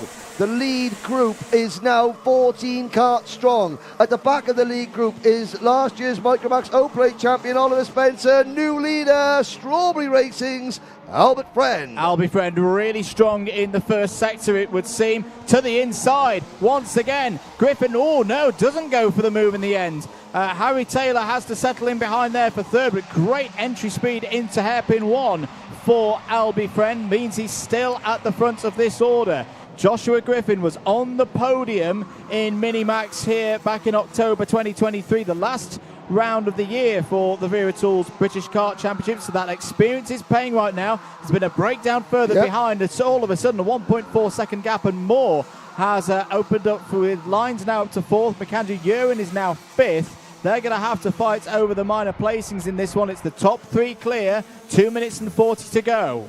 Finley Lines has, he's got, about 10 karts sitting right on his rear bumper. Warning for Harry Taylor, currently in third position. There's Finley Lines. He's got Emerson McAndrew-Uren right behind him. McAndrew-Uren started in fullback. He was so far back. 19th of the grid, Max Gilman has made up a bunch of places as well. Oliver Spencer, Gilman's up into 11th. And there's Gilman pointing, saying, come on. There's Denek Babicek in the number 130 kart. He's been a top 6 finisher in the Rotax Grand Finals as a MicroMax driver, plunging through the Fullerton S's. Friend, just like last year. Friend against Denham against Ashcroft. Strawberry against 2 Dan Holland racing karts. Ashcroft and Denham have moved up. They've simply been, it's like plug and play. Griffin and Taylor, it's now Albie Friend. 5-second penalty for Edward Haynes. Albie Friend, he's used to having to deal with 2 Dan Holland racing karts. The more things change, the more they stay the same. Right now, Albie Friend is doing what he needs to do to keep them behind. In fact, I'd say right now that top 3 are working together. They know they've got a good advantage here over Finley Lines and the rest of them. We've already mentioned earlier on today how much of a danger Lines is when he gets up to the front. They don't want to allow him to do that. That gap is growing. Edward Haynes now back up to 5th. I got to say that Finley, a lap or so ago, Finley Lines was literally leading that entire train. Finley, I don't think he's not going to catch the top 3 until they start battling, but he is pulling away from that gap. So, let's have a little look. The KR Sport engines are powering that Birrell ART chassis. Big up to Gary and Owen Byatt from the Synergy chassis department, which is now the Birrell. Made by Birrell, but Finley Lines, he's pulled a gap. Look at that. That's some impressive pace there. Mac Austin has got that Synergy wound up like a spring, and he's just gone, let it go, Finn. And Finn is away at the races, trying to hunt down the 3 leaders. Zach Starbuck out of the race. Mechanical failure. Dearie me. Probably the party left in someone else's motorhome last night. But watch the Paddock Show, and that'll make sense. McAndrew-Uren a little bit wide there off of the bridge, still up in the top 10. 1.82 of Kean Bernard losing out through hairpin number 1. Not much that Kean could have done about that one. He's back down the inside of the 1.19 going through hairpin number 2. Time has expired. Last lap board will be out now, and surely this will be the point where we see the friendship, or in terms of keeping themselves away at the front, break down, and Friend, Griffin and Taylor will battle over who's going to take the second haul of 65 championship points for 2024. It's 0.4 of a second. There is Zach Starbuck, loose rear bumper. That's why he's been pulled in with the meatball flag. And Kean Bernard having to work really hard here. Oliver Spencer's got by. He's gained 16 places so far in this race as Oliver Spencer. What's happening at the front? Coming round onto the back straight. Here it is. Friend defensive to the inside. It is all around the outside. It's a Bishop move. Look at that from Harry Taylor into hairpin 1. Brave on the brakes, took the speed, hit the apex, but it's going to be chances surely for Albie Friend to come back down alongside into the Fullerton S's once again. Friend is through. Back goes Griffin into second place through Bobby Game corner. They go Friend defense, and here's Finley Lines. Finley Lines is on the scene as well. It's a top 4 fighting for the race victory. Can Albie Friend thread it through to the checkered flag? Of course he can. Albie Friend takes victory again in Minimax 950. Second goes to Joshua Griffin. Third, Harry Taylor. Gotta give it to Harry Taylor. A mega move round the outside. He takes points for third. Finley Lines needed one more lap to truly get involved in that, Henry, but it's a good 4th place. I mean, without one take, great result for Albert Friend. Josh Griffin, Harry Taylor, you've got to leave it all on the line. Harry Taylor certainly did that. Finley Lines, like you said, one more lap, and we could be talking about a very different set of results. Luca Holmes, Barlock, Edward Haynes, Jensen Chalk, Emerson McAndrew-Uren, Denek Babicek and Max Gilman, your top 10. Jack Collinson, Oliver Spencer, Kean Bernard and Blair Smith, the rest of the top 40, with Riley Murrow rounding out the top 15. There is a look back at some of the drivers who will be starting further down the order for the next couple of races. We have got Now that was the last of the pre-finals. We are going to be cutting away. We might have an interview with Nicole Sutherland. We may not. We may have the Paddock Show. We will have a quick word with Nicole Sutherland. Then we'll have. Then we'll be speaking. We'll have the Paddock Show. So Nicole, then Paddock Show. Don't go away. Fantastic Minimax Pre-final there. Lots of action, and Albert Friend taking a race win again. As you can see in the paddock, few words being exchanged by the drivers, but all friendly, I hope. We'll just see if we can quickly catch up with Harry Taylor or Joshua Griffin. Josh, how was your race? Yeah, good, thank you. And for the final, were you feeling confident? Yeah. Great. And Ollie, how's your weekend been so far, Ollie? You saw you had a bit of bad luck, but some quick laps and lots of overtakes. How are you feeling? Yeah, mixed. That one was really good. I think we got like top 15, top 10 from like 28, so that's a really good drive. I think we've just been a bit unlucky. We've not really been sensible enough, so yeah, let's see what the final brings. Yeah, well, good luck, Ollie. Great to speak to our Minimax drivers. We'll be heading into the finals after a short break, which will be the Paddock Show. So make sure you stay tuned in so you don't miss anything. Welcome to PF International in Lincolnshire. We're here for the first event of a brand new season for the Motorsport UK British Kart Championships, presented by Wera Tools. Once again in 2024, Wera Tools are the proud title sponsor for the championship. But not only are they the proud title sponsor, they're also getting involved in the action, in the running of the event. Today we're going to take a look into the scrutineering bay to see how Wera Tools' line of product is put to use here for the top kart championship in the UK.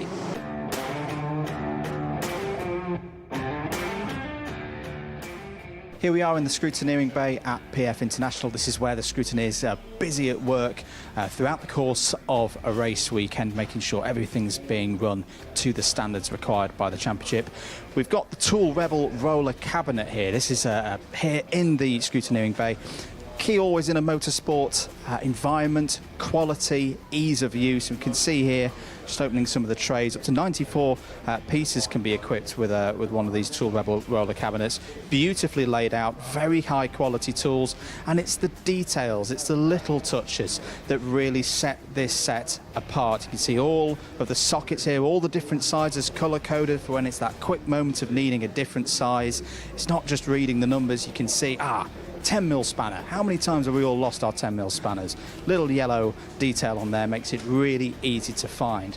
The tools as well, that ease of use and ergonomics. The handles on the Allen keys fitting beautifully into the scrutineer's hands. Really is a fantastic set to be using here in the Motorsport UK British Kart Championships presented by Wera Tools, bringing once again high quality into the championship.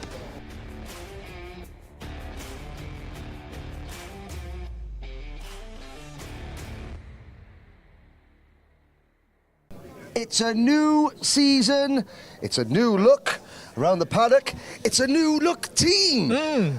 Welcome to the 2024 Wera Tools British Kart Championship Paddock Show. Round one is halfway in the books. Andrew Mather, 200 drivers from 22 different nations here at PF International. What a day it's been. A really good day. We have first 12 races here for the heats, more of them tomorrow before we get to the repechages, and then the big ones, the pre-finals, and the finals. See, buzzing with excitement is the paddock. That was Luke Millward, by the way, running through in his very good tie-dye outfit there. But, I mean, 22 nations, Yes. including Jack Latvia Collinson. via Hartlepool. Jack Collinson. Jack's had a great day today. Very good day. Talk us through it. First heat started P6. My quali was pretty good, and then second after. Wait. Your second one. My second one, I had a really good heat. Finished P2. Led for a bit of the race. It was really strong heat.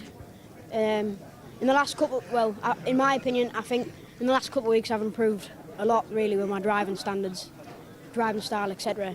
So I think really strong strong day, and I think I'll be really hyped for the pre-final tomorrow. What's the thing you've learnt most today that you're taking in tomorrow that you perhaps didn't know at the start of the day? Just how tricky it is to actually maintain a good race at the front, like with how many good strong drivers there is up there. Good stuff. Well done, Jack. Keep it up tomorrow.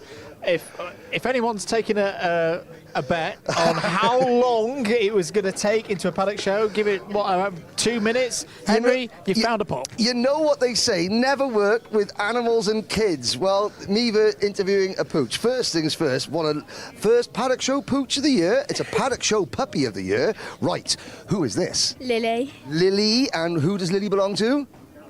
The Crowther family. The Crowther, this is Lily Crowther. Well, I think Lily Crowther has been a good luck charm. We'll tell you what, we'll go and speak to Mr. Crowther, because Harrison Crowther, how old is Lily Crowther? 4 months old. 4 months old. Oh my word. Oh dear. Right. Well, the last time I had a paddock pooch called Sprinkles at Kartmasters here, they had a little sprinkle on me. But I tell you what, Andrew, there's shows.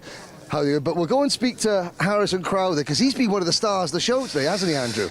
Yes. For Coles Racing, you can see we're here. So, Saturday, 12 races in. The juniors and the seniors have had all their heat races. We're going to have one heat with Mini, Micro and Honda tomorrow morning, or we would have had this because this is going out during the Sunday lunch break. Let's have a look inside the Coles Racing tent very quickly. Here. All right, Coach, how are you? Hello. How's it going today? Not very well. Why not? I had DNF in the first one. Oh dear. And, well, I couldn't really get going in the second one, so... But all to play for tomorrow? Yeah, hopefully do well in the repechage. Do you want to have a quick talk around the Coles Racing awning to see who's done what today? So, we'll start with you here. Yeah, with you, Charlie. Again, for those of you wondering, Charlie Cox used to be a British touring car commentator. Jensen Butterfield is exiting stage left with Dave Wooders, so not good for Charlie Cox. How about Hugh Moulton, Charlie? You can guide us round. Any good today? I think he's done all right, to be honest. Fair enough. Reg Hayward in the corner there. He set some fast lap times, doesn't he, Andrew? Yeah, no, it's a really good pace from Reg, fighting his way through the field. So, you know, one of those drivers that I think we could look forward to later on in the round. Oh, here he comes, looking scruffy as always. How's the puppy? It's going, it's all right. How was the driving? I drove like an idiot in the second heat. Well, I didn't think you did. You were leading at one point. You fell back at the end. But what I would say is, I was saying to Andrew on commentary, it looks like 2024, after 2 years in a bit of the doldrums, you're back. Yeah. This is the Harrison crowd that we're used to seeing. Yeah. Happy? Is it because you've got Lily? I don't know. I think it's more my new helmet. Oh, the new helmet. Right, where's the new helmet? That's an important... Helmet's always worth a good Paddock few Show cents. puppies are one thing. New crash helmets. What's more... I'll speak to Harris's dad. What's more expensive, a puppy or a new crash helmet? I'm not entirely sure, but the helmet doesn't need feeding. The helmet. The helmet's more expensive at the moment. The helmet's more expensive until the puppy eats like chocolate or something like that, or grapes, which is bad. So the new helmet, nice. Yeah. Okay, rest of the team, how have the rest of the team gone today? Oh, they've gone all right. There we go. Succinct. Thank you very much, Harrison. point. You know, that's what we need. Right, we'll move along. Hello, young man. Right, tell us name, rank, serial number, and how your day's gone in less than 5 sentences. Number 51, Hugh Moulton. Good recovery from qualifying. Not sure where I'm starting tomorrow, but hopefully in the top 10 for the pre-final. 4 sentences. Well done, Hugh. Let's go. That'll do. Right then, let's go out this way. Let's have a look. There are masses of media here. The paddock at PF International is always special, isn't it? It's buzzing. I say I think everyone's, they've had the first day of racing. They're into the rhythm now of the season, and long season, but lots of hopes for everybody out there. Now, KR Sport have had a good day as well today. We'll have a little chat in here. Let's have a look. I can see a few people there. Well, some of them have had a good day. Caden McQueen has had a very, very good first race. What was it like, Caden, racing? You had Bradshaw, Bishop, yourself in that second heat. That was nice and lively, wasn't it? Yeah, got a little bit exciting, I think. Important question. Did your dad stay for the first race, or did he bugger off home to cook his breakfast at 4 o'clock in the afternoon? No, he stayed. He stayed for the first one. He thought I stayed. Now, we got 2 more Paddock Show pooches down there. Oh, I don't know if they're going to match. I don't know if we're going to match Lily Crowther. Thanks, Caden. Let's have it. Oh, well, first things first. Well, first Paddock Show mum of the year. Hello. Hello. And hello. Hi. Here we go. And who are you? Josh Cook's mum. Josh Cook's mum. You're Josh Cook. No, you're Josh Cook's mum. Sorry. This is Willow and this is Chester. Willow. Hello, Willow. And this is Chester. Chester Copperpot, the black Cocker Spaniel. Excellent. That's 3 Paddock Show pooches inside the first. How's Josh's... so O-Plate win 3 weeks ago after not leading anything until about the last 30 metres. Well-timed move. Well, it was a well-timed move. It was a smart move. There's... That's Archie Walker's cart. There we go. I don't know where he is. Don't know where Archie is, sorry. No, that's quite all right. Sorry. We'll move down the paddock. I don't know what's... while Andrew's sorting his microphone out, we'll come down this way. Thank you very much, Josh's mum and the 2 dogs, Willow and Chester. How's Fuel Your Media doing? Kirsty Hockley, one of many media representatives here. How are your drivers doing, young lady? Mixture. A mixture. You've got a new employee called Chris, haven't you? Yes. I've seen him sitting on the bank saying it's the only place I can get a signal, but he's really just sitting on Tinder flicking. Probably. But shocking photos, and they're uploading, so I'm waiting for him right now. Okay, well, you'll be waiting a while because you can't get any signal anywhere. There we go. Typical employees. So day. What have you noticed, media, obviously running a press agency, working with drivers, what have you noticed this year about the championship? Has it grown, or have more drivers started taking the press side of things seriously? Yeah, they're like improving a lot of getting better at interviews and things like that, and they're realising the importance of it to like move forward in their career as well.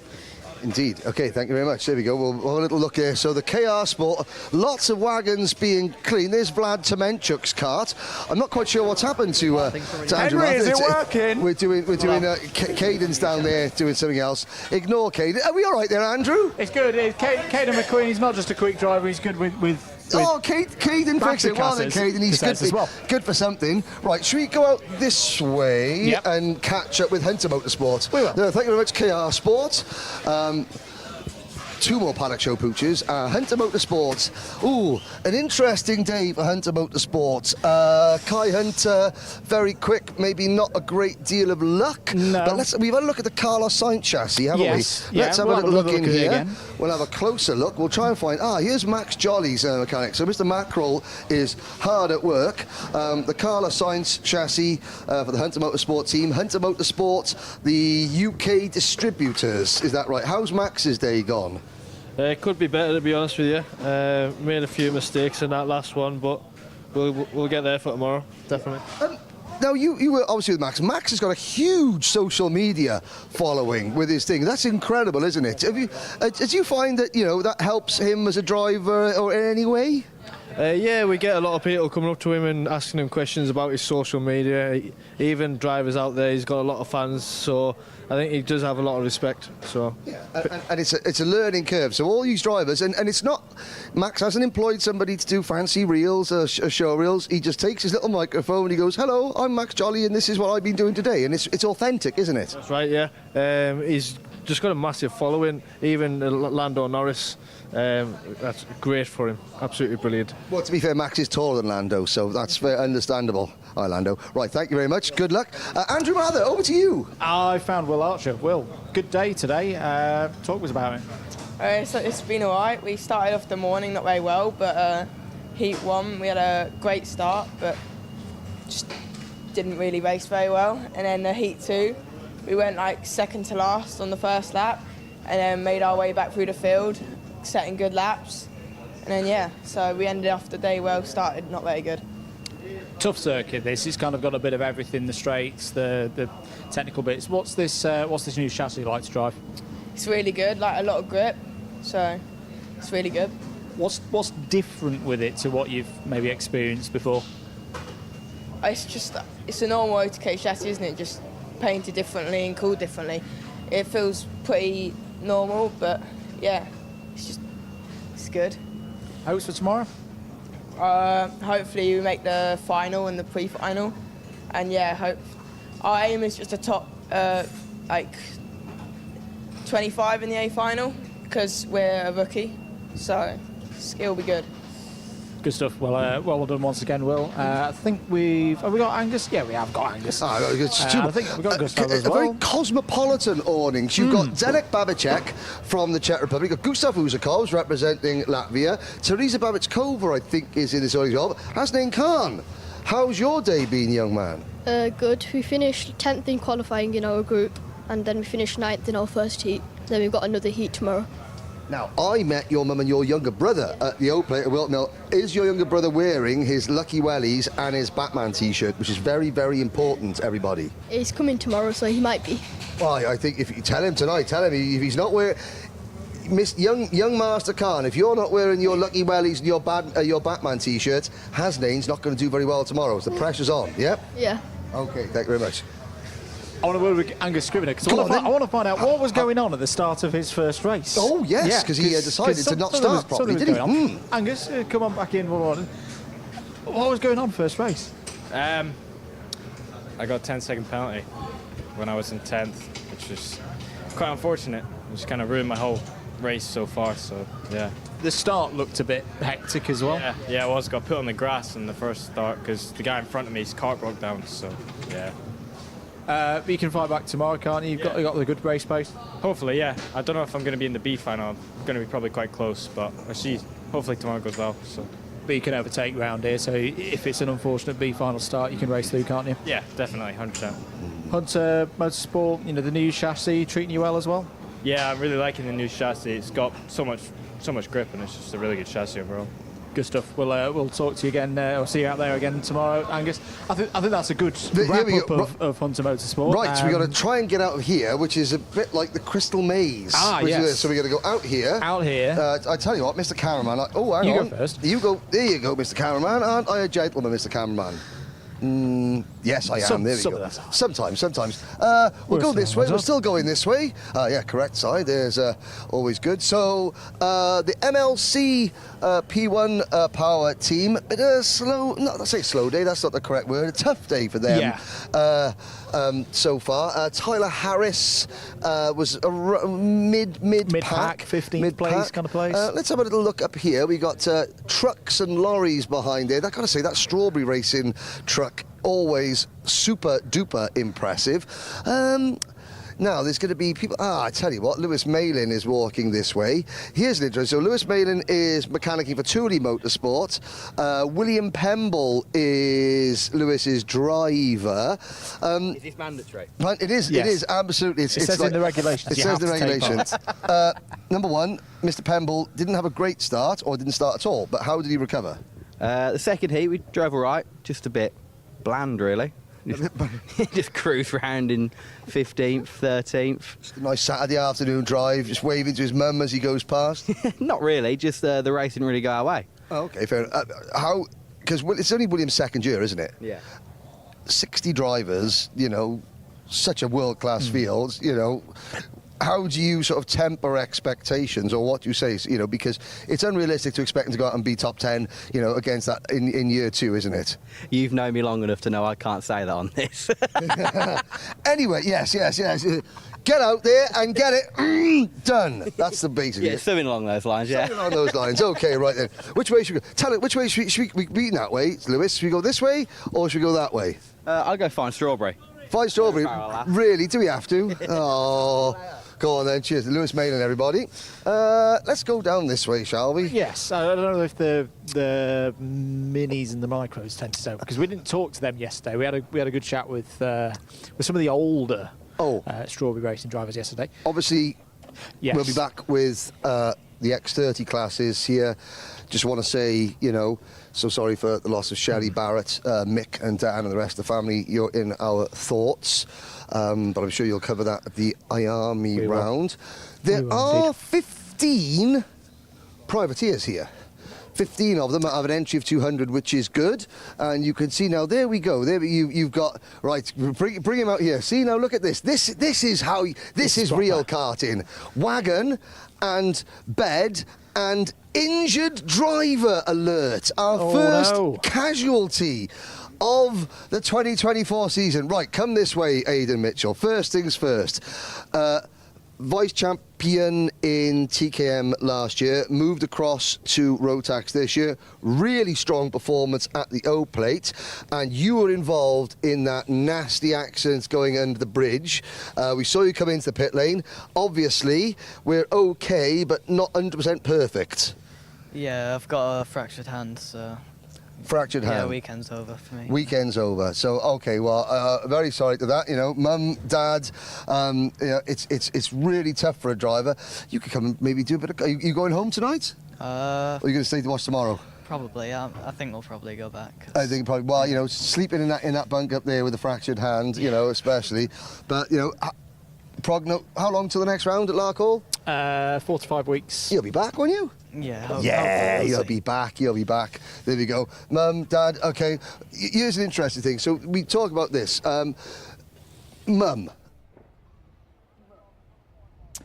Well, welcome back, everybody, to live pictures here at PF International. Apologies, we're not quite going to be able to get all of the Paddock Show in today, but you will be able to watch it on the Karting UK channel in due course.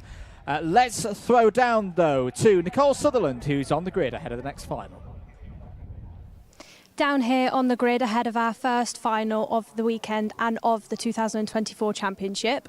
Just quickly try and catch up with Luke, who will be starting pole for this race. Luke, we've spoken to you a few times this weekend. How are you feeling ahead of your final? Confident and just ready to win. Best of luck to you, Luke. We'll also go over to Joshua, who is Luke's teammate. We'll be starting alongside him on the front row. Joshua, how are you feeling? Confident. And so you're sitting alongside your teammate. Do things change in the final? Not really, apart from last 2 laps where we'll have a hopefully clean scrap. Best of luck to you, Joshua. Clearing the grid now, we'll head back up to Henry and Andrew, who will introduce the race for everybody.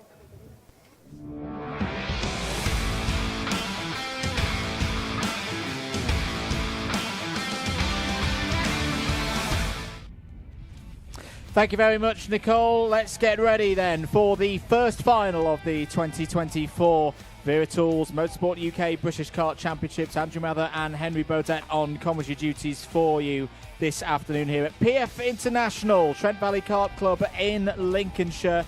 It is the MicroMax Final. It'll be 15 minutes plus 1 lap. Henry Beaudette alongside me in the commentary box. It all builds up to this, mate, and this should be a good one. Yes, indeed. Can't remember a season where anticipation levels before the first round have been quite this high. Here is your starting lineup. Luke Millward and his KR Sport teammate Josh Cook go from row number 1.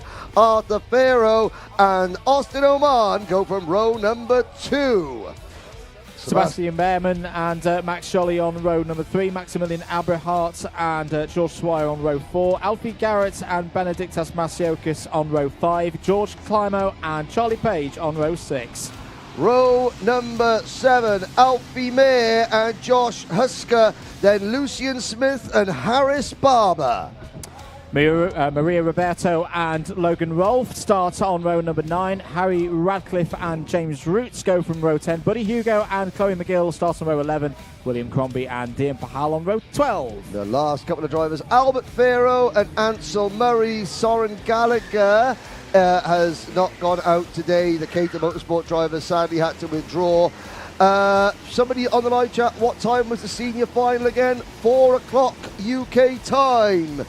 Tell a friend to tell a friend to tell a friend. We've had a couple of questions. Very quickly, let's run through the last couple of questions on the Ask the Commentators feature. Take it away, Andrew. Favourite F1 team driver and from That Karting Kid. I'm going to go with something on both fronts that's not current. Damon Hill and Jordan. My favourite Formula 1 team were Osella, and my favourite driver of all time in Formula 1, Piercarlo Ghinzani. There we go. Favourite track from Edge Motorsport. Henry, I'll let you do that one first. Well, it's going to be, I think we know what the answer is going to be here, ladies and gentlemen. The only answer is Landau International Raceway, global home of World Motorsport, birthplace of champions. The first place I ever drove an outdoor go-kart. Exactly. You never looked back Buckmore since. Park for me. Oh dear. It's First race I ever drove an lit- outdoor go-kart, Oakwood Theme Park back in 1989. There we go. Right then, 15 minutes plus 1 lap for the first time this year in the Wera Tools Motorsport UK British Kart Championships here at PF International. We are not green. It's another formation lap for MicroMax. Love that. You know, Luke Millwood's dad there saying, you know, love you, mate. You know, good luck, have fun. And then Josh Cook, how you feeling? Confident. And what they said was, when Nicole asked a very good question, you know, what difference to make? 2 teammates. He went, no difference. Until the last 2 laps. Quick other thing. Now, during the lunch, the shortened lunch break, and please go and look at the Paddock Show, which we broadcasted, folks. It kicks right off. The last 10 minutes, they're an absolute doozy. I met Reg Bocock, the wandering Cocker Spaniel, who was here one weekend and decided to go and have a look at the racing at Fullbeck. Yeah, so Oliver Bocock's dad said, oh, by the way, have you seen Reg anywhere? And no, I haven't seen him. I think Lucas Blanford was taking him for a walk. Well, he's turned up at Fullbeck. There was another meeting going on at Fullbeck.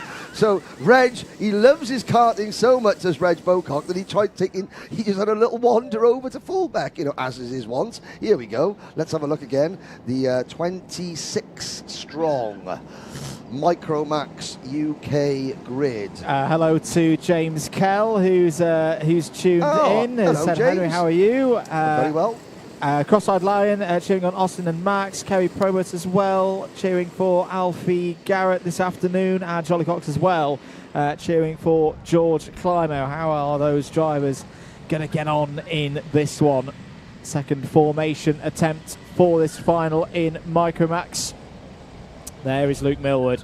He's had a superb weekend. Is it about to get even better here in the final? From pole position alongside his teammate for KR Sport, Joshua Cook. Into the tram lines we go. Are we good? Yes, green light and away for the final here at PFI. Good start for those. First and third on the grid, it'll be Millwood and Farrow leading under the bridge for the first time. Round the banked left-hand corner onto the bridge for the first time. Once again, Henry, a perfect start from Luke Millwood. Yeah, he got the drop on Josh Cook. Cook hasn't panicked, though. He slots into third place. Now Millwood will defend into this corner.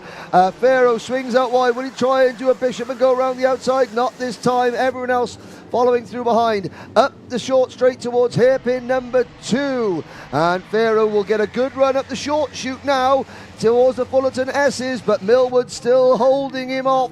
Cook in third, and then in fourth place it looks like Austin Oman for the Sam Pollock Racing team has maintained position. And fifth and sixth, one of the zip carts, I think Maximilian Abrahart and Sebastian Behrman are next in line. Well, we've seen throughout the weekend so far that in race trim, Austin Oman has been able to come through the field, had problems in timed qualifying that left him starting both of his heats from the back of the grid. This is the first time we've seen him at this stage of a race in the top 5. It's Millwood, Farrow, Cook, Owen, Behrman, Abrahart, Mayer, Masiokas, Page and Roots. That's the top 10 at the end. What a start for James Roots. I was going to say, started 20th. Up to 10th, he shot off like a cat with a firework up its backside. He was so quick. Oh, Farrow, high, wide and handsome, coming off turn number 4. And let's have a look. There's that Evolve Motorsport kart there on your screens. James, the Roots is on fire. He's cooking. He really is indeed. So change for the lead momentarily with Farrow ahead of Cook. I see Max Jolly just behind James Roots there as well, back at the front of the order. And look at this. Joshua Cook has managed to work his way to the front of the order. Austin Oman up to second place. There's a move going on for fourth place there with Sebastian Behrman is alongside Millwood and Abrahart involved there as well. Alfie Mayer had a great start to the day. Was at the front of one of the heats earlier on this morning.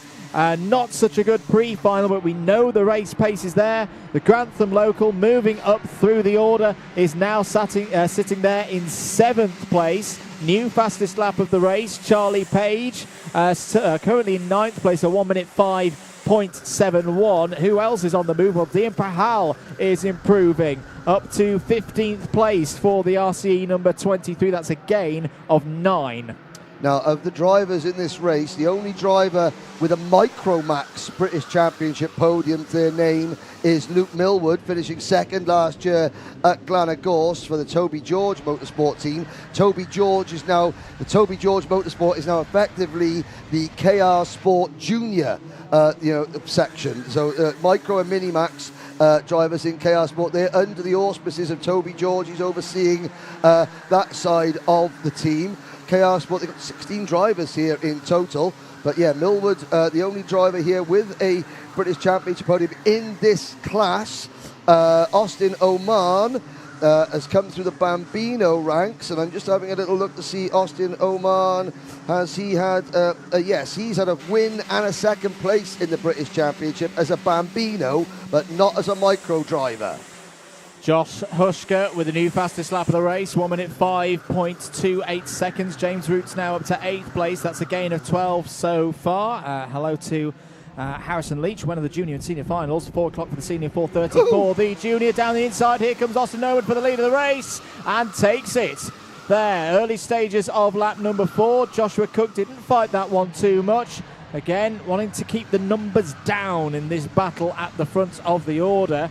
Arthur Farrow there in 3rd place, and Maximilian Abrahart making some good progress into the top 5. Now, 2 drivers who have sadly gone the other way. George Climo, the Coles Racing number 83, is down to 23rd. George Swire for KR Sport is down to 24th.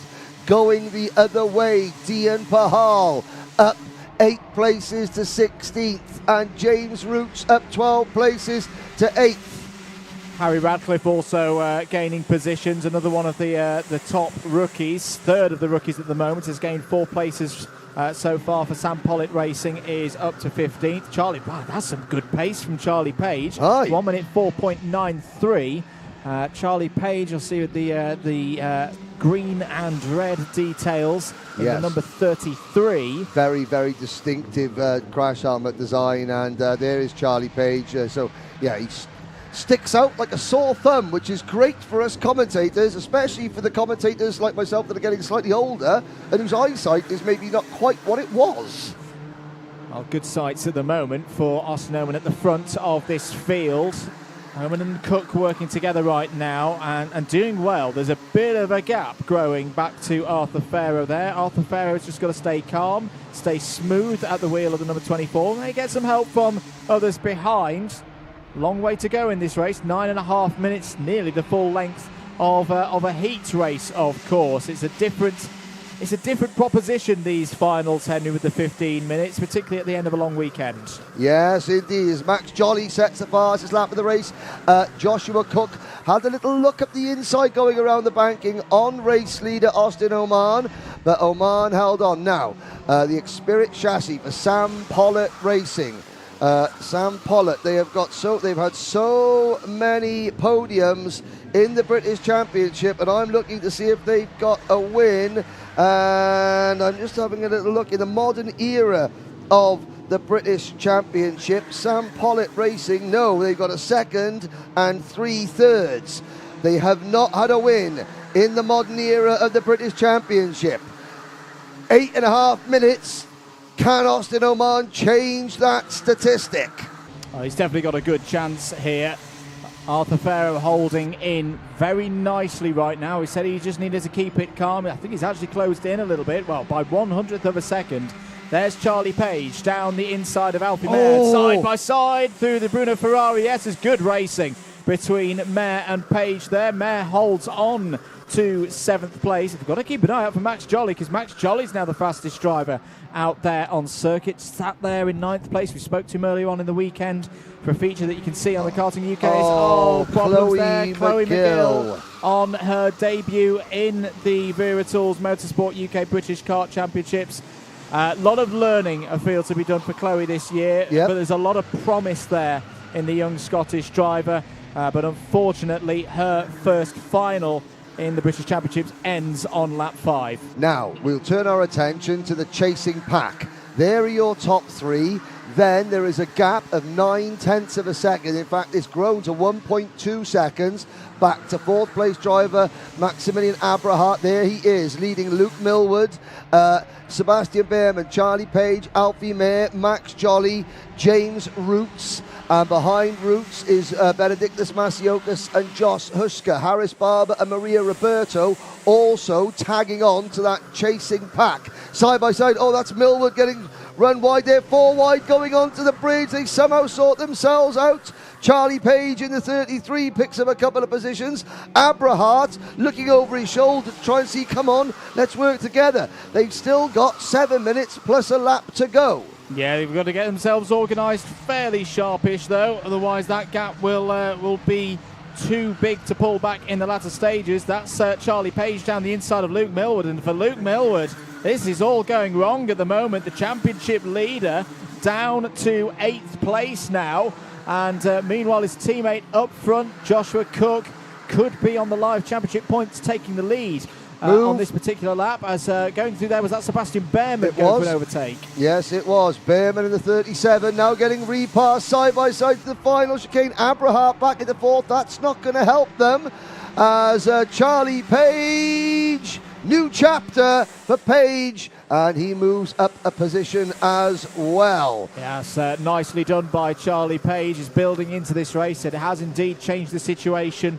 Still very early stages of this year's championship, but if the race was to finish like this, Josh Cook would head to Lark Hall as the points leader in MicroMax UK. Page and Millward fighting once again. This is over 7th place, and Max Jolly's going to come in now, and that's another position lost for Luke Millward. It's just falling away. He's been so strong so far this weekend, but in this final, it's just the pace, the race pace is just not, for whatever reason, it's not there right now. Now, what Luke Millward needs to do now is just, he's got 5.5 minutes. His team will be signalling for the next 2 laps. His team should be saying, okay, calm down, just sit, gather your thoughts, and let the race come back to you. Because the race will come back to this second group of drivers, as long as they now, calmer heads need to prevail. I don't want to see any side-by-side action from this group. You know, if possible, they need to stay in a line. There they go. Well, of course, kids will be kids. And but they can catch these 3 drivers. But and look at the 3 leaders looking over their shoulders. Now they're thinking, okay, we're going to leave it another lap before we break loose and start battling. Because if we start battling now, this group will catch them. If they continue to run single file for another 2 laps or so, 3 laps, then they should have the race. They'll decide the race amongst themselves for the 3 podium positions. Cook now leads again for KR Sport. KR Sport, 21 wins in the British Championship. That places them just behind Dan Holland Racing, Fusion Motorsport. Oh, Dian Pahal's weekend goes from bad to worse.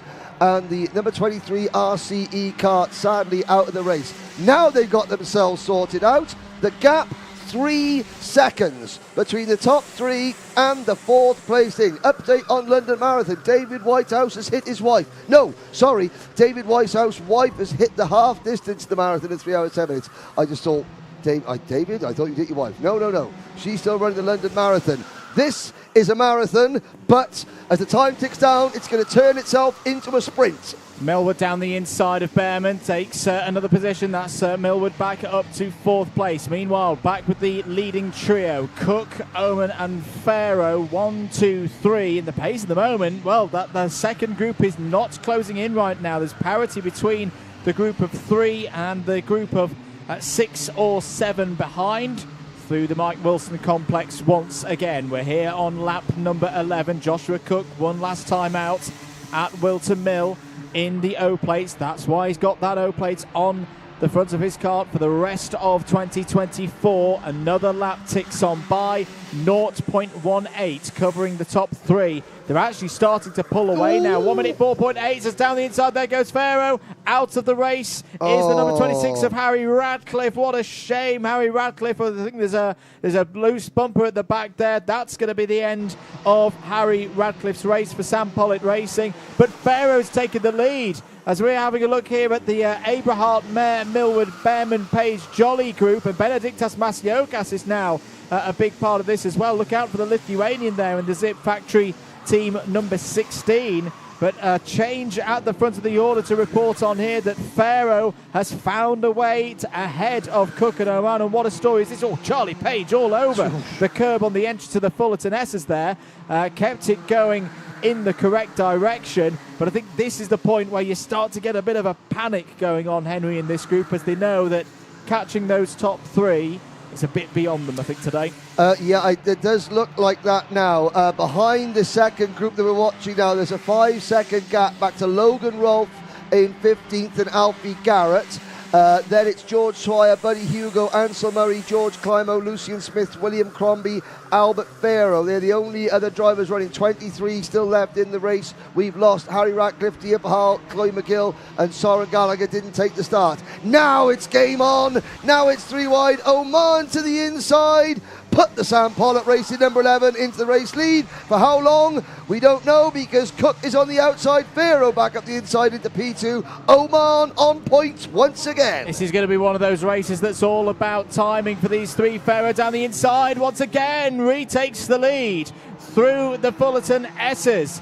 Takes control of it once again. Josh Cook now getting a bit nervous perhaps at the wheel of his KR Sport machine, because he's finding himself now in third place, down 1 place from where he started.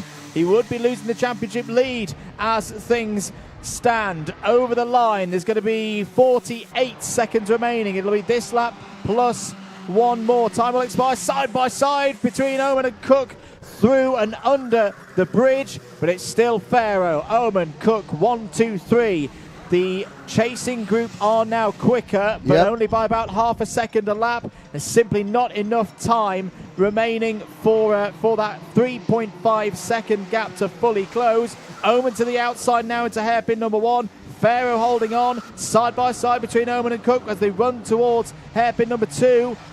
What do you do if you're these three drivers? When do you go for the attack? Because there's still a lot of overtaking opportunities for them. It's the clock will strike 0. Now, Alfie Mayer and Max Abrahart, the two Zip Factory teammates, have broken clear in their scrap for 4th place. But that's off the podium. It's Dan Holland Racing versus Sam Pollock Racing versus KR Sports for the win in MicroMax. Here we go, ring the dinner bell, the last lap has begun. Pharaoh defends through the Bruno Ferrari S's and out onto the banking. Watch for Oman to try and cut underneath him, coming onto the bridge, can't do it. The next opportunity is going to be into this corner, Andrew Mather. To the inside goes Arthur Pharaoh. He's going to white line it all the way to hairpin 1. Can he get the braking right? Is there going to be a lane open for Oman? No. Good control from Pharaoh. Good run. Oh, God, very close there between Oman and Cook. Cook's fallen back a bit. Two drivers going for the same piece of road. Is this the best opportunity now for Arthur Pharaoh? Through into the Fullerton S's. Through 1, then 2. The corners are ticking on by.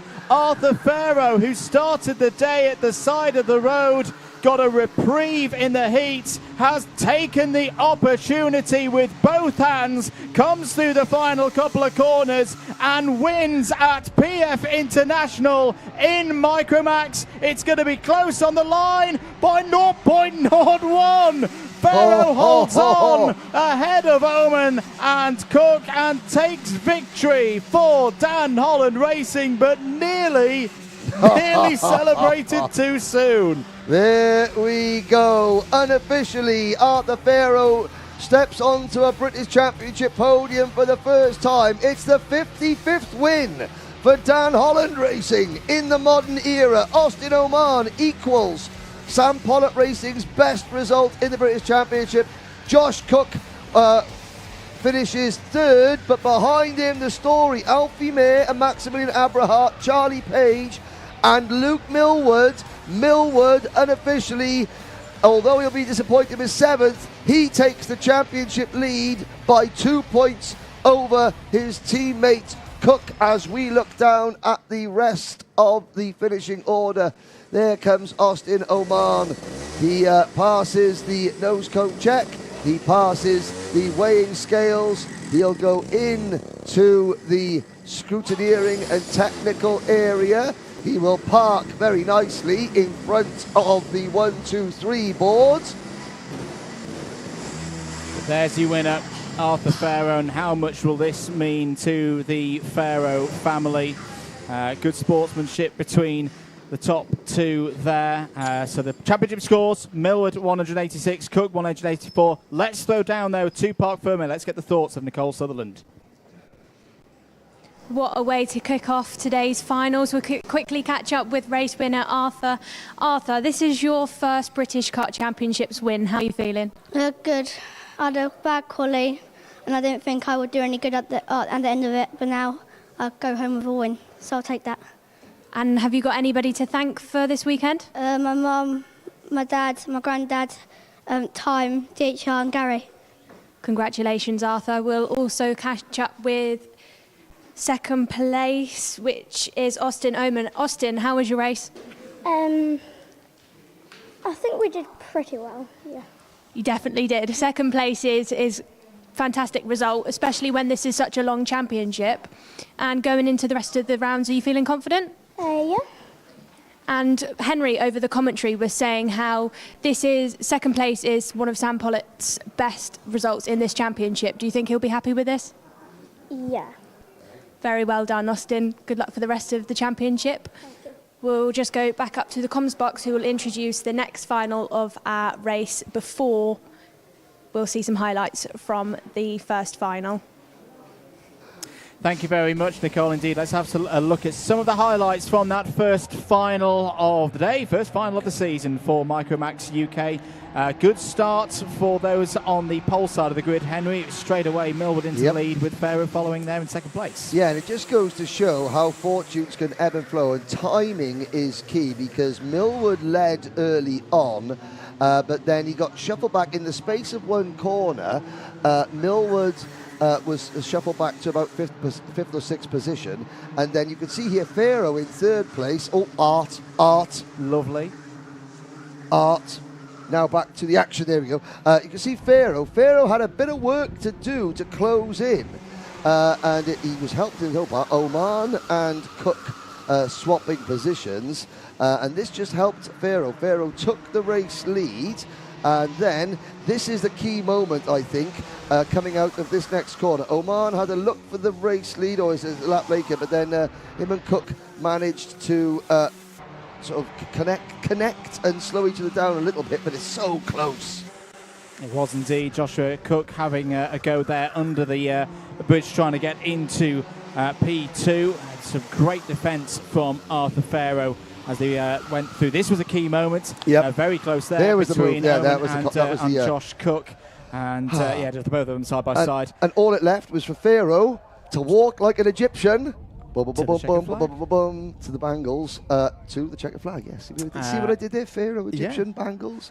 I'm going to make a prediction now. Okay. If it doesn't happen today, I think Austin Oman will be the first Sam Pollitt Racing final winner. Oh, I think William Antrobus has been warned. Yes. Because he's looking good as well, but there we go. Prove me wrong, SPR drivers, for the rest of the day. Very good performance from Oman on what's been a difficult weekend. Right, coming up, next out on circuit will be Honda Cadet after a few of these messages. Ooh.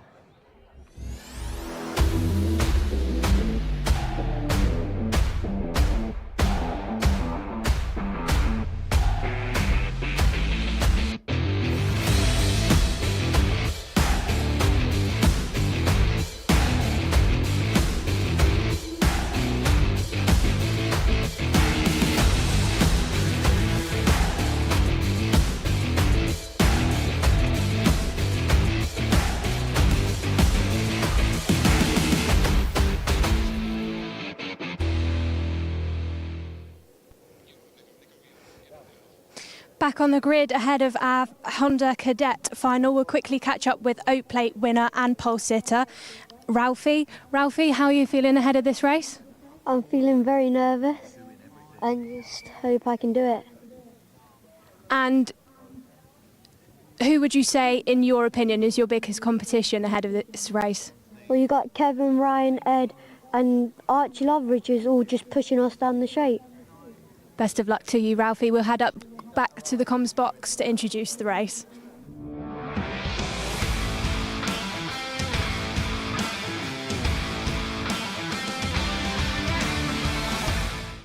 Thank you very much, Nicole. Ready for the second final here this afternoon at PF International. It is Honda Cadet's GX200 ready to go racing. And Henry, a good amount of experience on this grid. Number of drivers on this one who were here last season, including the champion from last year and the winner of the last Honda Cadet British Championships final here at PF International, Ryan White. Yeah, but I love the authenticity. You know, he said, yes, you're right, Andrew. You know, plenty of experience on the grid, but then, you know, when Nicole asked Ralphie how you feeling, I'm feeling really nervous because, again, these are just 8 to 12-year-old drivers.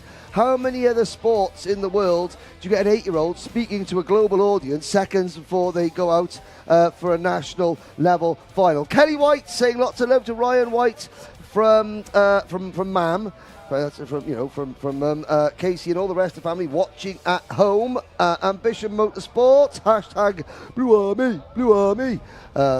That's there is race director, one of our race directors, Dan Ashton, in the centre of the screen, green flag in hand. He will give the drivers a signal.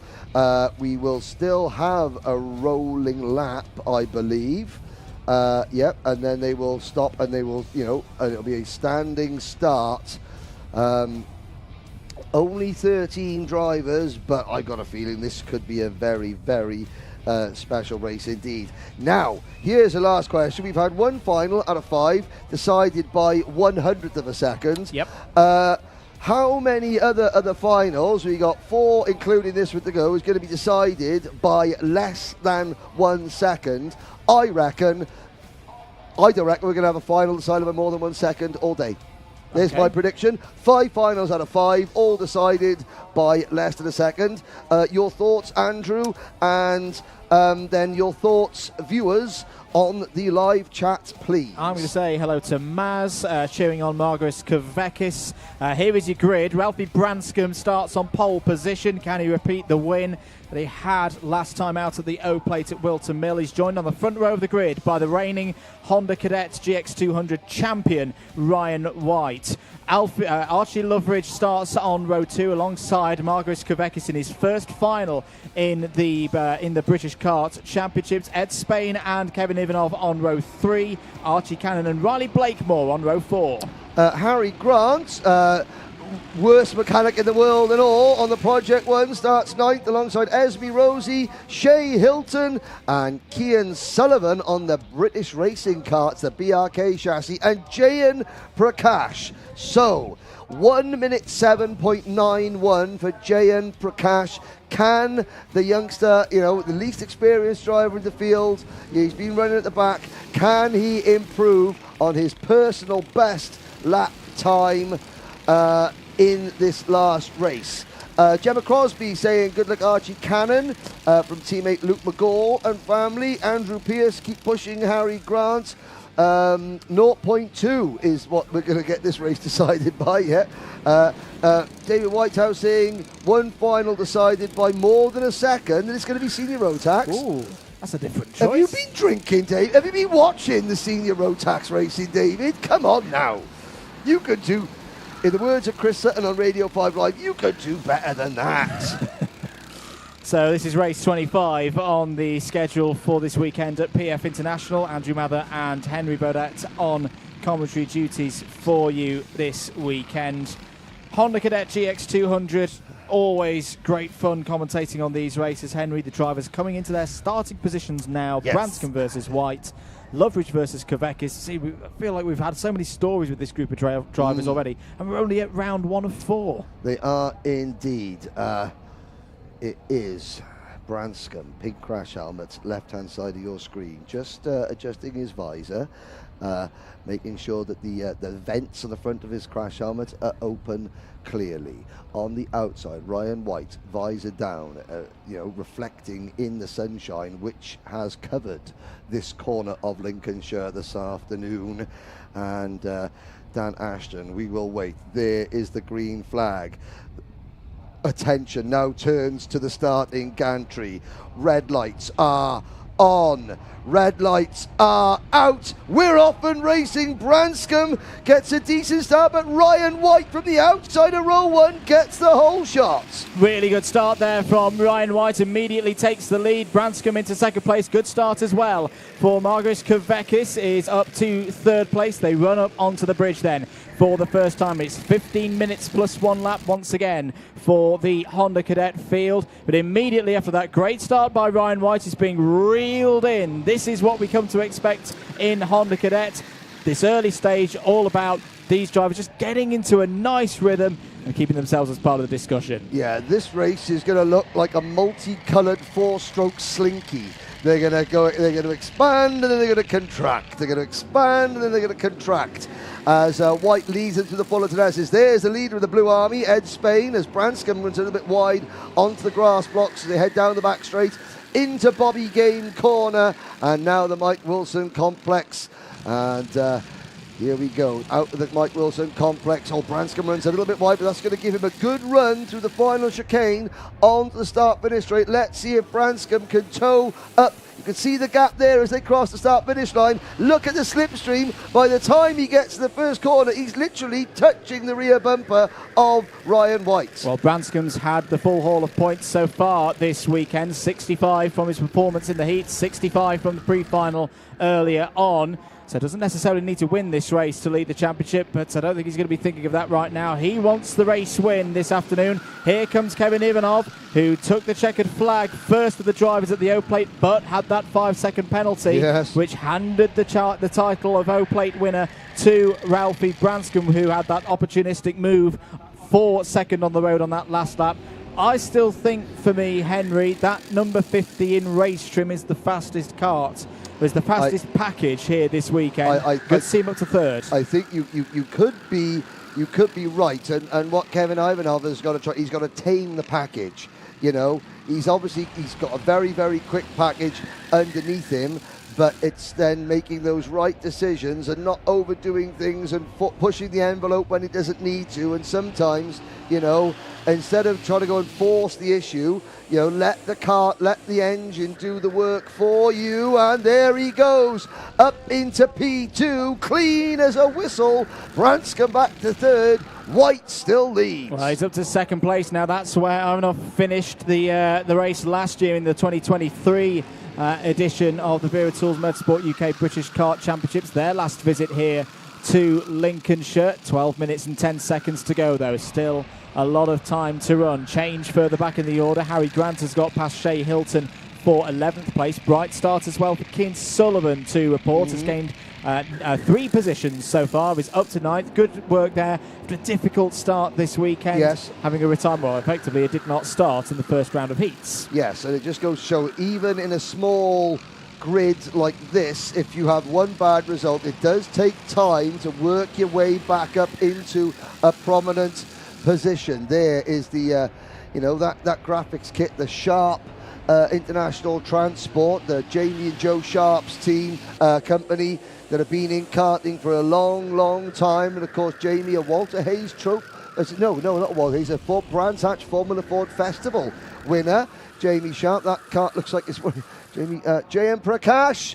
Okay, ladies and gentlemen, JM Prakash updates. New personal best lap, 107.88, and it's only lap 3. Well done, JM. Yeah, really good performance there from JM, learning all the time here this weekend. We spoke to him at the O-Plate, and looking forward to see how he develops across the course of 2024. Fastest driver on the circuit. We'll come back to that, because here's a move for the lead. Ivanov trying to go down the inside through the Fullerton S's. White was wise to that one. These two finished in this order back in October, the last time the drivers were here for the Vera Tools British Kart Championships. Branscombe still there in third, Spain fourth, Loveridge having a quiet race at the moment there in 5th place. Here goes Ivanov again.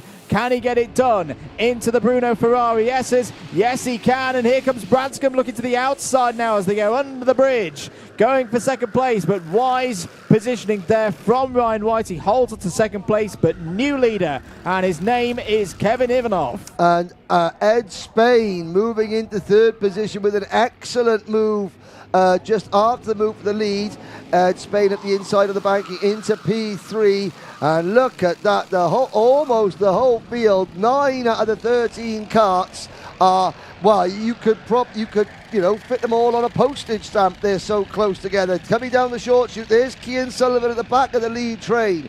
What did we say? We've been taught all it's been is Rotax, Rotax, Rotax. Are the Hondas going to steal a march and produce the race of the day? Well, quite possibly. Still very close here with a good number of laps remaining. Coming around to complete lap number 5. Ivanov, I think he's just going to pace himself here. Wants to make sure that he's quick at the end of these races and just hold everybody at a Honda Cadet arm's length. Has the rest of the field. Arm's length in Honda Cadet is about 3 millimeters. Yes. Yeah. As they go over the bridge. And you can see even in the top 9, there's the next 3 drivers, 10th, 11th and 12th. Harry Grant, Esme Rosie and Shea Hilton. They're next in line. And do you know what? They're not far off the lead. We could have 12 out of the 13 drivers all battling for the race win. And included in that, I think I'm going to throw in the number 42 of Archie Cannon. Archie having arguably the strongest race of the number 42's weekend so far. It's just gone fastest of anyone, a 1 minute 5.9. Battle side by side through the Fullerton S's once again between Spain, Branscombe and Loveridge. This is an opportunity now. There's a bit of a gap between White there in second place and Spain in third, but just as soon as we've said that, the gap closes back in again. The slinky effect showing itself once again at the end of lap number 6, but it's another lap down for Kevin Ivanov, doing all he can do right now, leading this race and controlling the pace. Now the second of the multi-blue coloured Ambition Motorsport kart has moved into 7th place. That's Riley Blakemore. I know Riley's nan and granddad are watching. How do I know that, Andrew? Because they put it in the live chat. Yeah, there we go. I should have said because I'm psychic and I know these things. I can sense them, but no, they put it in the live chat. Young Riley, he's doing an excellent job, and I love that. Nan and Granddad, the next time that Nan sees Riley, what the Nans do, they sort of like slip you a $5. They say, don't tell your mother and father. It's like they're doing some sort of drug deal. They slip you a $5 and say, there you go, lads. Don't tell your mum and dad. Well, he could earn more than a $5 if he keeps on marching his way up the order, because he is just behind the number 15 kart of Margaris Kvekis, and 1.5 seconds separating the top 9. Indeed. So we're into the second half on the time of this 15-minute plus 1 lap final. Live coverage of the Honda Cadet GX200 final here at PF International. Still Ivanov leading from White, Spain, Branscombe, Loveridge. They're all just keeping themselves in play right now. It's the top 9 covered by 1.5 seconds. Good scrap going on further down between Harry Grant, Esme Rosie and Shea Hilton. But now it's started to get a little bit more boisterous out there. It's a bit wide for Ryan White. Here's Branscombe looking down the inside, but no, just in the end, settles back into 4th place. I think that's quite a wise move there from Ralphie Branscombe. It would have needed to have been a big stop on the brakes to get it locked down for 3rd place ahead of Ed Spain with a lot of risk. Yeah, like I said yesterday, this is, the word on the street is this is a ruddy great rumpus. This is, I have to say. Ivanov looking over his shoulder. White and then Spain sitting there. Branscombe in 4th position, followed by Archie Loveridge. Then it's Kvekis. Followed by Blakemore, Cannon and Sullivan. Every once in a while, Cian Sullivan looks like he's falling off this lead group. He's now actually passed Blakemore and Archie Cannon, but the top 6 are threatening to break away from 7th, 8th and 9th. There we go, 2, 4, 6. In fact, the top 5 with Margaris Kvekis running the risk now of losing touch. We've still got just under 6 minutes plus 1 lap to go. It's a familiar situation for Kvekis. We saw this in the pre-final. We saw him be able to hold himself in there and take opportunities later on in the race. 5.5 minutes remaining to go. Warning flag for the number 68. That's Riley Blakemore currently in 8th place. Oh, look at this, side by side towards the Fullerton S's. Very close between Spain and Branscombe. Here's the opportunity surely for Loveridge now with a bit of an assist from behind as away and gone now are Ivanov and White. They can keep this formation going because a big gap now to third that's emerged. I think Archie Loveridge at the front of it. Yes, indeed. Look, Keir Sullivan, all of a sudden, is in the top 5. And I got to say, if we look back, that could be the moment that decides the top 2. That could be the moment of the race. Going into Ed Spain, Ralphie Branscombe, slowing each other down, slowing everybody down. And in the space of one corner, look at the gap that has developed between Ivanov, White and the rest. It's over 1.5 seconds. They're still tripping over each other. Ed Spain has fallen right back to the tail end of this second group of karts now. Frederick Chang on the live chat. Again, these drivers are 8 to 12 years old. Hard to believe. There's Keir Sullivan, who has now sort of moved himself into a position where he can fight for the final step of the podium. But one thing is that Ryan White in second place, he's moving to within 5 points of Ralphie Branscombe in the championship lead. Well, again, we've seen over the years that 1.4 seconds, it's a decent battle buffer, but not insurmountable. So for Loveridge, Branscombe, Sullivan, they've got to believe right now that they can close in on Ivanov and White with the time remaining, and there's the best part of 4 minutes of it still on the clock. That's what you need if you're Ralphie Branscombe. New fastest lap of the race, a 1:05.69. That last lap, that pace was half a second quicker than that of Ivanov and White. So do the maths. Less than 2 second gap. There's going to be more than 4. Oh, now what's that? Is that a piece of debris? Oh, it's a chain guard. Now the question is, who's chain guard? Because that is going to result in a mechanical flag for somebody. Now, did it come off one of the front leaders? We're having a look out of our window. Oh, someone is about to get their heart broken because a chain guard is a mechanical flag. Let's have a look as they come out of this. So there's Ivanov and Branscombe. Oh, it's off White. It's Ryan White. Oh dear, it's a plain white chain guard. It's a non-branded chain guard for the privateer driver. Is it game over for Ryan White? Well, obviously we can say something. He's looking down. He knows. What does he do? And that could get, well, that's, you think to yourself, oh, that's great news for Kevin Ivanov. No, because not. Ryan White's going to have to pit, and then Ivanov's going to be all on his own. Nobody is going to be pushing him along, and Branscombe and Loveridge will be trying to work together to close in. Hand in the air from Ryan White, chain guard off. Oh, devastation for Ryan White. The defending and reigning British champion will not win this one, and that will push him. He was second in the point standings. He will have a little... It was, oh, dearie me. Never mind. The motorsport gods have not smiled down favourably on Ryan White today. He'll see the body, but he knows, hand in the air. Well, you've got to give it to Ryan White.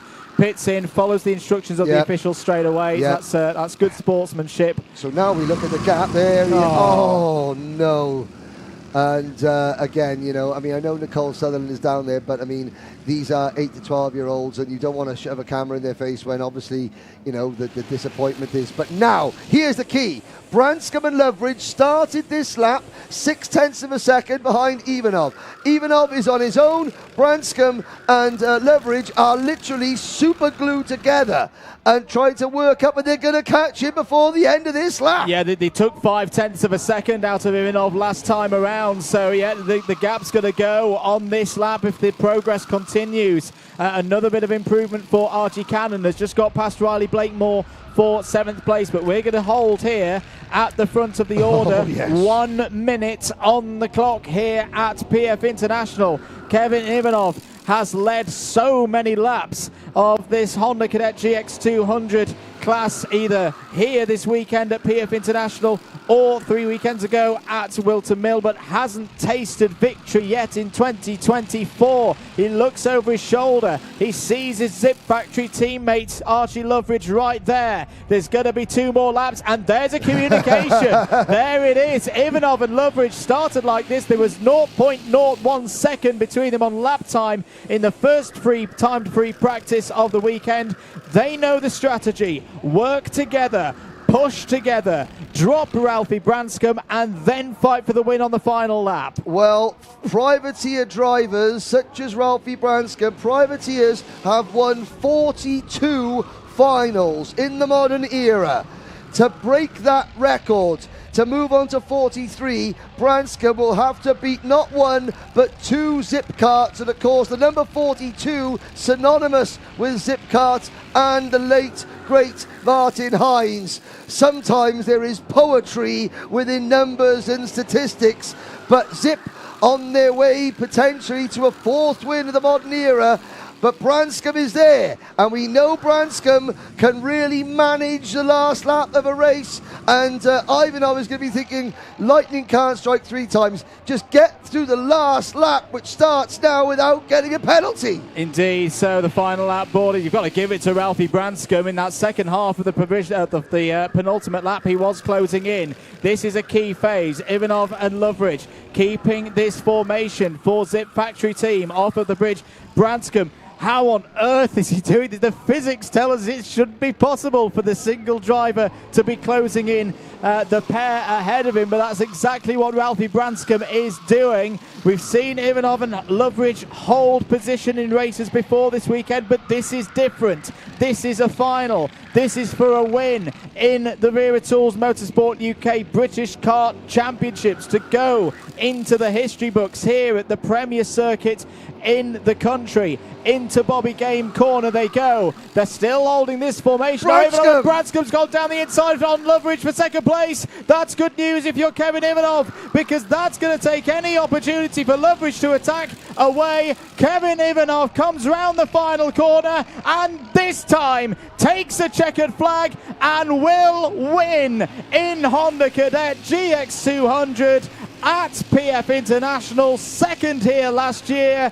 It's the first place trophy for the number 50. It elevates him to 3rd in the championship scores. It's a Zip Factory 1-2. Ivanov from Loveridge, Ralphie Branscombe finishing in 3rd. Memories of O-Plate heartache fade to insignificance as Ivanov celebrates his first British Championship win, a 4th for the Zip Factory team, and it's a 1-2 finish for Earl and Tuesday Hines' boys, with O-Plate champion Ralphie Branscombe finishing 3rd and holding on to the early season championship lead. Margaris Kavakis finishes 4th. Kian Sullivan, a great result for Kian to finish 5th. And then the Blue Army, Ed Spain, Riley Blakemore 6th and H, Archie Cannon 7th, another privateer, Shay Hilton, Harry Grant, Esme Rose and Jayan Prakash with his fastest lap of the weekend in the final, rounds out the finishers. Poor old Ryan White. Oh, no.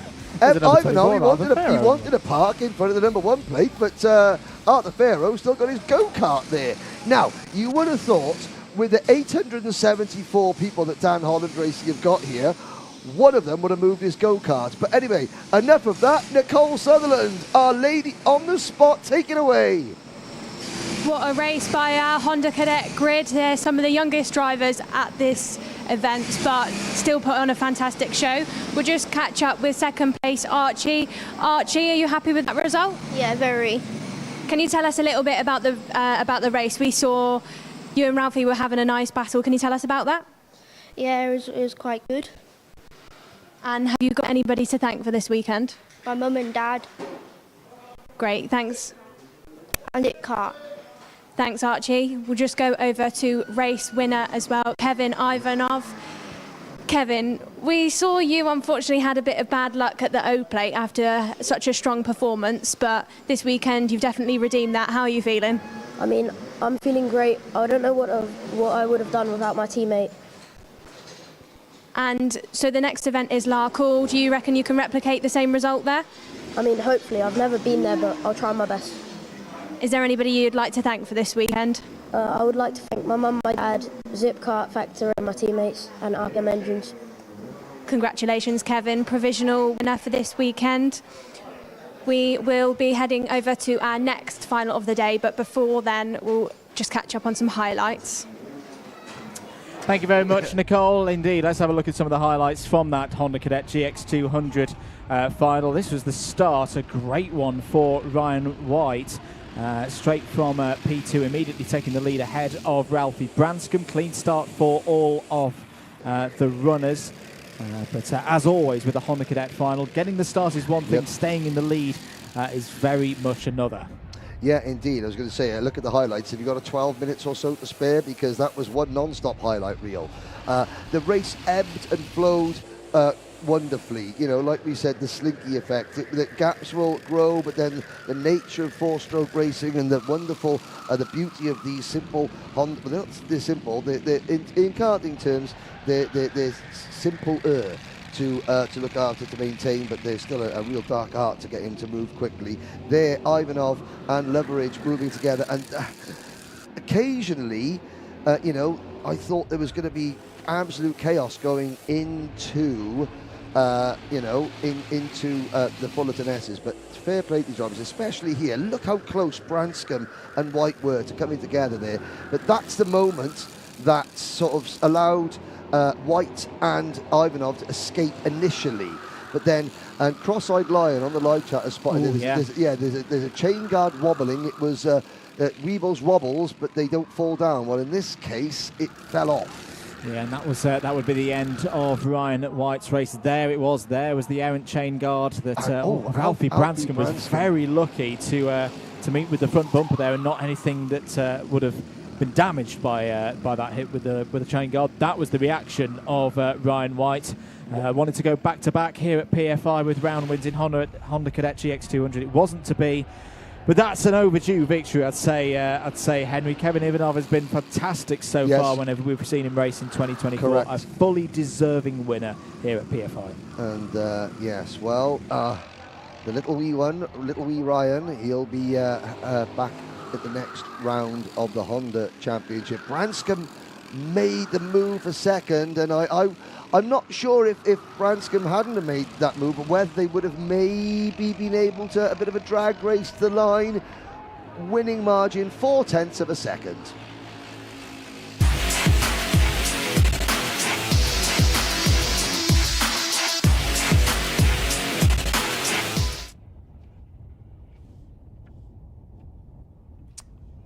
Welcome back, ladies and gentlemen. And here is a look. Next up will be Minimax. Don't forget, boys and girls, 4 o'clock local time. The next 3 races, and we're not trying to say don't tune into this one, because obviously it's going to be a fantastic race. However, the showstopper is next. So, here's a new feature. Let's have a walk out onto the grid with Nicole Sutherland and Emerson McAndrew-Uren. So we're going to walk out onto the grid with Emerson. How's your weekend been so far? Yeah, we've been really fast all weekend, and I hope I can continue that in the final and maybe hopefully win. And last year you were our MicroMax champion. Has it been different in Minimax for you? Yeah, the grids are way harder this year, but I still have to try and do my best. And you're running with Dan Holland this year. What advice has Dan and the team been giving you? They're an amazing team, and they just support you all the way, and I think they're a great team. And for you, this is very, very talented grid. In your opinion, who's your biggest competition? Who do you look out for? My biggest competition is probably like Albie Friend, because like he's a good driver and he almost won it last year. So great to speak to you, Emerson. We'll catch up with you a little bit later on. We'll just have a quick walk down the rest of the grid as they head out onto the circuit. Probably see if we can catch up with Let's have a look. They'll all run off now because they don't want to speak to me. Too concentrated. Straight down on the Max. Max, how's your weekend been so far? It's been going good. Had a bad heat one. My engine didn't start, so we just hoped for starting 9th, just hope to get up the field. And you've recently joined the Thule Motorsport awning. How have you been getting on in there? What kind of advice has Drew and the team been giving you? Just get through there, get stuck in. If you're going to have to defend, just defend, and we've just got to get stuck in there. And I just asked the same question to your competitor, Emerson. Who would you say is your biggest competition? Top 5. Normally just go push with top 5 and then try and have a good battle at the end. Great to speak to you, Max. We'll head up to the front of the grid where we have pole sitter Albie Friend. Albie, undoubtedly one of the fastest drivers on this grid, always successful in these events, and he's with the Strawberry Racing team again this year. We'll go and have a quick chat with him, just see his thoughts on the race.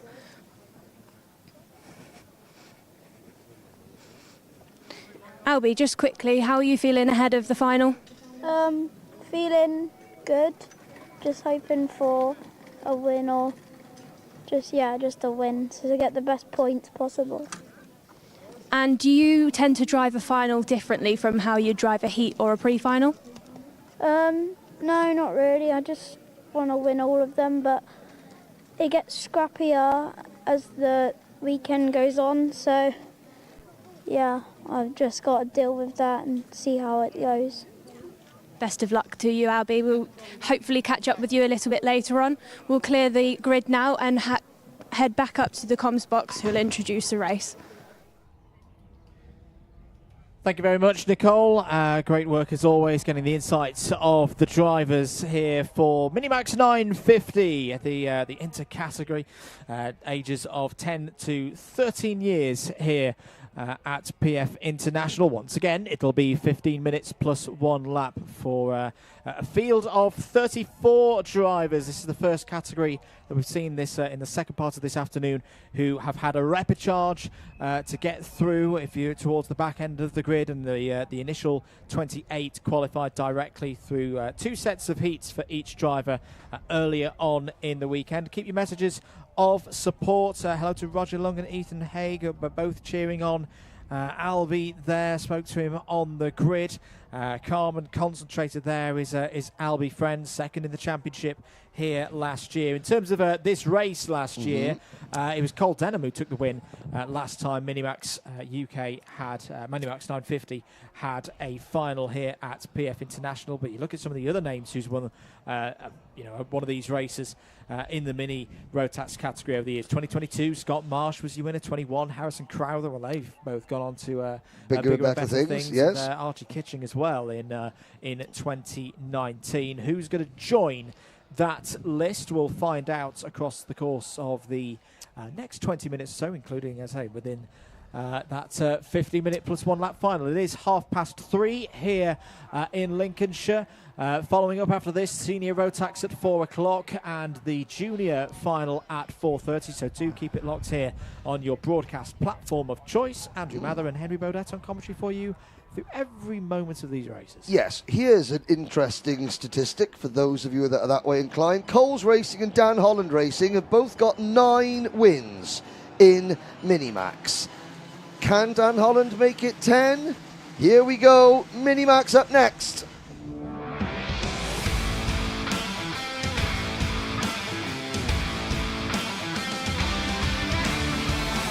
Here's your grid then for the Minimax 950 final. Albie Friend on pole position alongside on the front row Joshua Griffin, Harry Taylor and Finley Lyons on row 2, Luca Holmes-Ballack and Jensen Chalk on row 3, Emerson McAndrew-Uren and Zadek Babacek on row 4.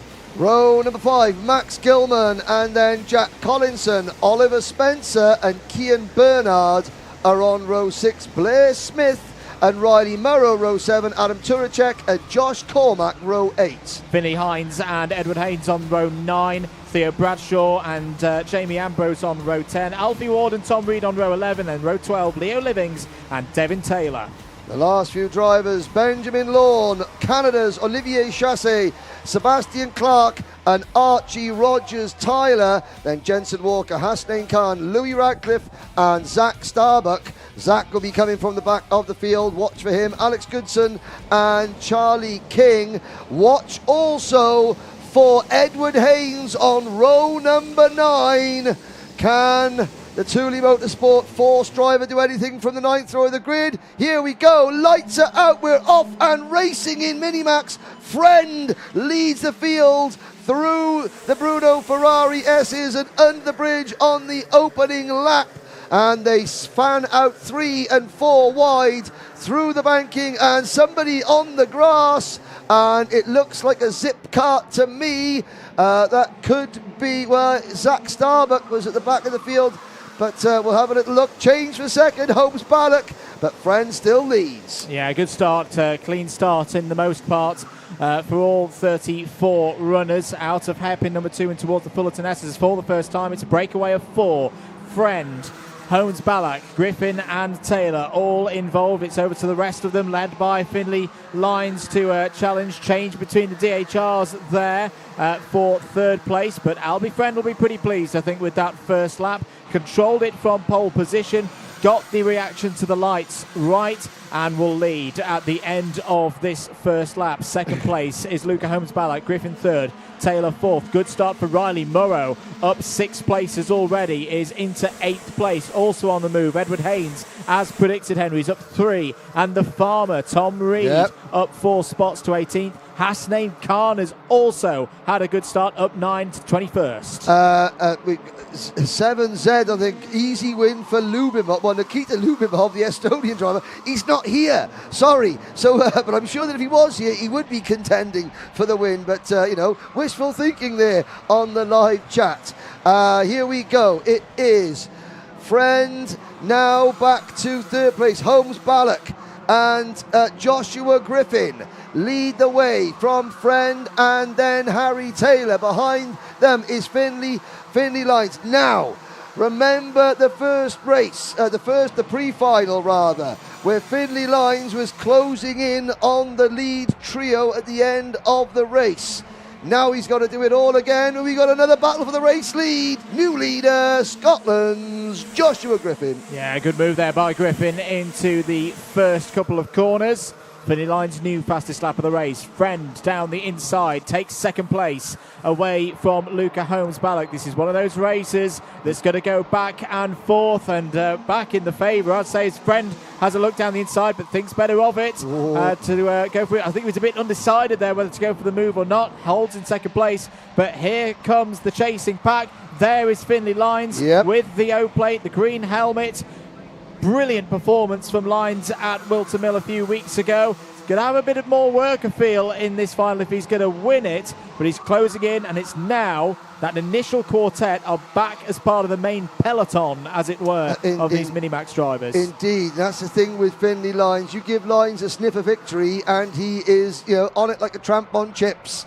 Now, out of the final corner, Friend trying to break away with Josh Griffin. Then a gap back to the 2 Synergy teammates, Holmes Ballack Lines, McAndrew Uren and Harry Taylor are next. Jensen Cho, I think Auntie Jody is giving Jensen some support on the line, on the live chat. Riley Murrow in 8th, then Babicek, the Czech Republic based driver, and Gilman rounding out your top 10 ahead of Bernard, Smith, Collinson, Haynes up to 14th, then Tom Reed, Spencer, Turacek, Khan, Bradshaw and Finley Hines rounding out your top 20. It doesn't look like Coles Racing are going to take their 10th Minimax win in this race. Their leading driver is Hines down in P20. Yeah, good defence there from Jensen Chalk, keeping ahead of Riley Murrow for 7th place. Griffin and Friend feel right now, Henry, they know they have to work together right now. They cannot afford to let Lines, Holmes, Ballack and Taylor back into this one. They've got a good gap with 11 minutes remaining on the clock. Let's have a look at what the pace is like as they come round to finish lap number 4. 1 minute 1.5s for the two leaders, as that is Taylor down the inside of Luca Holmes-Balak. At the moment, Finley Lyons is 0.4 of a second quicker than the front two. Oh, 1 minute 1.0, 3 wide going onto the bridge. I hope that gets sorted out before they get to the next couple of apexes, and I believe they did. Good driving. Here goes Friend down the inside for the lead. Spot on the brakes. Takes the lead away from Joshua Griffin, but that has definitely brought Finley Lyons back into play now. The O-plate holder is there, less than 0.3, 0.4 of a second behind. On the live chat, Martin Hallam was used to watch Finley's dad Stuart Lyons race in the Volkswagen Audi Group Trophy. He goes, does that make it old? No, Martin, it doesn't make you old. Makes you bloody ancient. No, Stuart's very proud of what Finley's doing. Here's a move from Joshua Griffin, and through as well goes Finley Lyons. Both of them ahead of Albert Friend. Round onto the bank. He wants to get a Lyons lead. No, he doesn't, because back comes Friend. Well, Albert Friend goes from first to second to third to second to first in the space of about 10 seconds. That's Minimax 950 to the core. Harry Taylor's approaching now as well there in 4th place. Luca Holmes-Balak and Emerson McAndrew-Uren 5th and 6th. But that's classic Albie Friend. The second he gets overtaken, he's like, nope, I'm striking straight back here. Brilliant overtake to retake the lead. You look in any off-track footage and Albie Friend has always got a beaming smile on his face. That smile belies an absolute tiger when he gets back behind the wheel.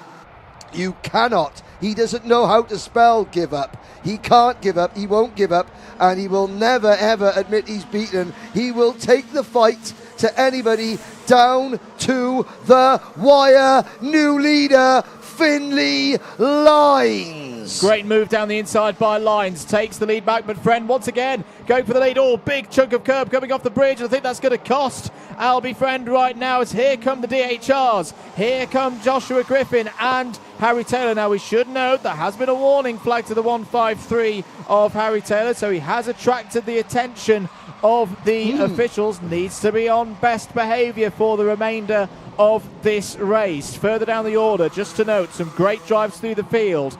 Tom Reed up 9 spots now to 13th. Edward Haynes up 6 to 12th, and also in double figures for number of positions gained. Khan, Radcliffe and King all scrapping inside or around the top 20. Well, I've got to say, Finley Lyons has checked out. This is what we've seen. 0.5 of a second in the first lap. Last lap, he did a 101.34. The chasing pack did 101.7s. Now the pressure's on Griffin and Taylor and Friend. Behind second, third and fourth, you've got a 3-kart battle for fifth between Holmes-Balak, McAndrew-Uren and reigning MicroMax Rotax Grand Finals champion Jensen Chalk.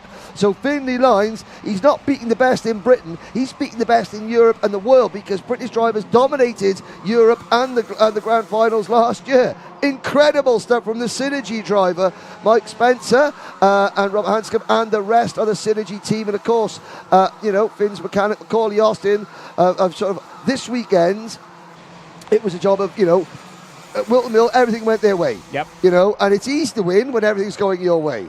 This weekend, Finley's had a lot of adversity to overcome. So the job of dad and team and mechanic is to get young driver back into the right headspace and sort of tell him, don't overdrive, don't overreact. Like I said, let the package do the talking. Let the car, let the engine, let the handling do the talking. You just do your bit as well, and everything will be clover. I've got to say, Joshua Griffin's digging deep here. That was a great last lap from Griffin. 1 minute 1.2, a personal best. Pulled in quarter of a second of Lyons' lead. So it's 2/3 of a second that covers the top 4. Emerson McAndrew-Uren and Luca Holmes-Balak still pushing on there with Jensen Chalk for company. That's the chase group, 5th, 6th and 7th. You just see them there at the back of your shot. This is at a classic middle phase now. Everybody knows what they've done so far in the first half of this race. Everybody knows what's at stake for the remaining time on the clock, and you don't want to throw it away. Still with 5 minutes and 43 seconds to go. End of lap 9. It's Lines, Griffin, Taylor, Friend, McAdoo-Uren, Holmes, Ballack, Chalk, Zednek, Babacek then leads the next group behind. That also includes Edward Haynes, Max Skillman, Riley Murrow and Tom Reed, who's now up 10 places in this race to 12th. Yeah, indeed. And we've still got all 34 drivers running, which is great to see. Lines. And of course, wouldn't it be poetic if it came down to a battle between Finley Lines and Joshua Griffin for this final win? And there's the chasing pack. So there's the 118 of Jensen Chalk side by side behind. There's Edward Haynes. Haynes, the baby-faced assassin, is now up into 8th place. A gain of 9 from where Haynes started for Thule Motorsport, and he's getting some help from Max Skillman as well. The two Thule Motorsport drivers piloting things well right now. End of lap 10 then. What is the gap looking like at the very front of the field? Well, it's stabilised. Identical lap times for the two leaders to the 100th of a second last time around. Harry Taylor, a relative chasm of 200ths slower on that last lap round. And Friend was actually the quickest of them last time. So it's still that pack of 4 looking a bit further back. This is, was that Tom Reed looking down the inside on the Strawberry? Yes, it is. The 111. That's going past Riley Murrow in the 138. That's Reed up to 11th. The Strawberry race, the junior arm of the Strawberry racing team, which is helped run by Mark Baines, and Mark has been celebrating Sheffield Wednesday won earlier on today, so Mark's in good spirits. During the match, I think it was 12:30 kick-off there, apparently there were kids being thrown around the awning, there was, windows being broken and everything like that, but all is now well with the world, and the Strawberry racing drivers have picked themselves up and are now going back to the front. They are indeed. So another lap ticks on by. Lines still comfortable at the moment out front, quite happy to lead this group, but Griffin starting to apply the pressure as Blair Smith out of the race. It's been a tough weekend for Blair Smith. Was 8th in the final here last year. It won't be this year. Change of lead. Griffin to the front and Fred down the inside as well. What has happened to Lines? Well, he's down to 4th place now. He's trying to fight back round the outside of Joshua Griffin for 3rd. But that's completely changed the story of this race now. Albie Friend once again back into the lead. Yes, indeed. Again, you just can't keep a good man down. Friend from the lead, back to 2nd, back to 3rd, back to the lead. Now what can Finley Lines do? Now we'll see what he's made of. He's been forced back to 4th position. We got less than 3 minutes to go. He's going to either, I hate saying it, it's either going to be win it or bin it. This is a key moment for Finley Lines now. Can he keep his head? He's got a championship to think about. It has indeed. Have they all these drivers do? At the moment, Friend would be your championship leader over Griffin, Holmes, Ballack, Taylor and Lines in 5th. But Lines, he's got the kart to get to the front, but he's got 3 supremely talented world-class drivers in front of him. Here's the first move. There's Griffin to the inside. Door shuts in Lines' face. Stays 4th. Friend's going to start backing them up. Friend is going to start not messing with them, but backing them up, trying to wait and almost feel the little push from behind and then go. What can Finley Lines do? What can Griffin do? Harry Taylor. This is the best I've ever seen Harry Taylor drive. It really has been an impressive performance from Harry Taylor here this weekend. Less than 2 minutes to go then. Albie Friend continues to lead. Finished 9th in the final here last year, a final where he was going for the championship. In the end, finished P2. So the start of the 2024 campaign. As there's the move from Lines down the inside of Harry Taylor for 3rd place. Can he get it done at the top of the banking? Yes, he can. So that's one position for Finley Lines. Now he'll set about trying to find a way past Joshua Griffin, which of course he had to do on the way to winning the O-Plate in in somewhat strange circumstances. Friend defends to the inside and successfully through hairpin 1, but here comes the attack through hairpin 2. Lines looking to the outside now. Is there going to be a switchback available for him into the Fullerton S's? Griffin squeezes a little bit, but leaves enough racing room. That's good racing between Lines and Griffin. Lines up to second place. Friend checks over the shoulder, sees he's got about, what would you say, 4 or 5 kart length lead. I tell you what, he's going down all the time. I'll tell you what the gap is. The gap is not enough. Not enough. Not 2 yet. laps to go then. Albert Friend comes round, sees 30-odd seconds on the clock remaining, but if he looks over his shoulder, he'll see the bright green helmet and O-plate of Finlay Lines is there in second place now. All to play for here at PFI. Here we go, over the bridge for the penultimate time. They descend towards hairpin number 1, 180 degrees right. Up the short chute, 180 degrees left. Up the second short chute, and then a 90 left and a 90 right to the Fullerton S's. Onto the back straight.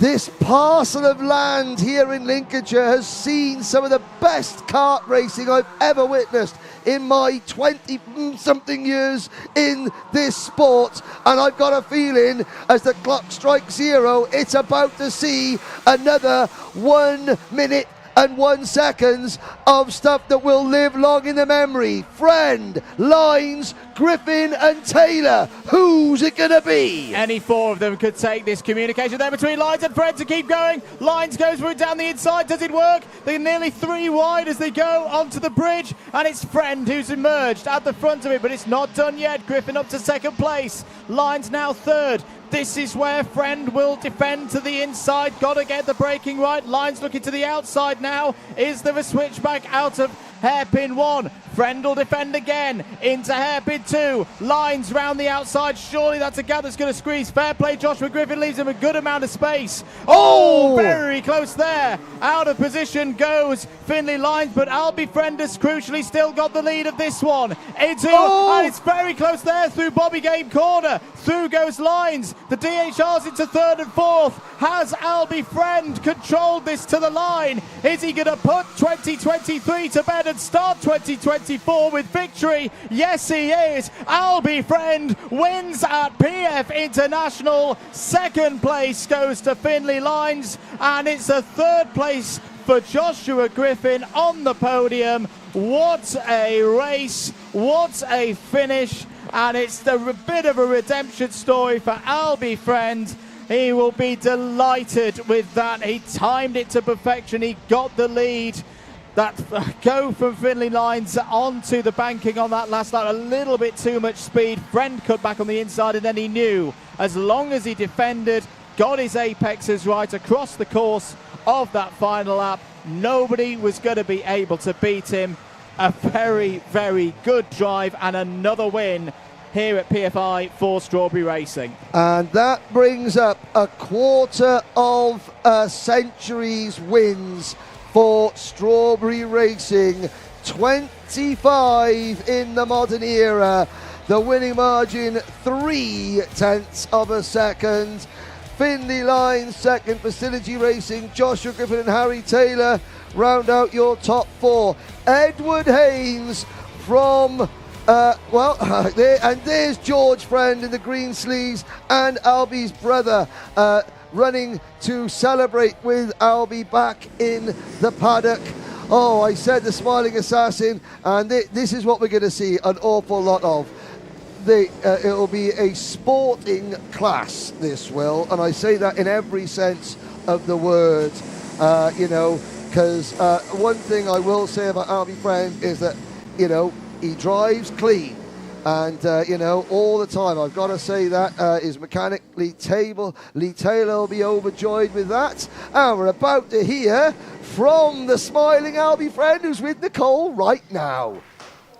What a race by our Minimax grid. Albie, we spoke to you on the grid before, on pole, and now you've won the race. How are you feeling? Feeling really happy. I mean, great start to the season with a bag full of points. So heading into the next round, feeling confident. You lost the race lead partway through and then got it back again from lines. Can you talk us through what happened there and how you kept your head? I wasn't very fast at the start, but I knew I just had to keep with them because I knew it would be a battle at the end. And they overtook each other and I got the switch back and managed to get into first, and then just got a bit of a gap and then just had to defend on the last lap, and was really pleased that I came across the line in first. And is there anybody you'd like to thank for this weekend, Albie? I'd like to thank Nathan, Joe, Mark, Whole of Strawberry, my dad, and Cream Engines as well.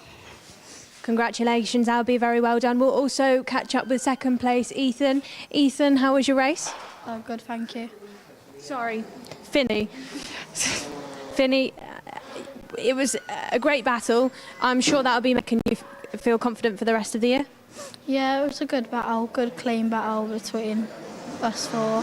The front, I'm quite happy with second. It's quite a decent starting place to start the championship. Hopefully we can gain more points throughout the year to try and come first, but second's good for the first round. Yeah, of course, you always want that race win, but this early on in the year, points doesn't hurt anybody, so congratulations. Sorry for the wrong name, silly me. So we'll just throw back up to the box, catch up with some highlights from the race. Thank you very much, Nicole. Let's indeed have a look at some of the highlights from that one. 15-minute highlights package. A great start, and I love what the drivers were saying there. It was a good clean battle. I think going into Bobby Game Corner, the last corner, I think there was a little bit of bumpety action as people backed themselves up. But Luca Holmes-Ballock, who eventually faded to finish 10th, led early on. And it was one of those moments where you could see, Holmes-Ballock gets shuffled wide. Finley Lines the green crash on it there. He's not in contention here, but he closed in. He showed that he's got the pace to run at the front. Great work from the two DHR drivers, Harry Taylor and Josh Griffin. We mentioned before, obviously, it was there for all to see at the O plate. Josh Griffin, a lap down, having a moment of madness, I think, a bit of frustration, but that's all been put aside now. I know him and Finley have been speaking, in the paddock and playing around and messing about and stuff like kids should do, and all made up. But this is the Josh Griffin that we know is in there, a superbly talented, nice, clean driver. And there's Albert Friend again. This is the point where I said, he shakes his head. Jensen Chalk goes through. There's the baby-faced assassin, Edward Haynes. So I was outside checking the weather, as I do before some of these races. And Jordan Baines, who runs Force Motorsport, said, "Watch this, Haynes, top 5 or a 5-second penalty." And he fair play from 18th on the grid. Jordan knows his stuff. But there, Finley Lines up the inside into P3 at this point. And this is where Friend controls things brilliantly. Not blocking, defending, and just putting himself in the right place at the right time. Yeah, his race management was superb across the course of this one. This was the moment where Lines just a bit too much speed there, and that was the opportunity where Friend knew with that speed of entry for Lines that was going to be he was going to be able to cut back. That was a very close moment for Lines. And that would be the deciding moment that gave Albie Friend the win.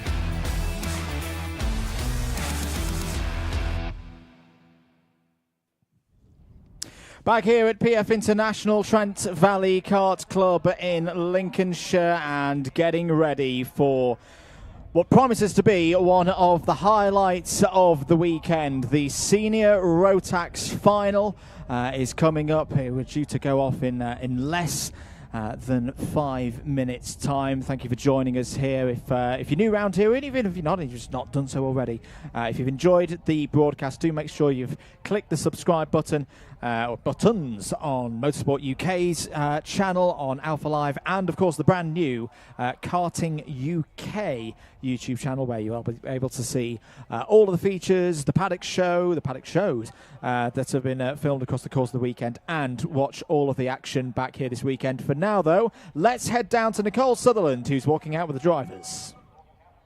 We're walking out onto the circuit ahead of our first senior Rotax final of the year with Jack Lilly. Jack, how's your weekend been so far? It's been an up and down weekend. It's the heats were a bit challenging, so and then we had a challenging pre-final then. So hopefully we're going to get back to the front. And we've seen you make a lot of progress in the past 12 months and throughout the winter. What's helped you to do that? Just not having injuries, really. Like I've only had. This is my only first pre-season, so it's good to get the laps in and get towards the front. So you're running with Sam Pollitt this year, same as last year. What's Sam's expectations for you? Just to get the best out of the kart and the performance, just try and get the best results possible, so I can get a good result in the championship. That's great. Best of luck to you, Jack. We'll head over and quickly catch up with Lewis Gilbert. Lewis, have you got a second for a chat? Yeah. How's your weekend been so far? It's been not so bad. A little bit poor in the last heat with a DNF, so that put us in the back foot. So started quite far back in the pre-final, got way up a good few spots in the pre, but still got a lot of work to do for the final. Well, best of luck to you, Lewis. We'll head further down the grid. We caught up with Ewan Charman yesterday, who was one of our heat winners. Ewan's one of the only karts on the circuit that isn't an OTK. He's on a Birrell. Ewan, after we caught up with you after your heat win, how have you been getting on? Yes, we struggled in the pre-final. We also got fourth in the heat, which is decent, but the pre-final we struggled. Seats stay snapped.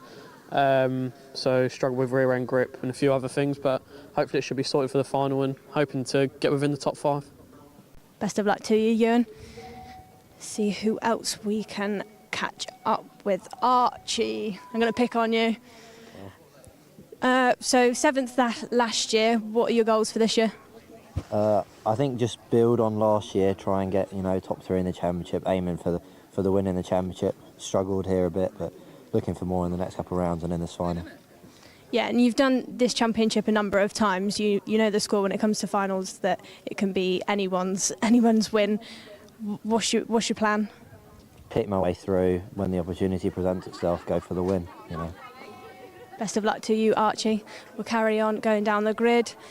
We've got Hunter Motorsport car, Gustav Uvzakov's up at the sharp end of the grid as well as teammate Kai Hunter. Kai was our British champion last year.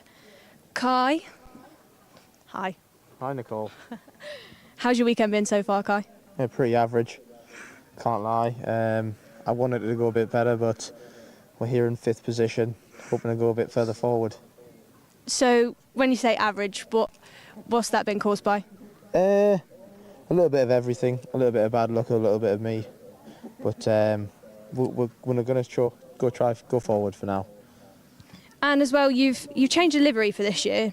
Previously, you had just all branded Hunter Motorsport graphics, and now you're on the Carlos Sainz. So can you tell us about the partnership between Hunter Motorsport and the Carlos Sainz chassis? Me and Reese obviously got the CS55 deal at the start of the year, so I'm trying to obviously promote the kart. It's a brand new kart from the OTK group, so we're just going to try to do a bit for that, and then I think we're going to switch the sticker kit up later on in the year.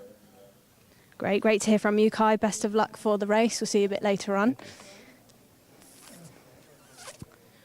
Macaulay, we caught up with you earlier on in this weekend. You were saying how confident you felt. Is that still the case for the final?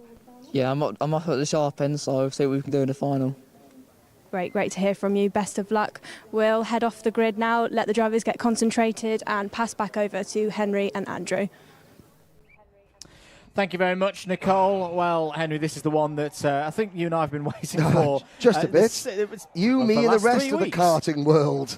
I'm just looking down the grid there. So Darren Brown, chatting with Callum Bradshaw. A Nash Motorsport jacket with Teddy Pritchard Williams, of course. Blake Nash running for the Tony Kart Factory team. Okay, charge your glasses. Sit down and wait. What can the stars of Senior Rotax do?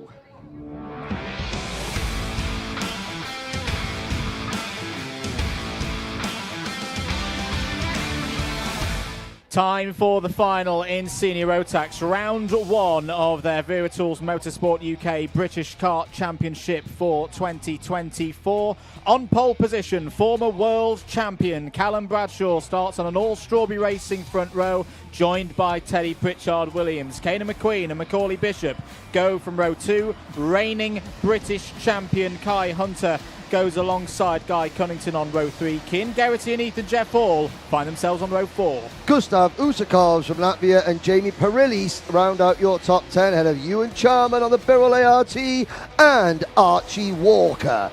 Row number 7, the Diamond of Dalry, Lewis Gilbert and Jack Lilly, Neo Clark and Tristan Rennie. Armand Hamilton and Archie Buttle go from row number 9. Brandon Klein Nagelvort and Pearson Bullock Carter start on row 10. Reg Hayward and Joshua Graham start on row 11. Deacon Russell and Angus Scrivener, who race through from the Repechage on row 12. Sam Baker, George Donald, David Olesner and Alex Moody are next up with Austin Lee, Alex Adams-Acton, Sam Longley and Tyler Harris. Last row of the grid, it's a 34 kart field completed by Matthew Sayer, flying the flag of Vietnam, and Morgan Porter, who had a retirement from the pre-final. 2020 British Senior Rotax champion and 2023 British KZ2 champion Morgan Porter. You can cut the tension with a cricket stump here, and they're gonna go around again, and that to me is absolutely zero surprise with Callum Bradshaw on pole position. He is one of the best direct drive karters in the world. Yes. Has been for some time. There is nobody, in my humble opinion, that plays the mental game better than Callum Bradshaw. If his go-kart isn't the quickest in the race, he will make sure that he outsmarts the rest and makes everyone else think he has the quickest go-kart. Yep. No, absolutely. Well, at the moment, he leads the Virtual Championship scores after 2 portions of 25 points, 130 for Bradshaw, 124 for Pritchard Williams, McQueen on 119, Bishop on 117. Here last year, it was Kai Hunter who took the final victory on his way to finally securing that Senior Rotax trophy. The year before it was Bradshaw, the 2022 round winner here at PFI, Sean Butcher the year before that, and Kieran Gifford back in 2019. And of course we have record viewing figures for the day.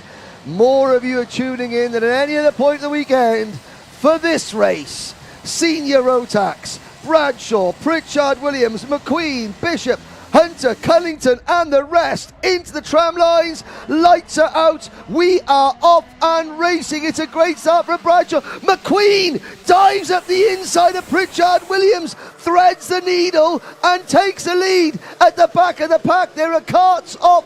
Somebody out of their cart. We can't see who that is. I think it might be Armand Hamilton. George Donald has also not come round. There are several drivers at the side of the circuit. Kai Hunter is also. Where is Kai Hunter? And a pile up at turn number 1. This is not the start we hoped for. And the Battenberg flags are out. The Battenberg flags are out. It's a full course caution. Looking at there, the number 31, Sam Baker has got damage from the Jack Dex Racing team. Kai Hunter is right at the back of the field. What happened to Kai Hunter? Now, I have seen there was a driver out of his kart, but walking away. I wonder if we can have a little look back and see what happened going under the bridge for the first time. We'll try and get that, but we're under a full course caution with Bradshaw leading McQueen and Pritchard Williams, with Cunnington and Bishop the rest of the top 5. The clock continues to tick now. Let's have a look at this, Andrew. Yeah, so it's a very, very fast start for the drivers. Teddy Pritchard Williams nearly having to take to the grass, so it's going to come from the midfield here. Drivers will spear off. Oh, that's a big hit. So one of the drivers losing a wheel there as well. Yeah. I think it was Alex. Now, I think it was Alex Moody and Matthew Sayer, because Armand Hamilton and George Donald I don't think took the start at all. So yeah, Alex Moody and Matthew Sayer, who both started towards the back of the field. And Kai Hunter, I saw as because of the move that McQueen and Pritchard Williams made going side by side, Hunter got squeezed to the outside. Hunter got squeezed to the outside going under the bridge, and I think he was clipped and got turned. The two drivers behind went off and out. That's how Kai Hunter is right at the back. We also had the likes of Pearson Bullock Carter, Archie Buttle, and Deacon Russell at the start. They were also involved in the first hairpin collision, but 12.5 minutes left on the clock. We shall breathe a little bit deeper and take you through now. Of course, let's have a look at the top 10. Bradshaw, McQueen, Pritchard Williams, Cunnington, Bishop, your top 5. Ethan Jeff Hall, Keir Garrity, Gustav Usakov, Jamie Perilli, and they will go green now. Take 2 in senior Rotax. So it effectively becomes the length of a pre-final then. 12 minutes for Callum Bradshaw to lead this one out. Caden McQueen straight on in there in second place. Change for third place. Guy Cunnington's had a quick restart. Sam Baker is out of the race. That damage means he could not take the restart, but it's Cunnington up to third in the early stages after the restart. Defended to the inside there. I think that was Gustav Uzakov's being involved in that exchange. Oh, let's look at that. Teddy Pritchard Williams and Guy Cunnington both went for the same piece of tarmac. Macaulay Bishop's in there as well. They get it sorted out in terms of keeping themselves on the track by the time they get to the Fullerton S's. But look at the gap that Bradshaw and McQueen have now got on the rest of the field. Well, there was a prediction earlier that Bradshaw might run away with this. McQueen is going to do everything that he can to stop that prediction coming true. 11 minutes to go, end of lap 3. Bradshaw leads, McQueen second, Pritchard Williams third. Ethan Jeff Hall's on a move here. He's up to 4th place ahead of Macaulay Bishop in 5th place. Warning flag for Guy Cunnington there in 6th. Now, Caden McQueen, how many years was it with the Croc Promotions team on the Mad Croc chassis? 7 years. And of course, he was not only racing the kart, he was developing it as well. There is a reason why just before his passing, Martin Hines selected Caden McQueen to be what turned out to be the last Martin Hines officially selected driver to the Zipkart team. McQueen has spent 7 years developing a chassis, working with the team, often on his own. He now, after being loyal to a fault, him and his dad Andrew, they moved to one of the sports powerhouses that use the Cosmic kart, the same kart virtually that Strawberry and Dan Holland Racing used, OTK product. And now McQueen gets a chance to remind everybody why Mr. Karting himself selected him as a youngster at just 7 or 8 years old to join one of the most fabled stable, one of the most fabled Zip Young Guns, as Bishop goes through and makes a move on Ethan Jeff Hall. Guy Cunnington there. What can Caden McQueen do with European, Grand Finals, British and World Champion Callum Bradshaw? Well, at the moment he's going toe-to-toe with him, 0.15 of a second between the two of them. Coming through into the Mike Wilson complex, we saw a moment there for Jeff Hall running wide out of the bridge. That was the opportunity that Macaulay Bishop needed to hop through into 4th place. Still, you'd feel the early stages of this one. We're only 5 laps down. Who's making their way through the order? Morgan Porter is up 19 spots so far in this race to 15th. Austin Lee as well is up 11 to 18th. Cian Geraghty, though, this could be Cian Geraghty's kind of race. Spoke to him earlier. He's going to be racing out in Europe in the next few weeks, but right now his priority is moving up from 10th place. That looks like Archie Walker on the move. Yes, it is. Down the inside of Jack Lilly for 11th. There's Ewan Charman. That's Racing Perfection, courtesy of Ewan Charman, I've got to say. Racing Perfection having their best weekend in the British Championships ever at the moment. And now, this is a chance. I've got to say, the last time they crossed, there is Morgan Porter picking him up and putting him down as he sighs his way through the pack. I think McQueen looks very, very cool, calm and collected. He doesn't look bothered by it at all. Pritchard Williams is coming back into the fray as well. I'm just going to make a point with Porter. It's going to get harder and harder for him as he moves further up the order. He's finding faster drivers.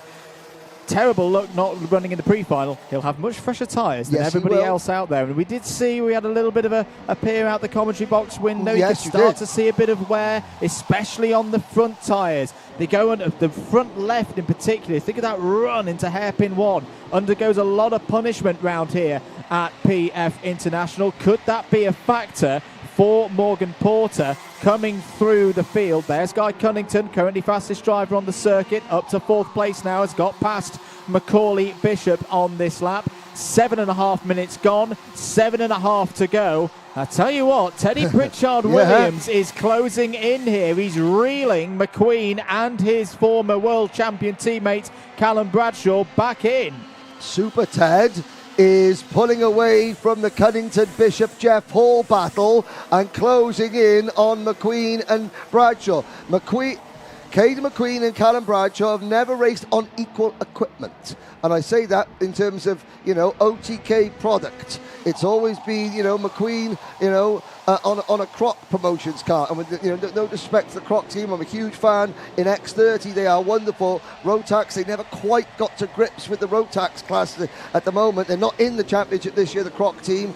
But McQueen now showing what he's going to do. But he's going to be in the middle of a strawberry racing sandwich before long. Top 5 move for Ethan Jeff Hall past Macaulay Bishop, but we will not count Bishop out. We made that mistake. I made that mistake back at the O-Plate a few weeks ago, and we all know what happened. And with more than 6 minutes on the clock, end of lap number 8, Bradshaw continues to lead. Edges out a bit there, back up to 0.3 of a second ahead of McQueen. New fastest lap of the race now goes to Lewis Gilbert, just inside the top 10. Morgan Porter's progress seems to have halted. He's still there in 15th place, which is good news for those with older rubber towards the front of the field. We can hear how much the Mojo D5 tyres are being polished. You've got to give it to the tyre suppliers this weekend. The performance has been very good for them across the course. It was a very green circuit at the start of the weekenders out there. Austin Lee. So Austin Lee had a great start, had moved up more than 10 positions, retires on lap number 8. Now. 5.5 minutes to go, Henry. This feels like the point where Callum Bradshaw is just starting to put a bit more pressure. His race management second to none. His lead is now 0.4 of a second. Yes, indeed it is. And Caden McQueen is going to have to deal with Teddy Pritchard Williams. What does Pritchard Williams do? Does he try and work with McQueen and push up to his teammate, or does he make the move at the moment? Pritchard Williams goes through the turn number 4. Great move from Super Ted off the bridge, clean as you like, into P2. It's going to cost him a little bit of time now. So, Teddy Pritchard Williams, are you a superstar, or are you a nearly man who's just a really nice guy with a great smile and a great family, or are you a champion? Let's have a look. What are your stones made of now, Super Ted? This is your chance. It is indeed. Guy Cunnington closing in as well there in 4th place. 2nd place, remember, last year in the season closer for Senior Rotax at this very circuit. That was the first time that we saw Teddy Pritchard Williams on a Senior Rotax podium at this level.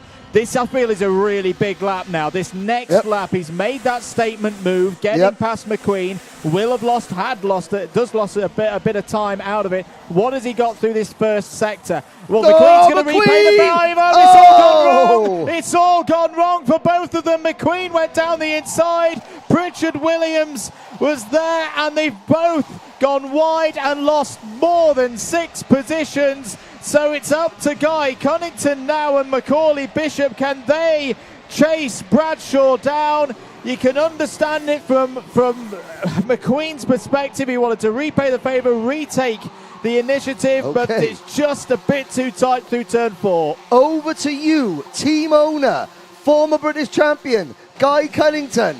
Now, the only owner driver in the whole paddock. Nobody else runs their own team and drives for their own team and runs a plethora of other drivers. Now what could Guy Cunnington do? He was the inaugural champion in the modern era of the British Championship back in 2019. Ironically, he won that championship for Darren Brown's Persistence Motorsport team. Who's mechanicking for Callum Bradshaw this weekend? Darren Brown. Of course he is. 3 minutes to go then. A +5 second penalty. In-race penalty, the number 47 of Caden McQueen. That's come from race control, we'd imagine, for that move. I would imagine on so. Teddy Pritchard Williams on the previous lap. Archie Walker looking a bit wide there. Bishop's gone at the second. Sorry, Andrew. Bishop's up to second, and that has opened up a huge lead for Callum Bradshaw. 2.5 minutes to go. I think that's done it, Dustin. Oh, no. And there's another 30 Jacks Motorsport kart of Jamie Perilli and Ewan Charman coming to grief. But 2.5 minutes to go. The gap is 1.72 seconds. Bradshaw, well, could you have imagined, Andrew Mather, at the start of this race, that we would be talking about one driver leading every lap start to finish? Well, no is the simple answer to that. We are, But if there's one driver who wants to change that scenario, and one driver who's capable, based on what we've seen the last month or so, it's that man there, the O-Plate winner from 3 weeks ago, Macaulay Bishop. He's going to need that help from Guy Cunnington behind. Kai Hunter is out of the race. It is not the way that he would have wanted to start his defence of the senior Rotax title.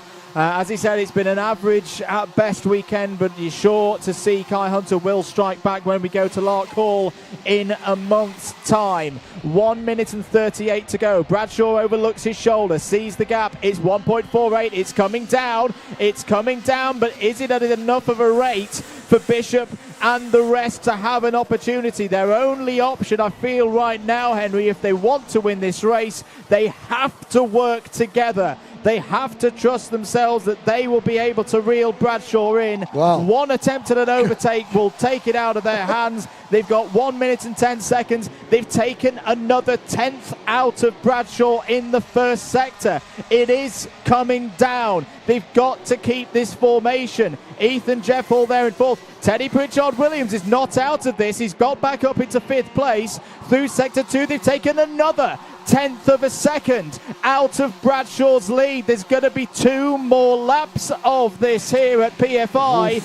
There's a chance. It's not a big chance, but it's one big enough for the likes of Bishop, Cunnington, Jeff Hall and Pritchard Williams to close Bradshaw in. I've got to say, I'm forever the optimist, but I got a feeling the only way the rest of the field are gonna beat Callum Bradshaw if they hire a sniper and shoot him at this point. Out of the bridge, down the hill towards turn 1. On the live chat, I've got to say, David Whitehouse said, I think Bradshaw's going to win by 1.2 seconds. With 15 seconds to go, Bradshaw leads by 1.1 seconds. I thought David Whitehouse was absolutely gangster tripping when he said that, but he could be the smartest man in the room. Who knows? What can Bishop do? The O-Plate pulling away from Cunnington. Pritchard Williams has passed Jeff Hall for 4th position. Usakov 6th, Garrity 7th, McQueen 8th, Gilbert 9th, Walker 10th, and it's Porter from the back of the grid to 11th, followed by Lilly, Graham, Clark, Rennie, Scrivener, Nagelvort, Hayward and Auleshner, with Alex Adams-Acton rounding out your top 20. The final lap has begun. Bradshaw leads by 1.1 seconds. I said not one final will be decided by less than a second. Come on, Bishop. Just 1600s is all I need. It does indeed, but Bradshaw has control of this one. He's looking to add another win here at PFI. Defensive to the inside there is Teddy Pritchard-Williams. Fourth place battle with Ethan Jeff Hall. Guy Cunnington has got back past ahead of Pritchard-Williams. To the inside maybe for Jeff Hall. No, not that time around. Bishop closing in the gaps, 1.07. It's been a sterling effort by Macaulay Bishop, but quite simply on this day there was no beating the former world champion, the 2022 British Senior Rotax champion Callum Bradshaw. Once again in 2024 wins at PFI. He beats his chest and says, how about that? He is back in the Wera Tools Motorsport UK British Kart Championships. And on a big year here at PFI, he starts the season with a win. Beats his chest as if to say, boys, I'm back, and guess what? I'm still the daddy. What a drive from Callum Bradshaw. By 0.7 of a second, sorry David Whitehouse, over Macaulay Bishop. Guy Cunnington completes the podium. Teddy Pritchard-Williams in fourth, what could have been for Super Ted. Then Ethan Jeff Hall, Gustav Usakovs. Well, Strawberry Racing, Dan Holland Racing, Guy Cunnington Racing, 3 teams in the top 3. Sam Pollock Racing, Hunter Motorsport, KR Sport, Craft Motorsport also in the top 10. Down towards those who failed to finish. What a drive from... Where did Morgan Porter go? He was up to 40. Well, he lost a couple of places there on the last lap. He was up into the reach of the top 10. There's Ethan Jeff Hall going through, and yeah, Callum Bradshaw getting congratulations there from Guy Cunnington and Macaulay Bishop. And well, there we go. I won't dive into it. Callum Bradshaw and Macaulay Bishop had a really nice little conversation. Yes. Yesterday, and again, gamesmanship. But nobody is a bigger fighter than Macaulay Bishop, but nobody is a bigger thinker than Callum Bradshaw. And on this occasion, it was mind over matter. It was indeed, led from the lights to the flag, and a little smile there from Callum Bradshaw. He knows that's a good day's work, and well, he worked hard for that one. I'm sure, in some ways on a lap chart it'll have looked easy going from pole position to the win, but those of us watching, let's have a little listen in.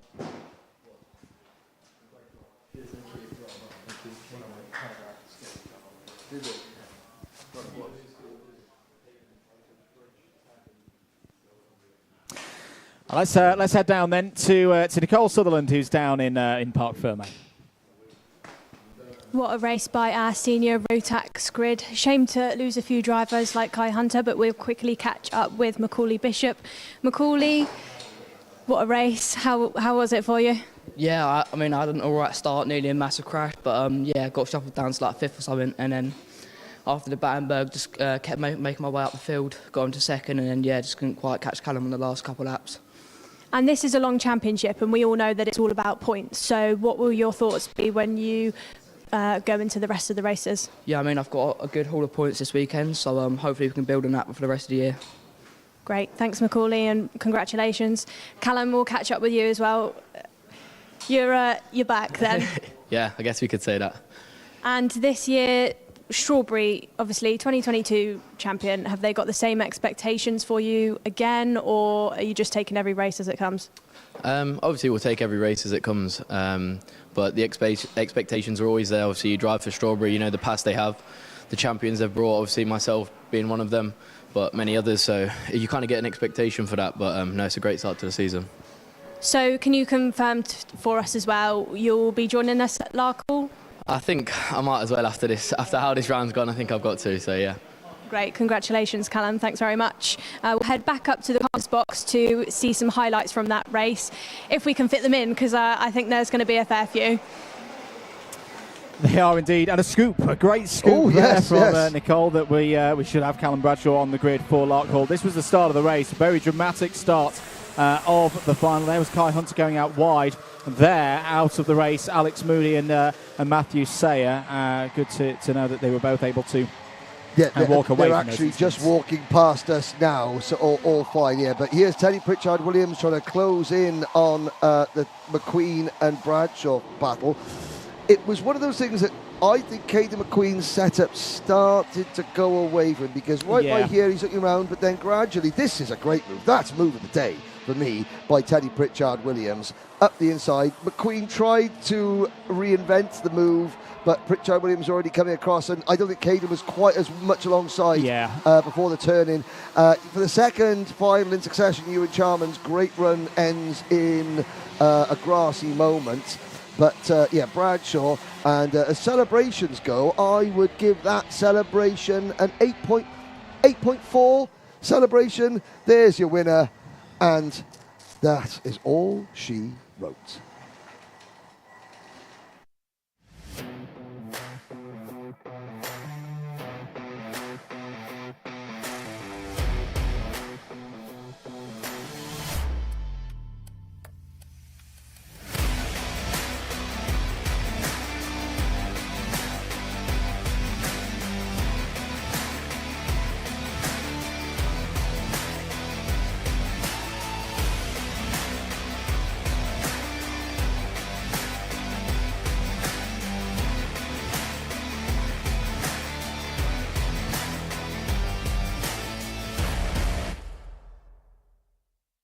Walking onto the circuit for the last race of today, we're with Leon Hasty, Thule Motorsport driver. Leon, how's your weekend been so far?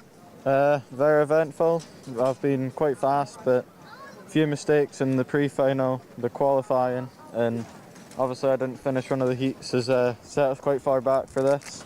So hopefully I can move up and I can get at least a top 10 finish. And we saw you had a bit of bad luck earlier on in the weekend. I know you were really frustrated with that.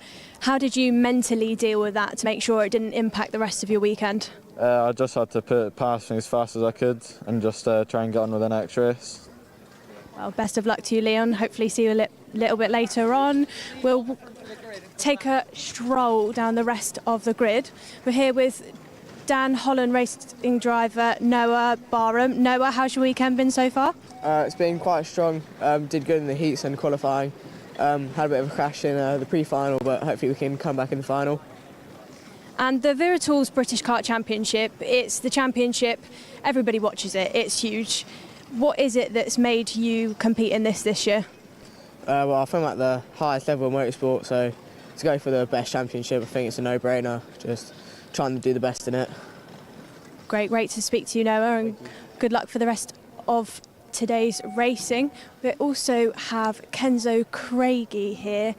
Kenzo, we've seen you out in Europe. You've been racing in the OK category and you've joined us again in Rotax for this weekend. How's your weekend been? It's been quite a tough weekend. We didn't have the best of qualies, and then we made our way through in the heats. Had a good starting position for the pre-final, and then unfortunately got a penalty, which was a bit disappointing. But now we start 17th for the final, and hopefully we can have a good one. The speed is there, so yeah, let's just go away for it. Great to speak to you, Kenzo, and the best of luck. We'll see if we can head to the front of the grid quickly to catch up with Harrison Whitcomb. Harrison, Argenti Junior driver. This year he started off his championship very positively, 2 heat wins, which is a fantastic result for him. I know his mum is watching on, very excited.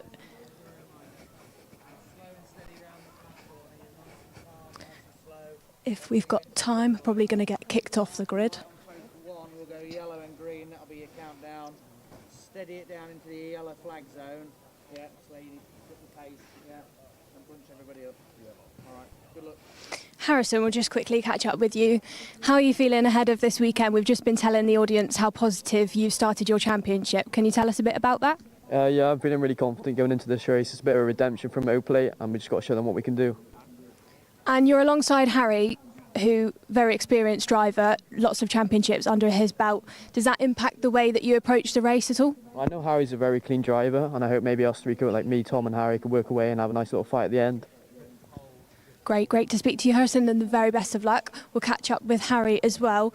We spoke to Harry a number of times this weekend. He originally qualified 26th and then was first afterwards in the intermediate classification. Harry, how are you feeling going into this race? Very confident. We didn't have a great pre-final, slipped back at the start, but I ended up bringing it back. So second on the grid for the final, so got a good position. And last year, in a different engine class, we saw you all win the World Finals. How does that help you when you're going into other big races like this? Obviously, it's a good experience, so I know how to approach it, and obviously, if all goes well, same result. Great to speak to you, and wishing you the best of luck. We'll go back up to the comms box now with Henry and Andrew for the last race of today. We will indeed, but we've had a change. We've had a driver change in the commentary box. I'm very happy to be joined by Forza Racing's Lewis Werrell. Lewis, great to see you back here at PF International. First of all, how are you doing? Yeah, I'm doing good.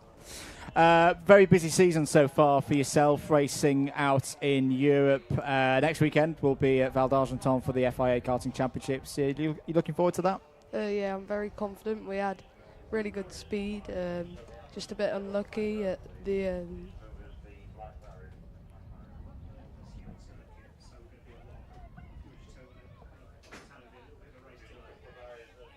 Apologies there. Yeah, we'll have a little bit of a race delay here whilst the track is prepared. Sorry, Lewis, I just cut across you there. But yeah, no, some good speed at Champions of the Future a few weeks ago. Some good performances in Spain and good results as well. You know, being on the podium in Valencia. What was that like? It was really good, especially for my age, 13 years old, and going with people that are really a lot older than me, and putting it on the podium in my first FIA race and okay.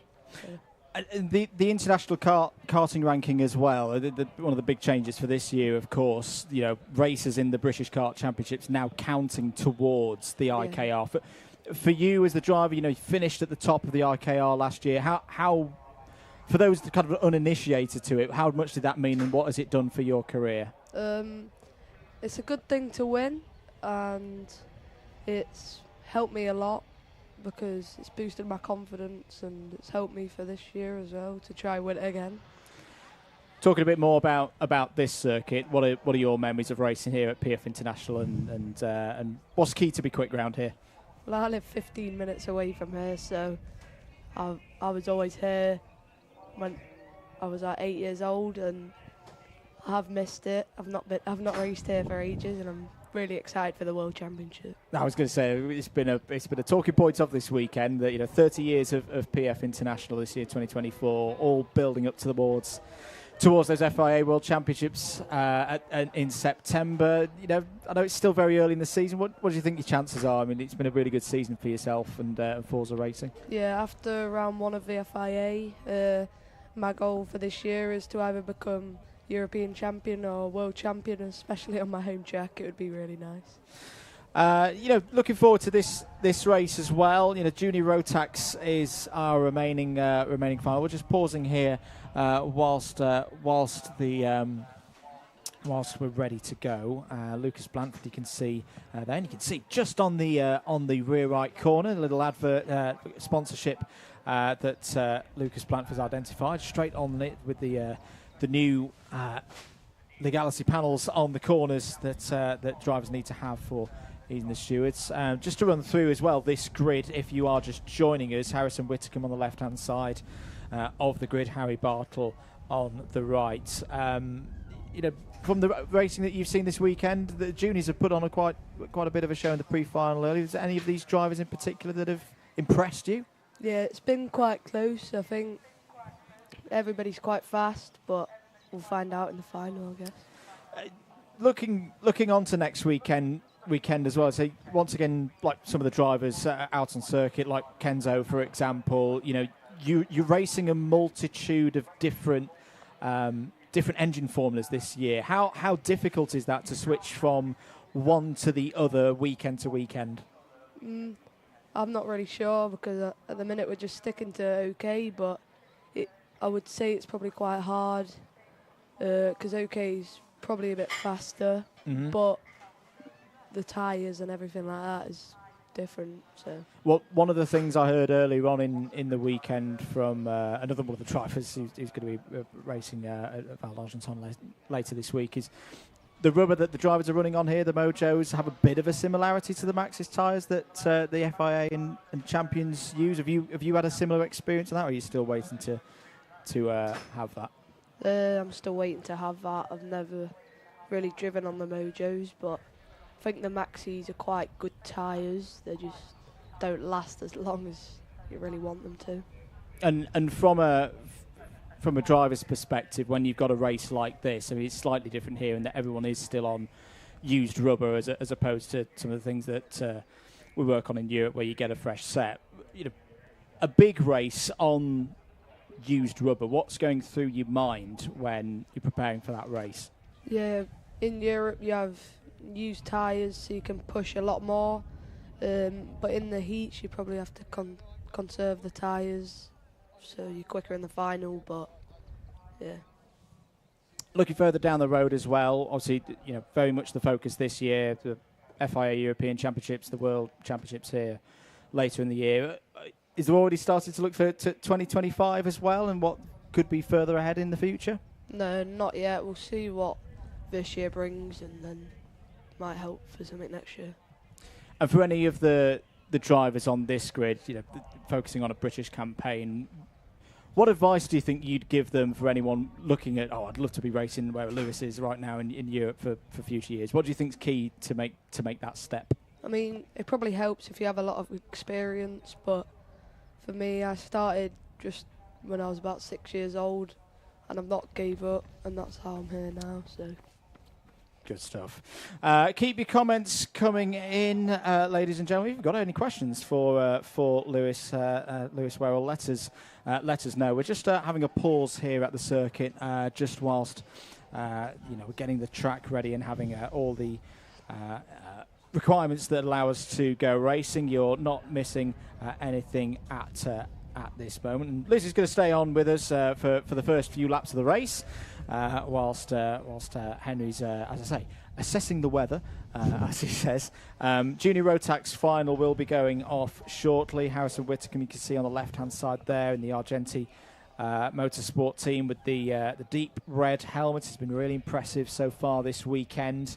Had a tough time at O-Plate 3 weeks ago. A bit of a clerical error, shall we say, ruled him out of running at the front of that one. Howie Bartle on the right-hand side is Strawberry Racing. O-plated machine will be alongside Thomas Spearing and William Antrobus. Could this be the first time we see a Sam Pollitt Racing entry win a round of the British Kart Championships? We'll find out in due course. Hello to Ethan Haig, who's saying hello, Lewis, and looking forward to a bit of Lewis Wera commentary. Hello once again to Roger Young. Hello to Christian Engelstead. See, we have a very eagle-eyed audience here in the karting community. Maybe Callum could even bring a race suit with his own name on it next time. Yes, that has been something that we spotted. He's been using one of Mark Kimber's race suits this weekend.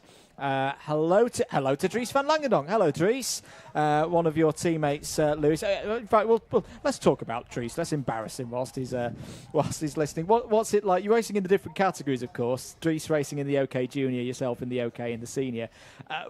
But Dries is having a really good season. What's it like being in the same team, irrespective, different classes, but Dries having a mega season? Does that almost push you on in a way to start equaling those results and be top dog within the team?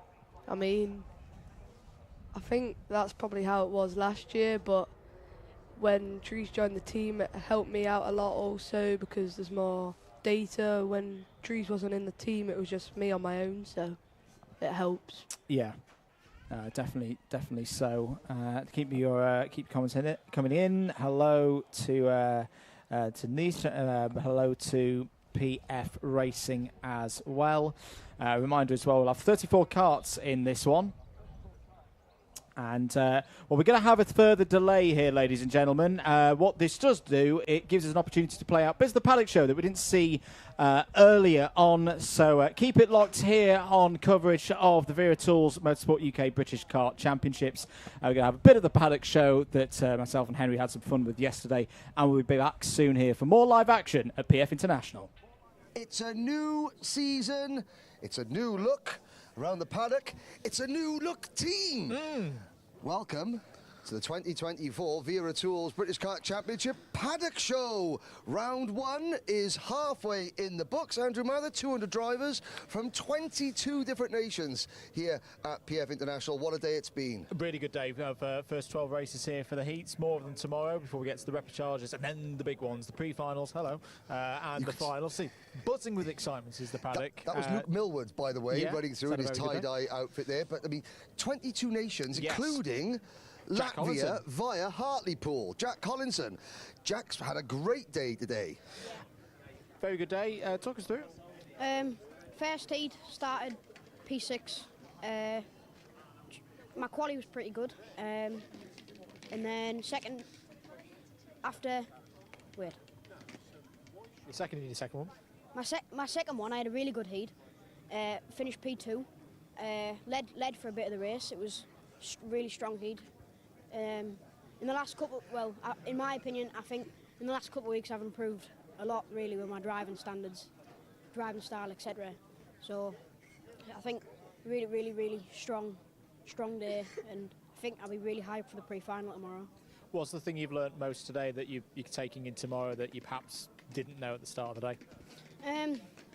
Just how tricky it is to actually maintain a good race at the front, like with how many good strong drivers there is up there. Good stuff. Well on, Jack. Keep it up tomorrow. If anyone's taking a bet on how long it was going to take into a paddock show, give it, what, 2 minutes? Henry, you found a pop. You know what they say, never work with animals and kids. Well, Neva interviewing a pooch. First things first, first paddock show pooch of the year. It's a paddock show puppy of the year. Right, who is this? Lily. Lily, and who does Lily belong to? The Crowther family. The Crowther, this is Lily Crowther. Well, I think Lily Crowther has been a good luck charm. We'll tell you what, we'll go and speak to Mr. Crowther, because Harrison Crowther, how old is Lily Crowther? 4 months old. 4 months old. Oh my word. Oh dear. Right. Well, the last time I had a paddock pooch called Sprinkles at Kartmasters here, they had a little sprinkle on me. But I tell you what, Andrew, there's shows. But we'll go and speak to Harrison Crowther, because he's been one of the stars of the show today, hasn't he, Andrew? Yes. If for Coles Racing, you can see we're here. So, Saturday, 12 races in. The juniors and the seniors have had all their heat races. We're going to have one heat with Mini, Micro and Honda tomorrow morning, or we would have had this because this is going out during the Sunday lunch break. Let's have a look inside the Coles Racing tent very quickly. Here. All right, Coach, how are you? Hello. How's it going today? Not very well. Why not?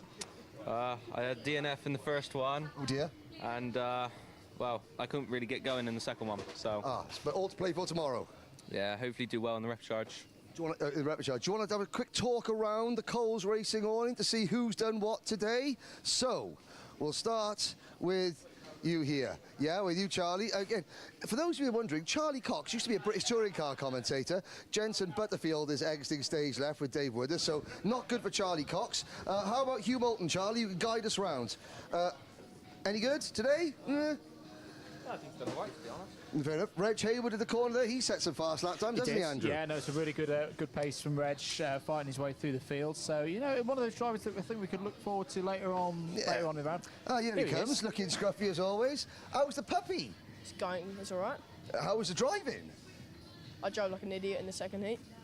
Well, I didn't think you did. You were leading at one point. You fell back at the end. But what I would say is, I was saying to Andrew on commentary, it looks like 2024, after 2 years in a bit of the doldrums, you're back. Yeah. This is the Harrison crowd that we're used to seeing.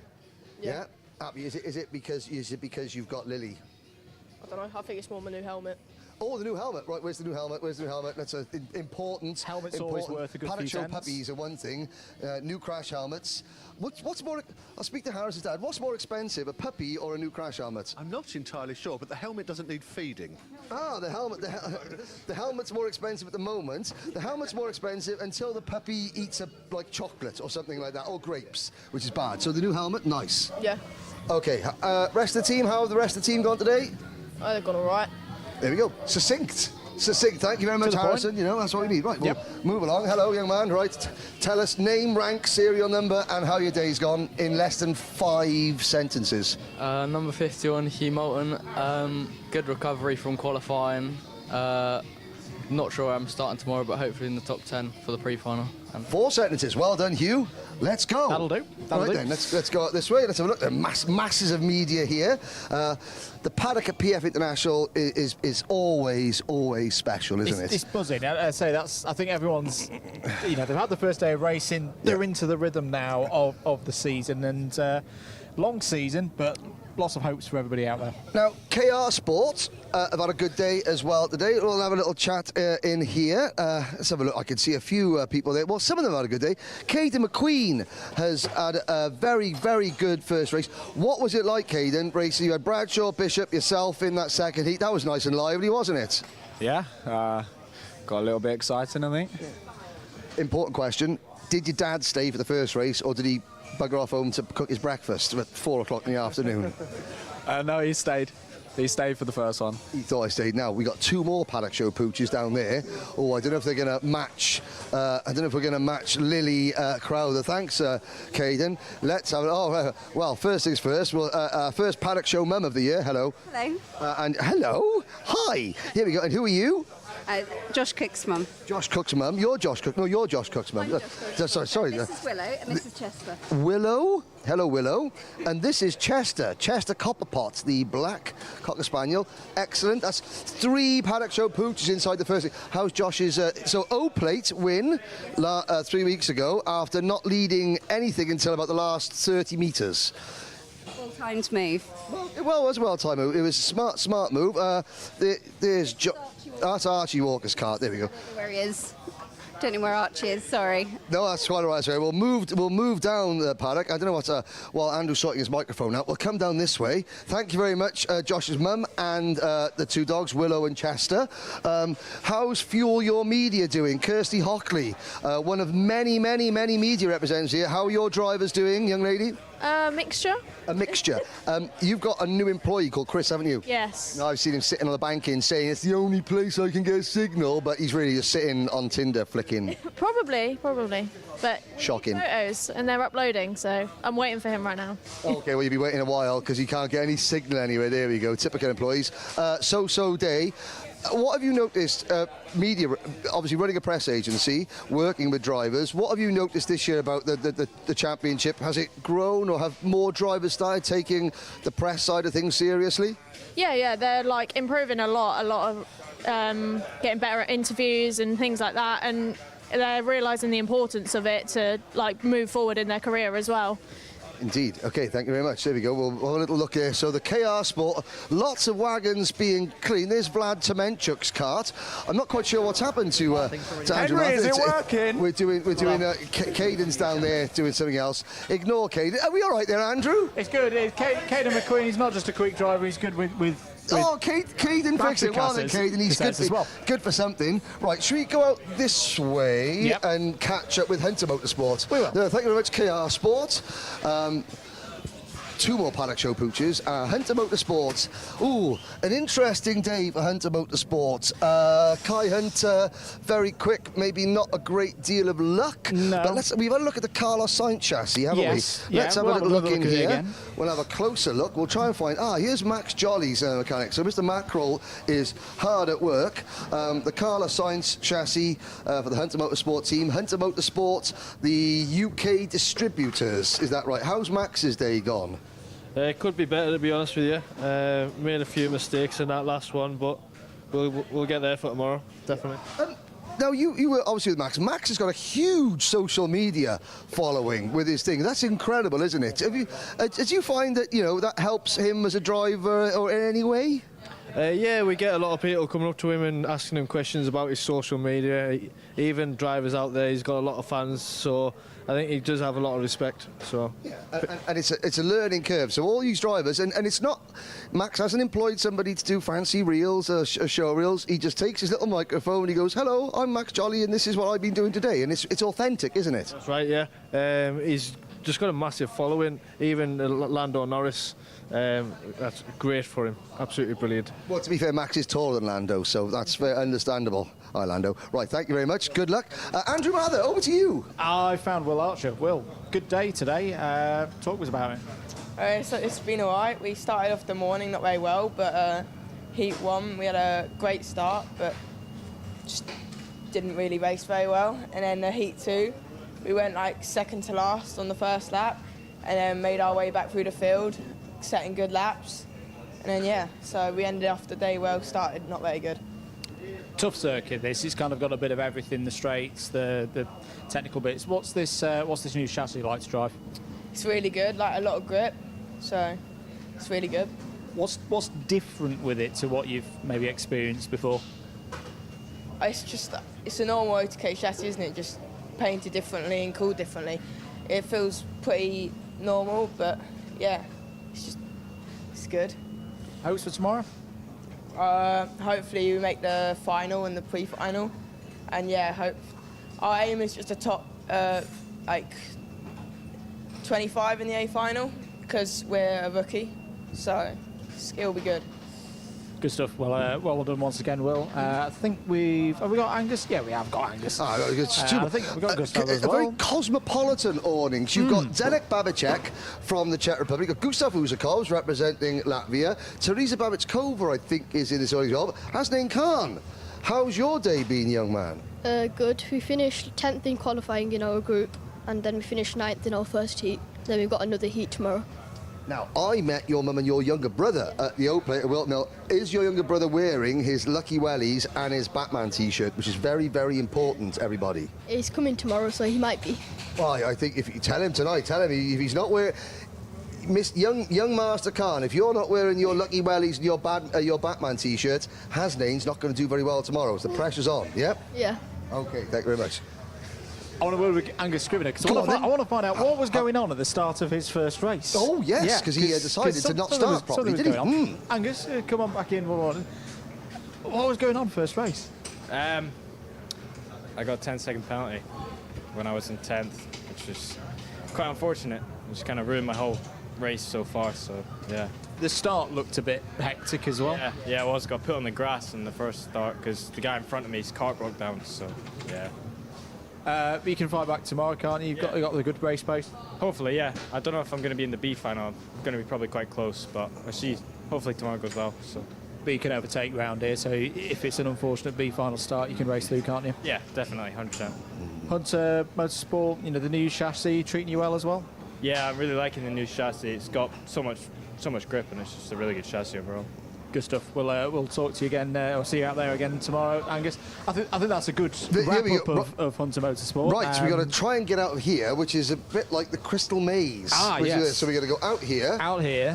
I tell you what, Mr. Cameraman. Hang on. You go first. You go. There you go, Mr. Cameraman. Aren't I a gentleman, Mr. Cameraman? Yes, I am. There we go. Sometimes. We'll go this way. We're still going this way. Yeah, correct side. There's always good. So the MLC P1 power team. Slow. Not let's say slow day. That's not the correct word. A tough day for them. Yeah. So far, Tyler Harris was a mid pack, 15th place kind of place. Let's have a little look up here. We got trucks and lorries behind there. I gotta say that strawberry racing truck always super duper impressive. Now, there's going to be people... I tell you what, Lewis Malin is walking this way. Here's an interesting... So, Lewis Malin is mechanicking for Thule Motorsport. William Pemble is Lewis's driver. Is this mandatory? It is, Yes. it is, absolutely. It says in the regulations. It says in the regulations. Number one, Mr. Pemble didn't have a great start, or didn't start at all, but how did he recover? The second heat, we drove all right, just a bit bland, really. Just cruise round in 15th, 13th. Just a nice Saturday afternoon drive, just waving to his mum as he goes past. Not really, just the race didn't really go our way. Oh, okay, fair enough. Because it's only Williams' second year, isn't it? Yeah. 60 drivers, you know, such a world-class field, you know. How do you sort of temper expectations, or what do you say, you know, because it's unrealistic to expect them to go out and be top 10, you know, against that in year 2, isn't it? You've known me long enough to know I can't say that on this. Anyway, yes. Get out there and get it done. That's the basic. Yeah, something along those lines, yeah. Something along those lines. Okay, right then. Which way should we go? Tell it, which way should we be that way, Lewis? Should we go this way, or should we go that way? I'll go find strawberry. Find strawberry? Really? Do we have to? Oh. Go on then, cheers. Lewis Mayland, everybody. Let's go down this way, shall we? Yes, I don't know if the minis and the micros tend to so, because we didn't talk to them yesterday. We had a good chat with some of the older strawberry racing drivers yesterday. Obviously, yes. We'll be back with the X30 classes here. Just want to say, you know, so sorry for the loss of Shelley Barrett, Mick and Dan and the rest of the family. You're in our thoughts. But I'm sure you'll cover that at the IARMY round. There are 15 privateers here. 15 of them have an entry of 200, which is good.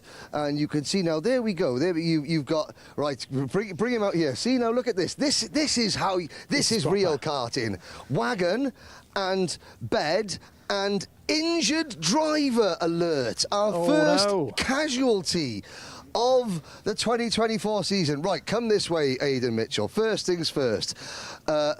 Vice champion in TKM last year, moved across to Rotax this year. Really strong performance at the O plate, and you were involved in that nasty accident going under the bridge. We saw you come into the pit lane. Obviously, we're okay, but not 100% perfect. Yeah, I've got a fractured hand, so... Fractured hand. Yeah, weekend's over for me. Weekend's over. So okay, well, very sorry to that. You know, mum, dad. You know, it's really tough for a driver.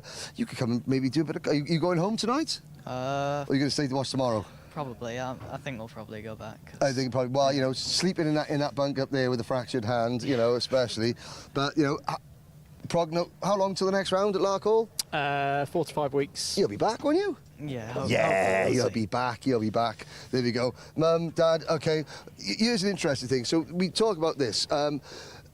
Mum, karting mum. When you see little baby, but senior driver, little baby. But you know what goes through mum's mind when the karts go under the bridge and then you're waiting for them all to come out and yours doesn't. It's horrifying, really. I mean, I kind of knew we were above the bridge, and I saw him go in, and I heard a bang, and I just had a funny feeling, and so I started to sort of make my way down. But I'm just sort of glad it's not as. Yeah. Okay, sporting parents. You know, I'm a sporting parent, but you know, basketball. You know, it's there in front of you. It's. I mean, it's hard being a motorsport parent anyway, just because of the cost, sacrifice, things like that. But, you know, whereas Dad is more kind of concerned about equipment and setup and tyre pressures and all that kind of. Mum is more concerned with the squishy bits in the middle of the metal bit, aren't you? Yes, very much so. Dad was concerned about the squishy bit as well, but generally it's you know, the weight of sort of all the trials weight is on the mums, isn't it? Yeah, I mean, I'm the most worried. Aidan doesn't worry about himself. He's just worried. In fact, the only thing he was worried about was when he can go back racing. That's what he was asking the doctor. Like, how am I going to be out? How long am I going to be out for? And do you think I'm going to be able to race in 2 weeks? And you're thinking, oh, do you know what? This is a great time to take up the sport of darts. Best of luck. Commiserations. We'll see you at the circuit very soon. Yes. There we go. The trials and tribulations of a karting mum and an injured driver. Yeah, it's never nice when it happens, but I can speak from personal experience. You can come back from that. You probably come back even quicker than he was before. Yeah, exactly. You know, because there's those who have hit the wall, and there's those that are going to hit the wall. And he's hit the wall quite literally. Now he knows, okay, whatever it hurts, you know, things, you know, will come back. The Zip team are down here. Yes. Should we have a little wander, Mr. Cameraman? Let's have a little look. So we're going to have Zip. In Honda Cadet, we had one Honda Cadet. They had a 1-2 finish. Kevin Ivanov and Archie Loveridge.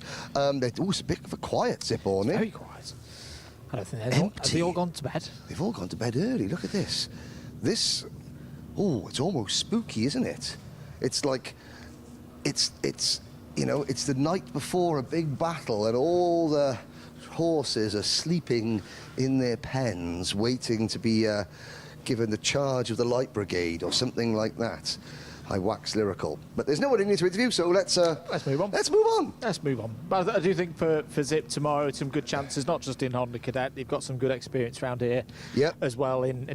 They know how to set a kart up for the big one round this place that we've seen in previous rounds and kart masters as well. So I hear some shouting. No.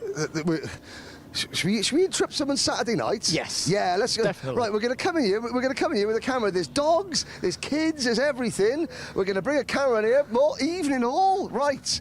Hopefully you're all aware. Hopefully you're not. This is how the other half live. Right. Let's have a sit down, shall we? This is nice, isn't it? Come and sit down here now. I'll tell you what.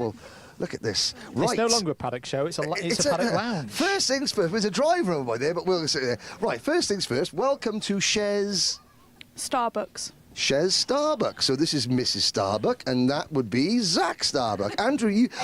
Costa, as you said last week. Exactly, Costa. Yeah, Shez Costa. Right, you take it away. Zach, summary of the day. Pretty comfortable now in the motorhome? Yeah, it's been a bit of a weird day. We had a bit of an incident in Heat 1, which took us out, but we got back to 13th, which is all right, and then went from 16th to 6th in the second heat, but then got an in-race penalty, unfortunately. But good race pace, especially that move up through the field. Yeah, we've been fast. We've been fast all day, so there's a lot of way to go, but we're still fast. What's it like travelling around the country as well in this? It's quite a bit of a cushy setup you got here. Well, technically, it's not actually ours. Oh, it's not yours. Whose is it then? We just gate crashed. You know? Oh, Alfie Mayer. So this is Alfie Mayer's gaff. Yeah, so he's gone to a restaurant, but we've... And you've commandeered it? Yeah, basically. We're staying in here tonight, so we just thought, let's have a tour around. Why not? And you've invited us in as well. Well, this will all go out on the Paddock Show later. Excellent. On the premiere during the lunch break. And hi, Alfie. It'll be known forevermore.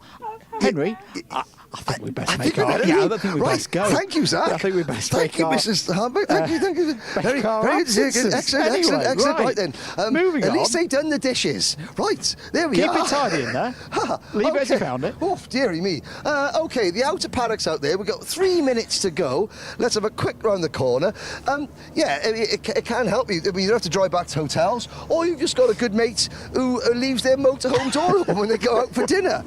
There you go. Pro Train. Let's end Pro up Train at Pro and Train. JDR this weekend as well, because Jack and the team were all in here. They've again had some decent results. Yes, indeed. And of course they've got Shane Chandaria from Kenry. Yeah. They've got Jack Collins, who's there. They've got Jack Dex racing in there. Owen Neve. Oh, now this is the table of doom.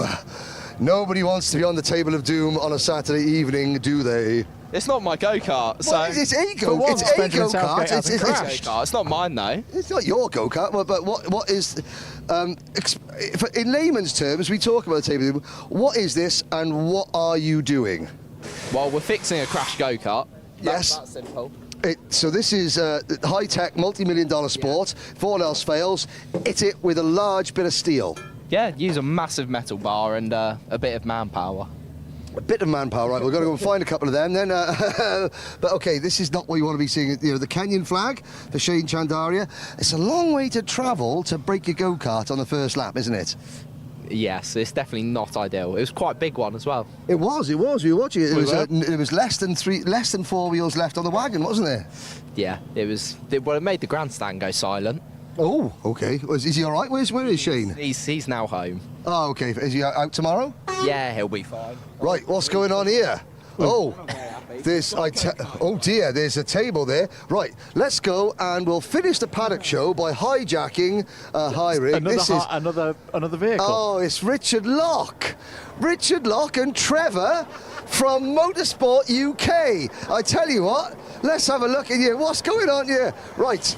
Oh my word, this is going to be a first one. Richard, we got 2 minutes to tell everybody how amazing tomorrow's broadcast is going to be from PFI. Right, to the camera, what can we expect tomorrow, today, or for the finals, which they're going to be watching straight after this goes out? I think we've got some very fantastic, exciting racing ahead of us tomorrow. The weather's going to be dry, as today. So, yeah, I think we've got some of the top drivers in the world racing this championship. So, it's up for grabs tomorrow, absolutely. Excellent. Has this truck got one of those horns that you pull down like in the film Convoy?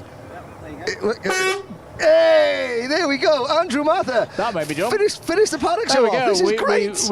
We hijacked a transporter, we've hijacked a motorhome, Katie McQueen broke and fixed a microphone, and we had some interviews in it.